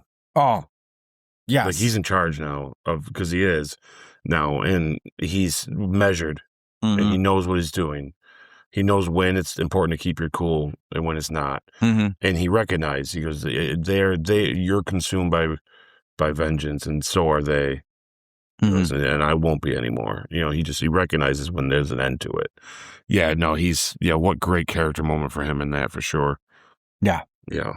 Yeah. Oh, so good. This movie does a couple things that the MCU's never done before.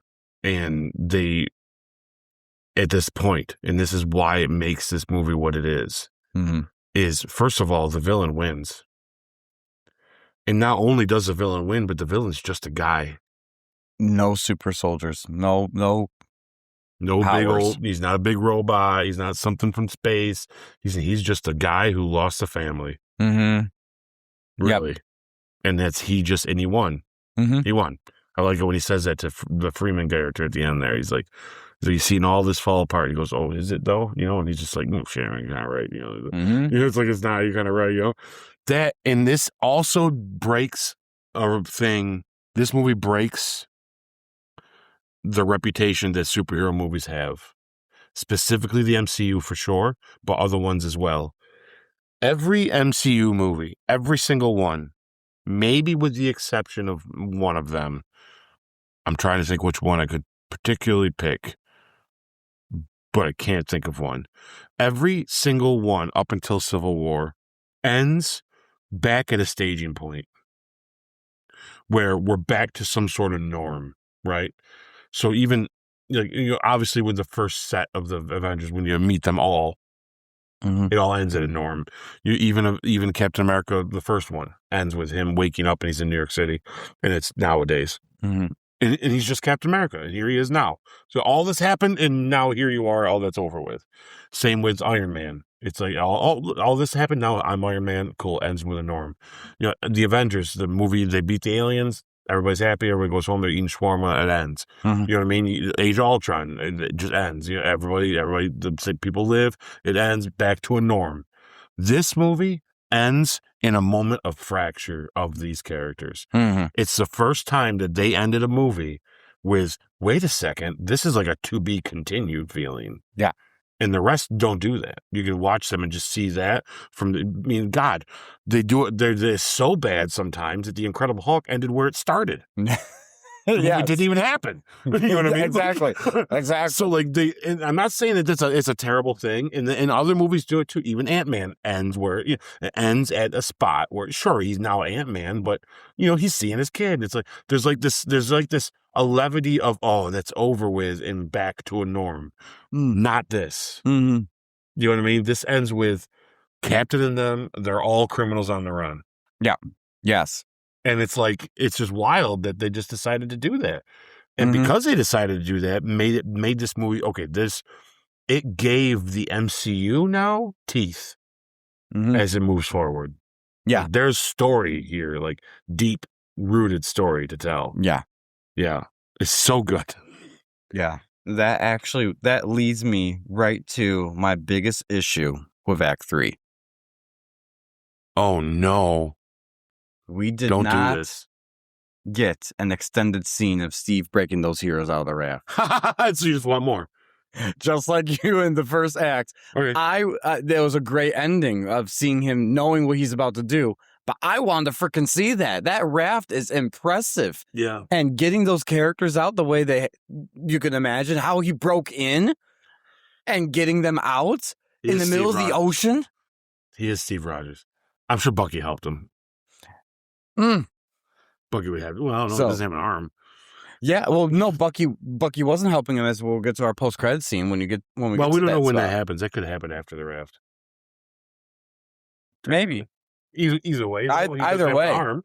Yeah. He's still weak. Limp. Yeah. And weaker. Yeah, no, I'm with you. You know what? I have to tell you, as much as I do want to see more of that, I still love the way that punchy ending of you know that this is what's happening. And when he comes out of the dark with that little smile, I'm like, yes. Yep. And he's like, black? I'm like, that's cool. I agree. There's another movie called The Gray that ends that way. The whole movie is Liam Neeson about to fight this wolf. And at the end of the movie, he breaks these things on he puts these glass things on his hand, tapes a knife to his hand. He gets right down. He's ready to fight the wolf. The wolf is there ready to fight him. And just as they go to fight, it goes to black and the credits start. People flip out. But like when you watch the movie, though, you realize it's not about the fight. Yeah. And I'm not saying that this is equal to that. This didn't make or break it, obviously, for me. But it was so good that part of me was, it was just so good of a movie still up to that point. Scene. Yeah. It'd be a cool scene to see. Like a director's cut of that with that in it would be neat. Yeah. Yeah. Anyways. So yeah. What's your best moment in Act 3?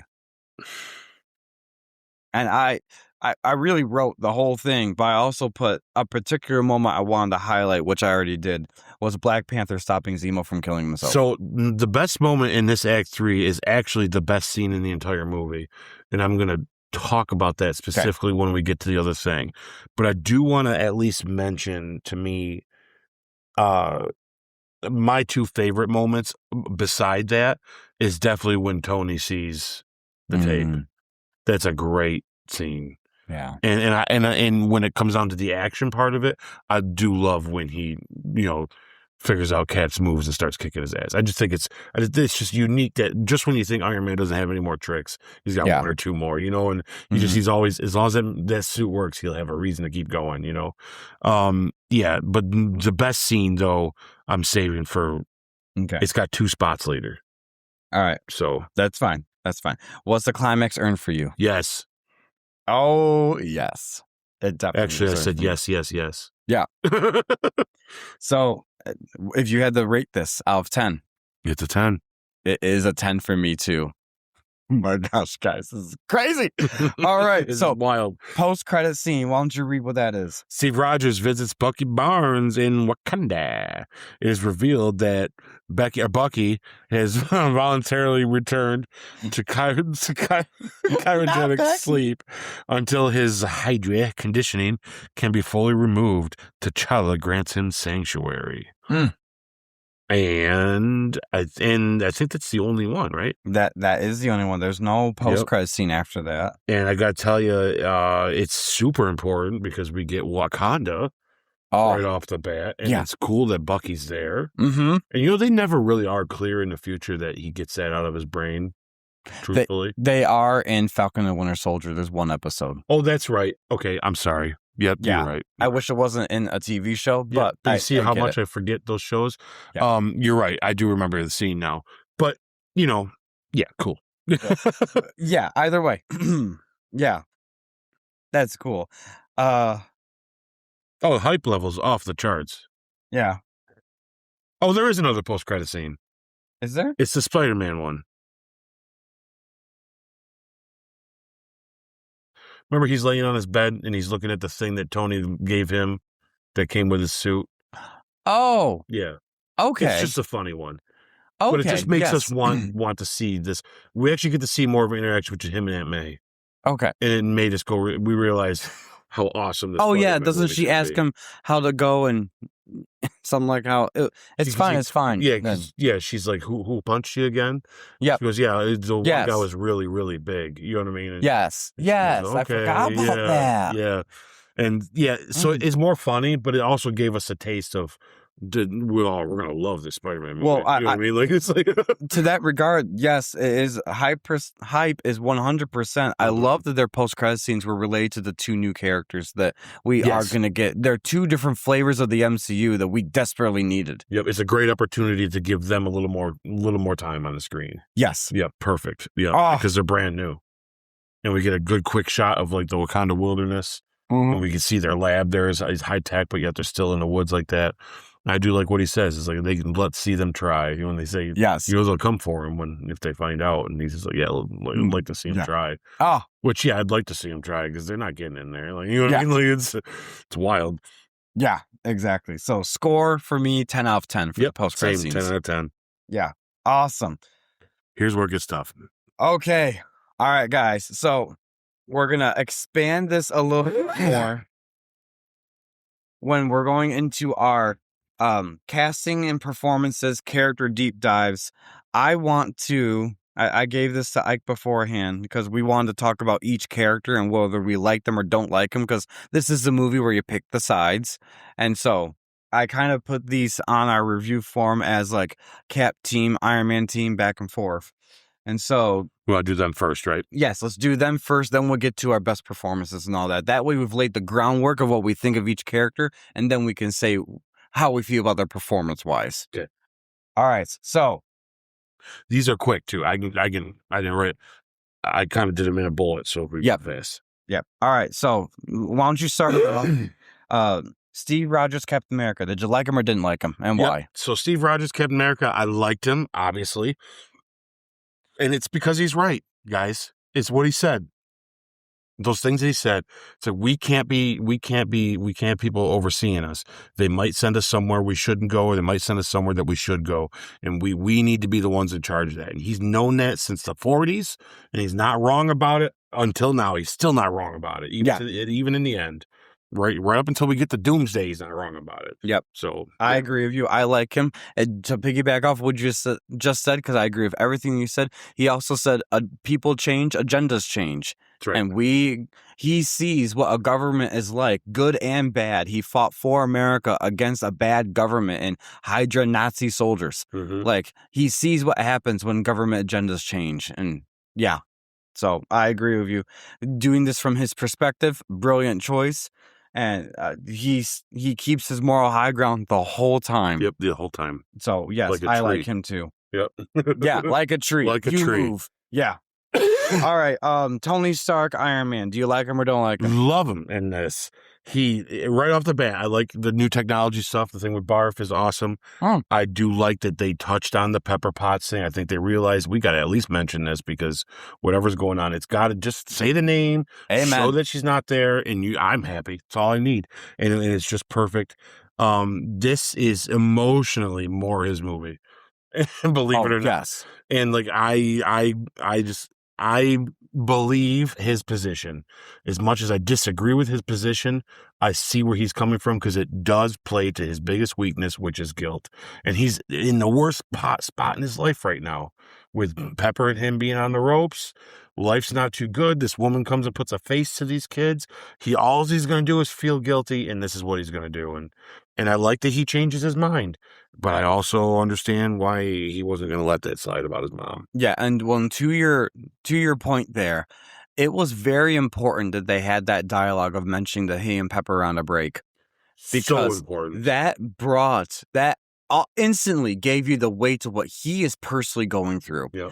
Because if they didn't mention it, like in Age of Ultron, if they didn't mention it, you've been like, why are you so upset? Mm-hmm. You have Pepper. Like, what the heck? Mm-hmm. And so it's those little details that people can easily overlook really capture the essence of what they're trying to portray and what they're doing. They're justifying their actions. Oh, and it's all character build. Yeah, even Steve shows in that, using that same line of where Pepper is able to let Steve show how much he cares about Tony. Yep. By his reaction to it. It's what the hell, man? How just in 2 seconds of lines.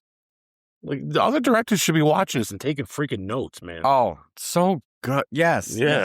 All right. So I completely agree with you there for Tony. It definitely emotionally is his movie.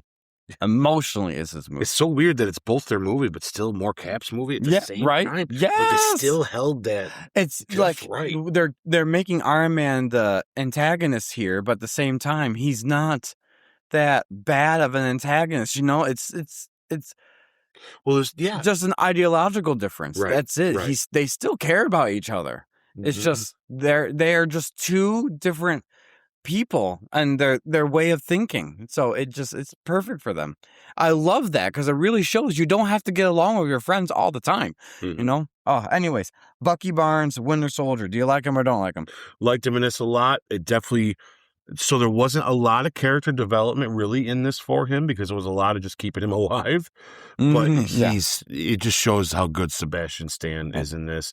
And the moment of character development that he has, which is all you needed to do, was in the stairwell when Steve realized, when he says, I'm not going to kill nobody. You realize, okay, this guy is like, it's just perfect. It's Sebastian is awesome for this role. But this is when I really fell in love with Bucky, to be honest with you. This is not that I didn't like him in the others. I loved him in Winter Soldier as well. But this is when I was really like, man, this guy I can't wait to see what. Well, this is when you're rooting for him. More so. Yeah. That's right. Because the last time you saw him was in Winter Soldier and you felt bad for him because you know. But he was the bad guy. But he was the bad guy. Yeah. This one, he's now, you understand, he's not the bad guy by choice. Yeah. He's the bad guy because this is what they made him into. And Steve is the only one that has his back. That's throughout the whole thing. Just like he was the only one in Winter Soldier that give him the benefit of the doubt. That's right. He's still, brilliant. So good. All right. Anyways, yeah, so I love him in this movie. Amazing. All right, Rhodey, War Machine. Like him, didn't like him. I like him. He makes a decision. The decision he makes is basically because he sees the writing on the wall. That if we don't do it, they're going to make us, and he thinks it's a worse war going that way than the other way. I don't necessarily agree with him, but he does make a decision and he sticks to it. And I think he's funny in this. I think he's very formidable in this. And he, in this fight scene in this airport that we're kind of seeing on the screen right now, he becomes the heart of the whole, oh my God, someone almost died, and he got hurt.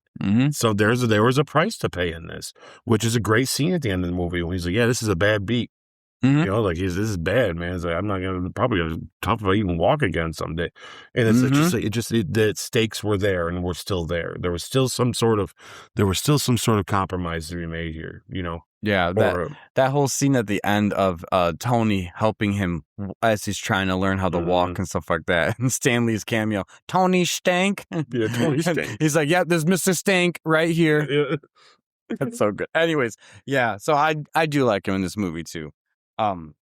Natasha Romanoff, Black Widow. Yeah, liked her. Like you said, some of her best fighting scenes is in the beginning of this movie. Fantastic. And I liked the conversation with her and Steve throughout. I kind of, at first, was kind of like, man, she doesn't have much of a backbone. But I really had to do a lot of thinking about it. And I realized that she's struggling because she's trying to pick a side and be on a place to make her life better. So she's trying to stick with what's right.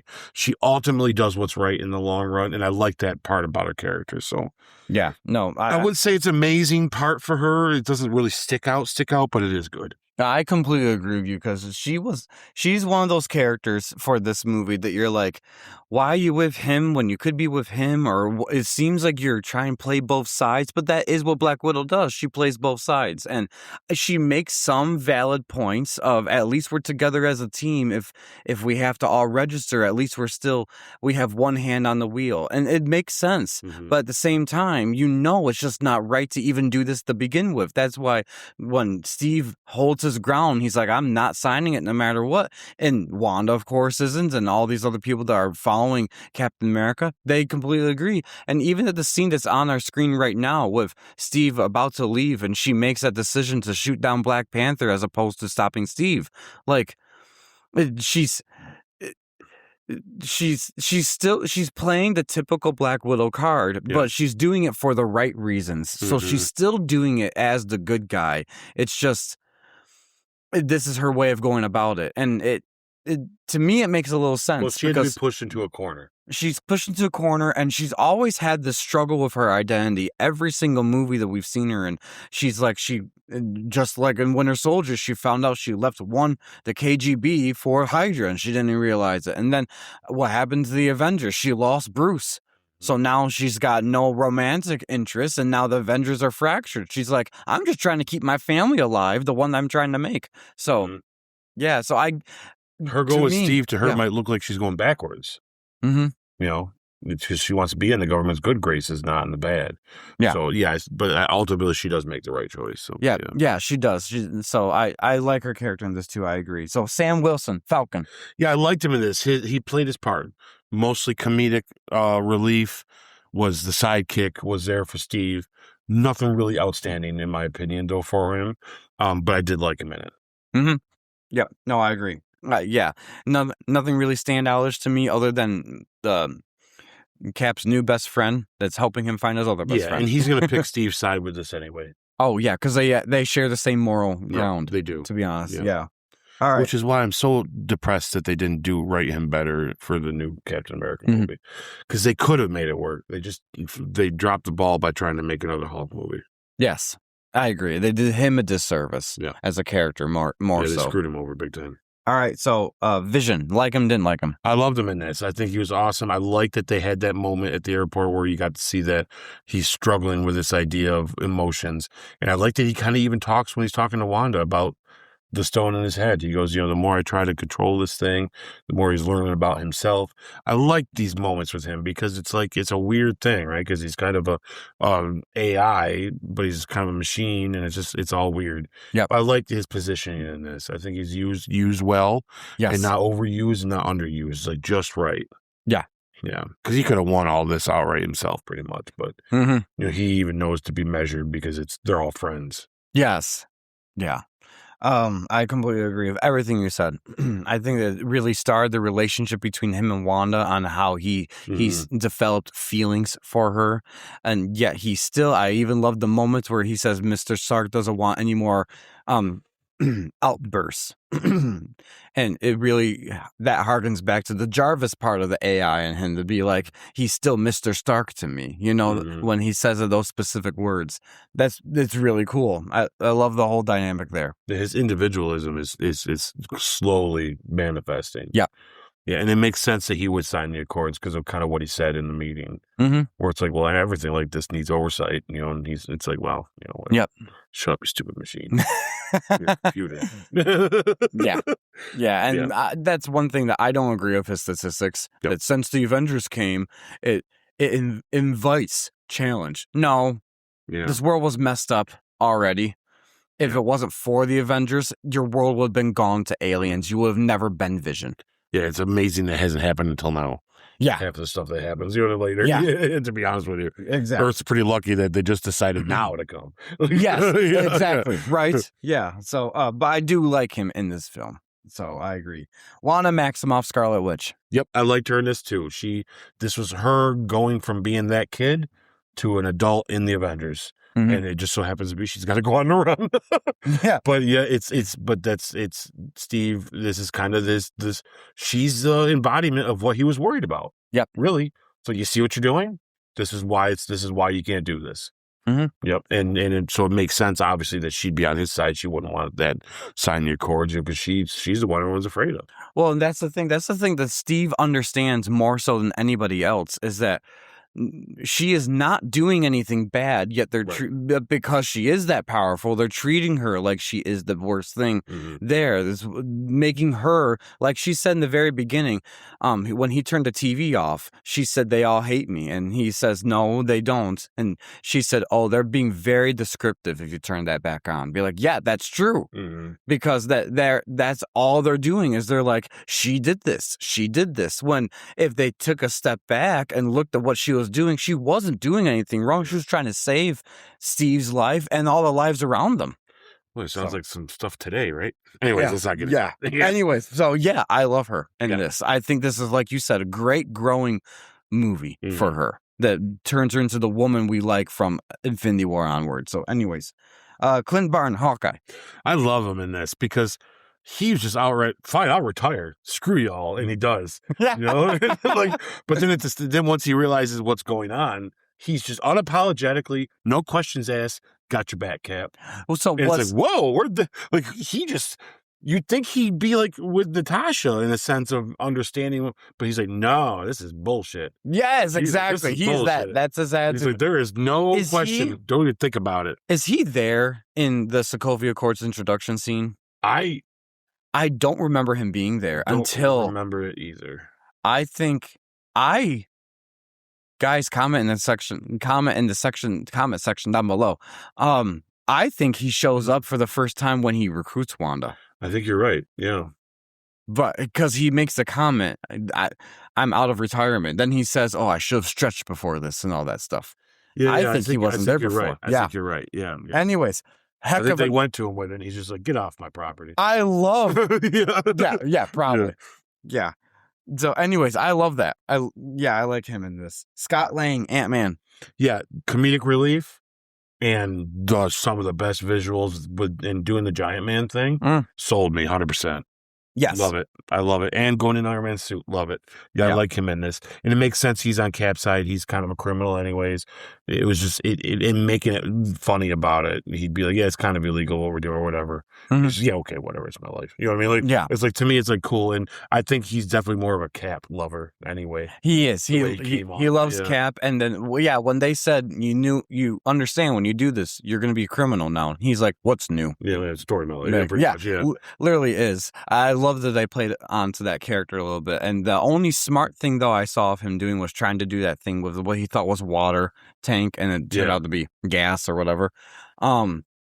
So that I am, after our Ant-Man retrospective, I am now keeping a little more of an eye whenever he pops up as, where is those smarts that we saw? Yeah, and it's kind of there. This one didn't need it. It didn't need it. Right. So it didn't sour it. It's not like we needed it. We could argue, though, the idea that he can go giant, though, and then he's like, let's do this. And this is a surprise. This is my last big, and he was able to, he still had an ace up his sleeve. Exactly. In that kind of way he would in his life. That's why Tony was like, does anyone else have any fantastical powers? We have no idea. Yeah. They're all, their reaction to him going big, too, is like... They're like, Tiny Man's huge now. He's huge. Yeah. And the biggest swear word they get is out of Spider-Man, too. He's like, holy shit. He's just this teenage kid. He's like, holy shit.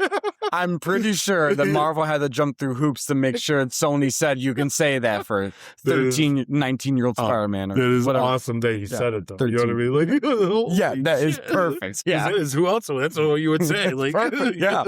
Because he is still that kid that would say something like that. Yeah. All right. T'Challa, Black Panther. Oh my God. Yes. What the heck of an intro. Amazing. Yes, I love him.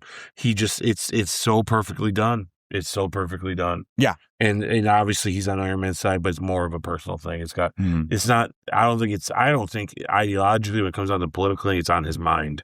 No. He just wants to get Bucky because he thinks that. Exactly. Yeah. No, exactly. He's not there on behalf of the government. He's not there on behalf of the Accords or. Personal. Yes. It's, I want Bucky because that's who he sees as the bad guy. So, yeah. All right, those were our character deep dives for that. Now, performances. Okay. So, this is hard. Oh my gosh, this was so hard. Wow, I just see who I wrote down. Whoa. Best performance for you, sir. So, my two honorable mentions are Chris Evans and Sebastian Stan. I think Chris Evans does awesome in this, obviously. As Cap, every time it's great. He's probably the closest to second or to the first. And I think Sebastian Stan has great moments in this that can't be overlooked. But I got to tell you, the best performance, the award for me, it definitely goes to Robert Downey Jr. My exact person too. Like, holy Lord. Wow. For a Cap's third film, it's a whole other level. It's some of the best Iron Man, Tony Stark Iron Man moments. Yes. Like, just, he is outstanding in this movie. Yes. Outstanding. Yes. Both as Iron Man and as Tony Stark. Yep. He's, his scenes, his dialogue, the way he, like, it's the traditional Tony Stark thing, but what really got me more was how he could hone in on rage and really express that and show that. That's the moments he has in this are just insane. Yes. Insane. The intensity. I don't see this type of stuff in his solo films. Not like that, at least. Yeah. So that's great. Yeah. That's fantastic. Anyways, I completely agree with you for that. All right. Most surprising performance. I'm going to give that to Sebastian Stan. Because I needed to see more of Bucky as Bucky. And once you realized it was Bucky and not the Winter Soldier and him being in and out of it all the time, you really got this feel of him. So by the end, when we are at the post-credit scene and he's like, yeah, I think it's just safer I'm here. It's like, and then even just before they go in, like just before they get to the end here and they're both bantering back and forth, I'm like, it's surprising to me because it took me this long to like him this much. It might not be the right answer for this section, but I have to say it because it really stood out to me. So, yeah. No, that's fine. Most surprising performers I put for myself were two people, Chadwick Boseman and Tom Holland. They're great choices. First time introducing to the MCU. And honestly, this is such a character-heavy film already, and the Russo brothers' first time actually doing like an Avengers level film, that you easily, like, understandably could have dropped the ball on one of these characters because you're focused on some of these other things. They never did. And the casting wise for them, for a complete unknown like Tom Holland to get it, it was perfect. It's like he was born to play Peter Parker. Yeah, he's my close second. And Chadwick Boseman, like you said from the very beginning, when you see him on screen and he just turns his head, he commands your attention just by basic little movements. And so they were both, to me, captivating. He was captivating, and Chadwick Boseman was captivating. Tom Holland was like ripped from the comics, exactly how I would have pictured Peter. So I had to give it's surprising at this time for their introduction to have that. So yeah. I'm with you. Yep. All right, weakest performance, if any. So this was tough, but if I had to pick one, I'm just gonna say it because there wasn't a lot for this character to do.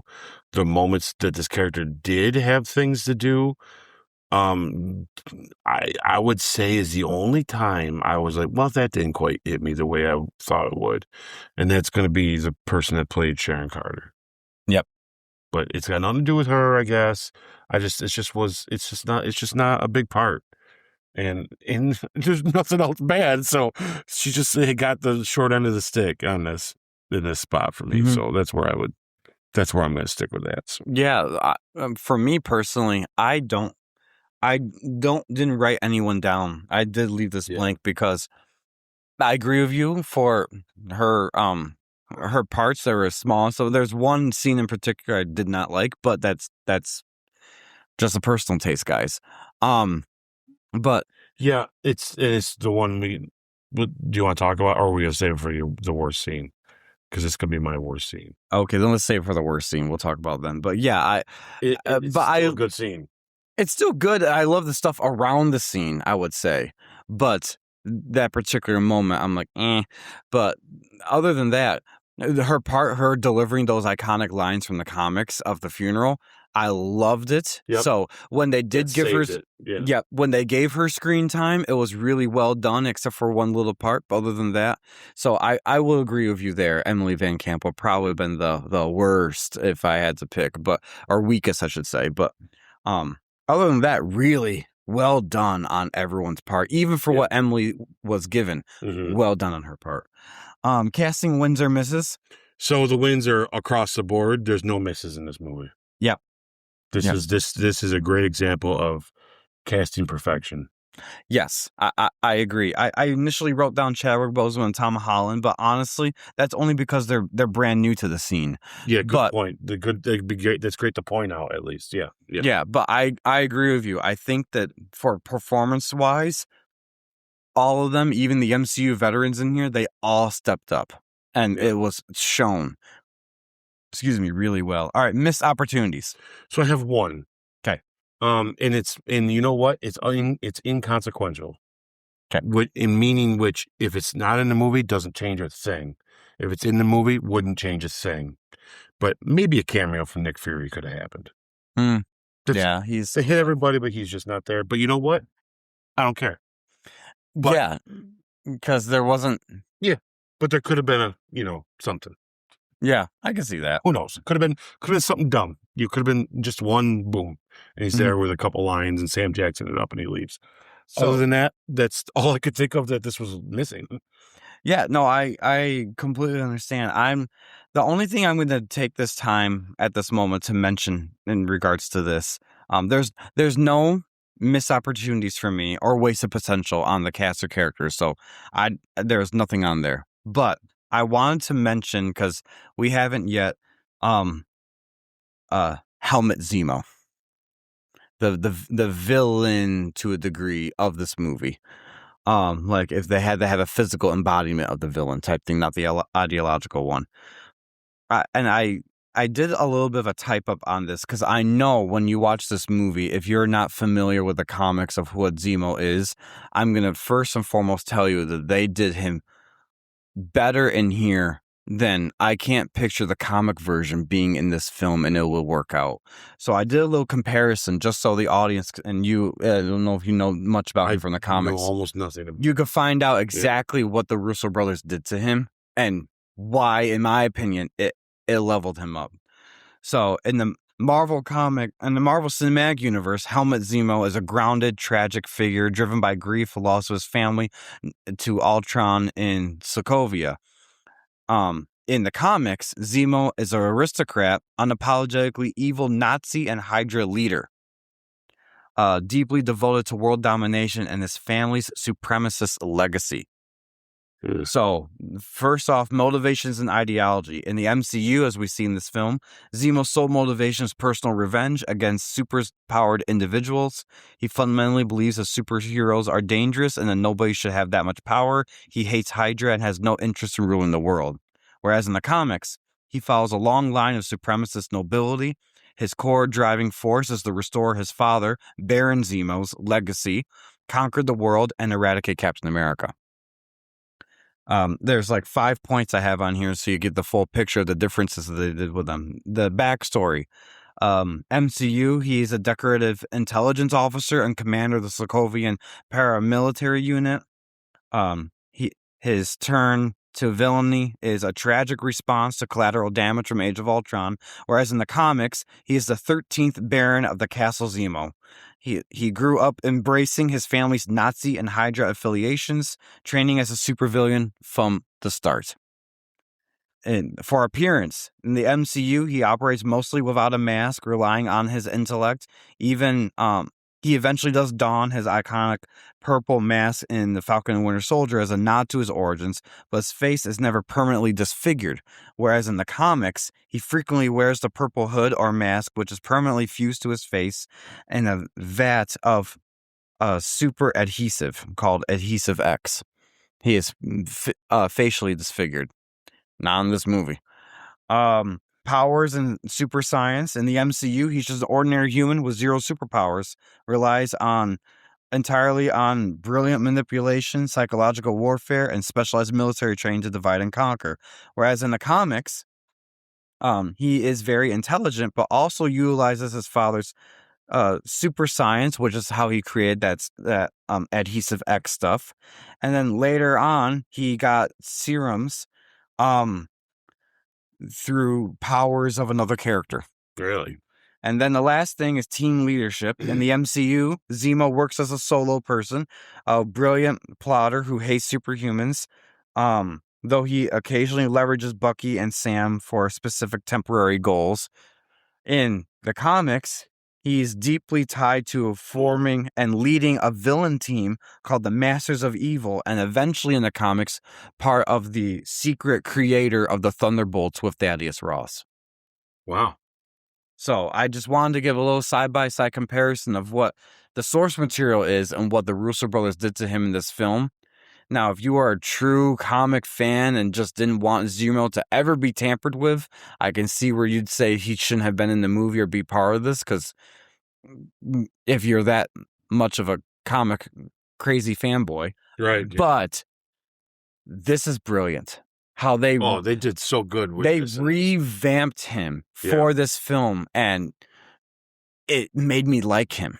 Yeah, compared to the very comic booky villainy that they had to work with. Mm-hmm. Creative writing right there, very much needed, and it was perfect for this. Yes. Yep. So anyways, I just wanted to take a moment to mention the villain there, to really give you guys a full picture of what they had to do in this movie to make him work, and it was brilliant. Yeah, for sure. Couldn't agree more. All right, direction. It's funny when you were explaining that. All I could think of is earlier in our show when we were doing the competition thing, and like that is as far different as you can get. So you could do that thing with Dr. Doom with my my Al Pacino thing. But I'm just saying it's funny how they're just like, you know what, screw all that. We're gonna do this. Yeah. And man, it's so much better. Yeah. Yeah, I can imagine when they're in the writing room and they're like, who do we want Captain America's villain to be? Be like, well, we haven't touched Zemo yet, and they're looking at Zemo's profile and they're like, how do we do this? Then we're like, Zemo a name. Yeah, especially when they already decide they want to do the Civil War and be like, I'm glad they didn't mention Helmet. In the whole movie, they didn't mention it, even though it is. I'd be a super villain too. My name is Helmet. But yeah, I love the Russo brothers were like, yeah, let's just rewrite this. I don't think they'll mind. And we did not mind. Right. It was very good. All right. Direction and production. Yeah, I mean, these directors are fantastic. The cinematography is great. Very iconic shots and moments that they went through. The action is just on par. It looks great. The CGI is on par. It looks great. The music is just amazing. I think it does a great job. The only thing I got to say for this whole section pretty much is how amazing to double down on these guys. I'm glad that they were fought for their version of this film. When I say they, I mean the Russos. And it just shows that they know what's going on. So they oversaw this, and this is a masterclass of how you should do a superhero movie. At least of this quality and this brand. Yeah. Oh, yeah. That's all I got to say about that whole spot. I agree. I wrote amazing for everything of this because it really is. I'm glad that they stuck to their guns. I'm glad that the events happened the way that they did internally in Marvel Studios and in Disney. And also, at the same time, think about it in this way, guys. Not only was all that happening, Kevin Feige had to go over to Sony Pictures when Amy Pascal was eating a sandwich, and she's like, we need to do another Spider-Man, and they just fired Andrew Garfield. What do we do? And he's like, give him to me. And she got so mad, she threw the sandwich at him. That's wild. And then you think about it and be like, you know what? That's a genius idea. So in the midst of Kevin Feige getting more creative freedom and control over the Marvel Studios and the MCU as a whole, he also just got an amazing deal done with a rival studio that it's still blowing my mind that Disney, being the type of company they are, would even have allowed such a thing to happen. All at the midst of the same time. Yeah, it's pretty wild. Like the Russo brothers, they said in a recent in an interview, because this year is the 10th anniversary of this film. Oh, that's right. Yeah. So they said that they, up until the day before they started shooting, they didn't even know if it was actually going to happen. They had the cast, they had everything all done. They were still waiting for one final greenlit, and Kevin Feige literally walked through their door frame, and through the door frame, just gave a thumbs up, and he says, "Go right ahead," and that's it. Then they were able to shoot the next day. That's wild. Yeah. So that could have dramatically changed the whole thing if a pen dropped somewhere, you know? Wow, that's crazy. Oh, anyways. What a crazy cool thing. Can't wait till we have this 60-year anniversary, 4-hour-long documentary of these movies, right? Yeah. Because those stories like that I want to hear. Because there's got to be a ton of stories like that. Oh, yeah. Yeah. Yeah. Anyways, so we're moving on to hot takes. Yeah. Do you have a hot take for this? I'm going to double down on my last one. When it comes down to the Russos, I'm going to double down that as good and as right the decision was to give this movie to the Russos, they still are dooming the rest of the MCU by making such a good movie. Too good, guys. You're too good. They're setting the bar too damn high. Yeah. And some do not meet up. No. Boy, they try, but you just, how do you? How do you? Yeah. No, I mean, the stuff that we see on this film is so good. Anyways, yeah, so my hot take, probably one for most of the hardcore comic fans of anything, is I want to say this exactly right, and you hear me loud and clear when I say this. This is a hot take, and you come at me for this. Doing a comic accurate version of this film would not have worked as well. Oh. Even if you had every character at your disposal, doing a comic accurate version of this film would not have worked this well. Yeah, I agree. This is an epic comic book. I'm not dismissing it or belittling it. It's so good that the Russo brothers wanted to use it as inspiration for their film, but they would not. Some things don't always translate well, and I cannot picture you doing this comic book, into this film at all. So you know the comic book really well. Let's say hypothetically they have all their characters. We're this far into the MCU. You don't think they could do an Avengers Civil War Part 1 and Part 2, 2 movies, 3 hours long, and tell it closer to the book? Because you won't want it exactly like it anyways, but more closer to, do you think they could get away with it then? I think because not in a one and done at this point in the MCU, no way could they get away with it. Yeah, no, but I think because there are so many characters in here, it definitely can't be a 2-parter. This would be more like a phase.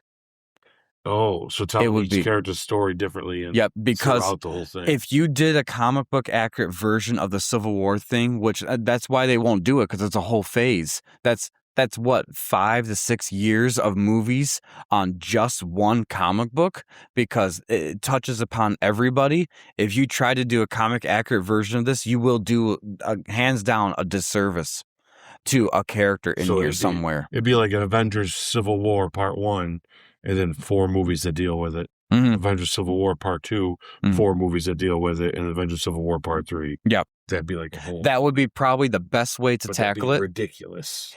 Yeah, ridiculously wrong for just one comic line. That's why I see they can't do that stuff, because they're like, there's so many other stories they could tell, and these actors only so long in the MCU sometimes, you know. Tell just this one. Exactly. Yeah. No. I remember. So the time that they did this with the characters that they had at their disposal and the way they're able to rework the main plot points of the Civil War comic into this, brilliantly mastered it.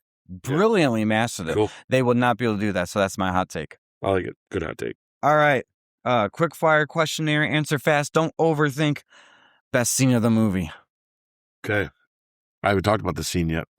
The best scene in the movie is just before Tony and them watch the video of Tony's mom and dad dying. The conversation between Zemo and Captain America is the best scene in this movie. When they're talking through the glass there, and Zemo is just having this conversation, and he goes, because it's funny being this close to you, is like there's still a little bit of green in those bright blue eyes. There's this unique, it's neat to see. I'm glad to see that there's even flaw in you, but it just, the way they start talking and how Captain is asking him things, Cap realizes he lost somebody, and he immediately goes to the compassion side of it. He's like, oh, you lost people. Like, he's like, like he feels for him in that moment. Like, even this guy that's doing what he's doing, Cap's like, oh, well, no wonder you're doing this. But Zemo, just his hatred for him, that scene for the acting there, the best scene in the movie. That's a very good pick. I mean, there's a lot of good scenes in this movie. Scene though, I'm glued and I'm watching and I'm like, wow, wow, what a scene! What a scene between them two. Wow, that is a very good pick of a scene, because it's personal. It is, and there's no way that they can be face to face without that glass there in that room. For me, I would put that as my underrated scene, because people probably wouldn't think about that often, but it still keeps true to who Cap was. That might be a good spot for it too, because I don't have a spot. I don't have anything in my underrated spot yet. I really didn't either. So I'm like, you know what? Sounds like that. This might take up 3 spots. Yeah, that's gonna be one of them. Yeah. Well, I would say that my best scene of the movie is when Cap is captured and he and Tony talk with the pens. Yeah, it's a good scene. Yeah, you're right. Because it reinforces the earlier scene of them discussing the Sokovia Accords and why they have this ideological difference. Yep. Even when they're trying to make a compromise, there's always something that's not right, and Steve holds his ground. It's a good choice. Yeah. Okay. What's next, guys? Oh my. Least best scene. So I just had to pick a scene that I liked the least, because I think everything in here is fine. I could care less. Here's the thing: this scene still needed to be in the movie. That's the sad part about it. Maybe one part of this scene didn't need to happen, but this whole little kiss he shares with Sharon, yes, whatever. Yeah, but it doesn't hurt the movie at all. It just is my least favorite scene. I agree. To me, and it might be more of a fan theory thing, because I think it's not continuity wise in the MCU, but they heavily implied that at the end of Endgame, when Steve goes back in time and he's with Peggy, there's that version of him that was living on, and then he would have seen his niece grow up and stuff like that, and it makes it now obviously Doomsday probably is going to be changing a lot of this because now we're going to find out where he went after that, and then seeing Steve continue on. But it was heavily implied at that time, and so I might change my reason for it later. So it felt a little cringy to me, him kissing Sharon. Yeah, but at this moment, none of that's happened yet. So it hasn't. So I give him the benefit of the doubt. It still felt. And Steve's not going to be weird about it later. No, and I love when Bucky and Falcon are like, their reactions are great. They're not only their reactions, but right before that, can you move? No.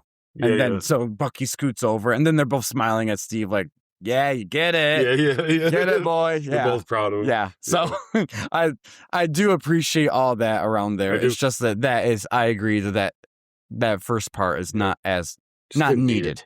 Yeah. But at the same time, it doesn't hurt anything. The argument for that is this still needed to be Cap's movie. So if there are going to be any moments like that, that's who gets it, and that's where it's going to be. Exactly. I get that. So it didn't hurt it at all either. All right. So, best villain moment. Yeah, Zemo talking to Caps through the glass. What he says to him, how he says it to him, it's mean, it's hurtful, it shows the vengeance in him. It shows us taking over, that he just, that's, to me, that's, I wrote Zemo killing the super soldiers. Yeah, that's because it's unexpected. And that's probably we needed choice. We needed that. We needed something unexpected because everyone up until this point, even right before the whole airport thing, the whole reason why they were going to the airport to fly away is because they were going to fight a whole bunch of super soldiers they thought were going to be released, and turned out plot point or whatever. I forgot the right wording, but nope. Plot twist. Nope. Not going to happen. All right. Most punchable face for you. Ross. I have two. So yeah, Ross is one of mine. He needs it right in the kisser. Yeah. Just, you know what? It's not even for what he stands for. It's how he talks to them. It's just how he acts. He's just such a pompous dick. Yes. He's just, and the one word answers, it's like, dude, get the hell. You can at least be nicer. Like, I will. It's part of your job being a dick because you're great at it. Like, that's just, if he wasn't that, not that it bothers me. It's fine. It's the character. It works just fine. But it's just, why? Like, this, you need, someone hasn't punched you in the face in a long time. I will point out that this is William Hurt's first appearance since The Incredible Hulk. Oh, okay, yeah. And I remember at the time when that happened, I remember being in the theaters and seeing that because there was a lot of speculation on, are they even going to make The Incredible Hulk be part of continuity because they changed the main actor? And we haven't seen anything from that ever since then. That's a big deal then. Yeah. So when he showed up and he still was playing Ross, for me at least, and for other people, were like, oh, they're keeping some continuity with that film. Yeah. Whether you like that or not, at least they were like, we're going to keep that. Yeah. And he is a great actor. So he basically carried most of that film as the best actor. Just wish he wasn't such a jerk. So I wrote him, but I also wrote that Hydra guy that had the book, the Brainwashed Bucky. Yeah. Part of me is like, you're still a Nazi, so I want to punch you. Yeah, no, that's very good reasoning. Yeah. Yeah. Anyways, okay, the prop that you would take home. Yeah, I picked the book. Oh, his book. Okay, I did. Okay, I like that. Yeah. I like that. I picked the Sokovia Accords. Okay. When he threw that on the table and you got to see it, I immediately thought I would like that book, that whole packet of this thicker than my Bible, Sokovia Accords. Nice. All right, I like that too. Yeah. All right. Underrated moment. I think we mentioned that as the I'm also gonna mention. I do think that the moment with the pens is underrated too. Mm-hmm. I don't think that's talked about enough either. Mm-hmm. But yeah, I definitely am gonna also put in there the conversation between Steve and Zemo through the glass. Yeah, which is funny. It gets a lot of recognition from me. But guys, you don't understand how much I love that scene. Yeah, well, it's a great scene, and I don't see that as being mostly recognized a lot too. Most overrated moment. I have no idea. Maybe the kiss. Who cares? Yeah. That's it. We'll just put it as the kiss because there's nothing. It could have been any girl. We just want to see Steve. Yeah. Yeah. I'd have rather been the girl with the lip piercing. I'd have laughed. That would have been funnier, right? Yeah. But other than that, I can't think of a moment in this movie where I thought we're not taking it serious enough. Yeah. I agree. All right. Funniest moment for you. I got two. So there's a bunch, but I'm going to pick just one. There's a setup to it, and then when it happens, Mhm. I love when he tells Ross, "Call me. I like to watch my light blink when people are on hold." And then at the end, he does call him. He goes, "What? I'm gonna put you on hold." He's like, "No." He's like, puts him on hold. And Tony follows through with that weird stuff that he does, which is another weird thing he does, like, "Don't hand me things" or whatever. Yep. You know what I mean? Like, so I love that. To me, that's funny. I laugh so hard because Mhm. it's at a serious moment in the movie. But he's like, "Oh, I'm gonna put you on hold," and I'm like, "Oh my god, he's doing it to him." So, Yeah. yeah, I picked that because I just thought that was perfect. Great. That's a good one. So I picked two. One of them was between Tony and Peter Parker in his room when he's like, "Can you even see through these things?" Whoa! And then Tony grabs, he's like, "Yes, I can see through them." I thought that was funny. His overreaction for that. Yeah. And then the other one is when Ant-Man grabs the shield and gives it the cap, and he says, "I believe this is yours, Captain America." How he talks to it. Yeah. It's exactly how he talks to him. Be like, trying to impress you, Captain America. Like, it's just how he says it. I instantly laughed when I watched that. That was pretty good. All right, most emotional moment. So I had to think about this one for a few minutes because this has got a couple really great moments in it that you could pick from. And I got to tell you, the scene I felt the most emotions that had me hit the feels, like I couldn't help it, was watching Tony process what he's looking at on the screen of that video. Mm-hmm. Robert Downey Jr. does this thing going from we're figuring this out to what is this? What's going on? To that out of control, like just what he does and how when he turns to Steve and he says, "Did you know?" You know what I mean? Mm-hmm. And it's just that moment when he asks him twice. I'm like, yeah, wow, that's powerful. What powerful stuff there. There's other moments in this movie too, but that one I have to say, I think stuck out the most to me. Mm-hmm. You know, because the obvious answer is going to be Peggy, right? You know, I almost put Peggy down as the weakest performance just for a joke. Because it's so hard to come up with one, right? So bad That she was died. gonna be yeah. I mean, she didn't do it. She laid in the casket. God, Oh my god. take the easy way out. Way to hone it in. Okay. Oh my god. But yeah, no, I think that takes it for me though, only because that is I get it. You know what I mean? Like I get that. Like, I don't know, I like it. I like it. Yeah. So I wrote two down, and they're for two different emotions. Because usually you think of emotional, and you think of sad. Yeah. And so I wrote down Tony going after Bucky and Cap for like the rage emotion part. Yeah. That's the most vicious I've seen him. Even when he goes against Thanos, I feel like this one is you see it more. Yeah. And that might just be me. And when we get to those retrospectives, maybe I'll negate that a little bit. But I really only remember seeing that look on his face when at the very end when he takes the helmet off and he has the rage on him before Cap does the shield down. I'm like, wow. Like you could see it. Wow. Yeah. Anyways, so that, and then I did write Peggy's funeral for Steve in particular. I just don't feel like it hit the emotional chords it could have. For me personally, it did, only because you see the tears starting to well up in his eyes as he's carrying the casket. And then it was the speech that Sharon gave.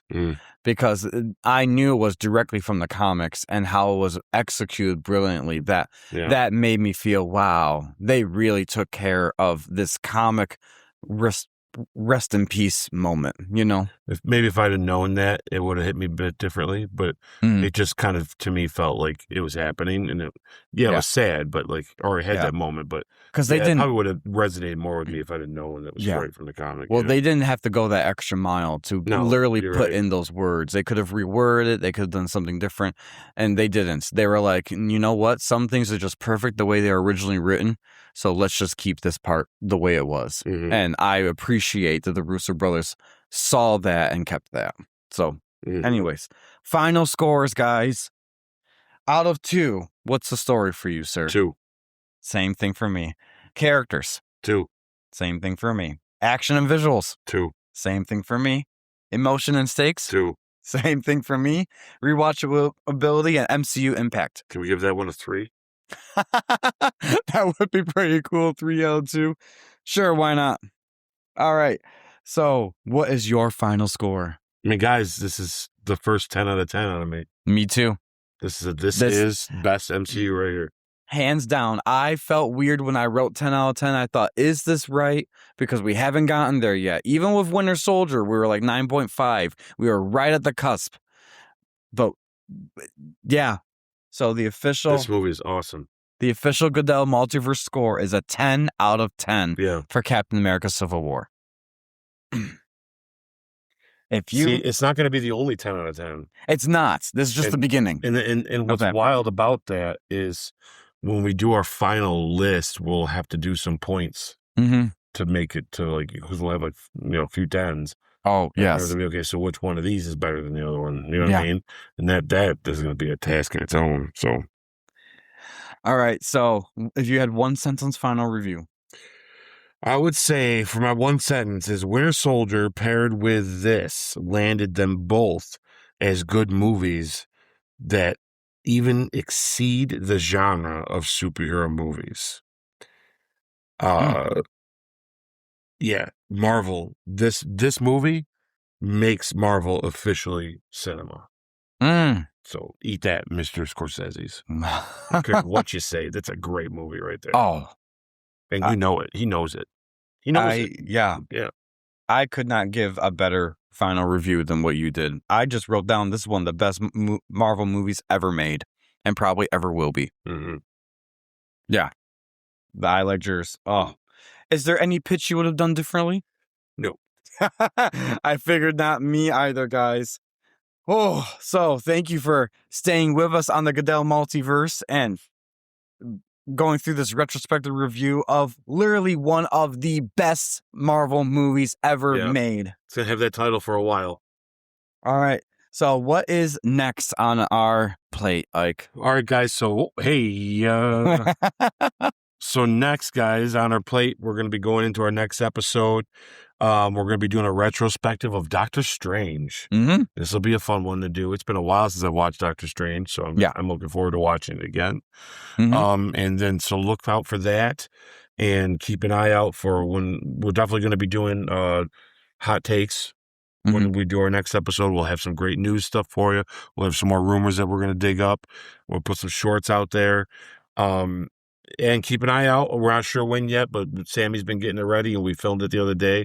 We had a great time doing our X-Men 1 thing, guys, when we filmed it. And Sammy's in the middle of editing it right now. Keep an eye out for it. It was a great time. It's turning out real good. We had a blast. It was so fun, and it's just great to revisit those characters again. And I'm actually excited because not only are we doing this, but we're preparing for next month's special this upcoming week, next weekend, technically, when we do Doctor Strange 4X2 X-Men United.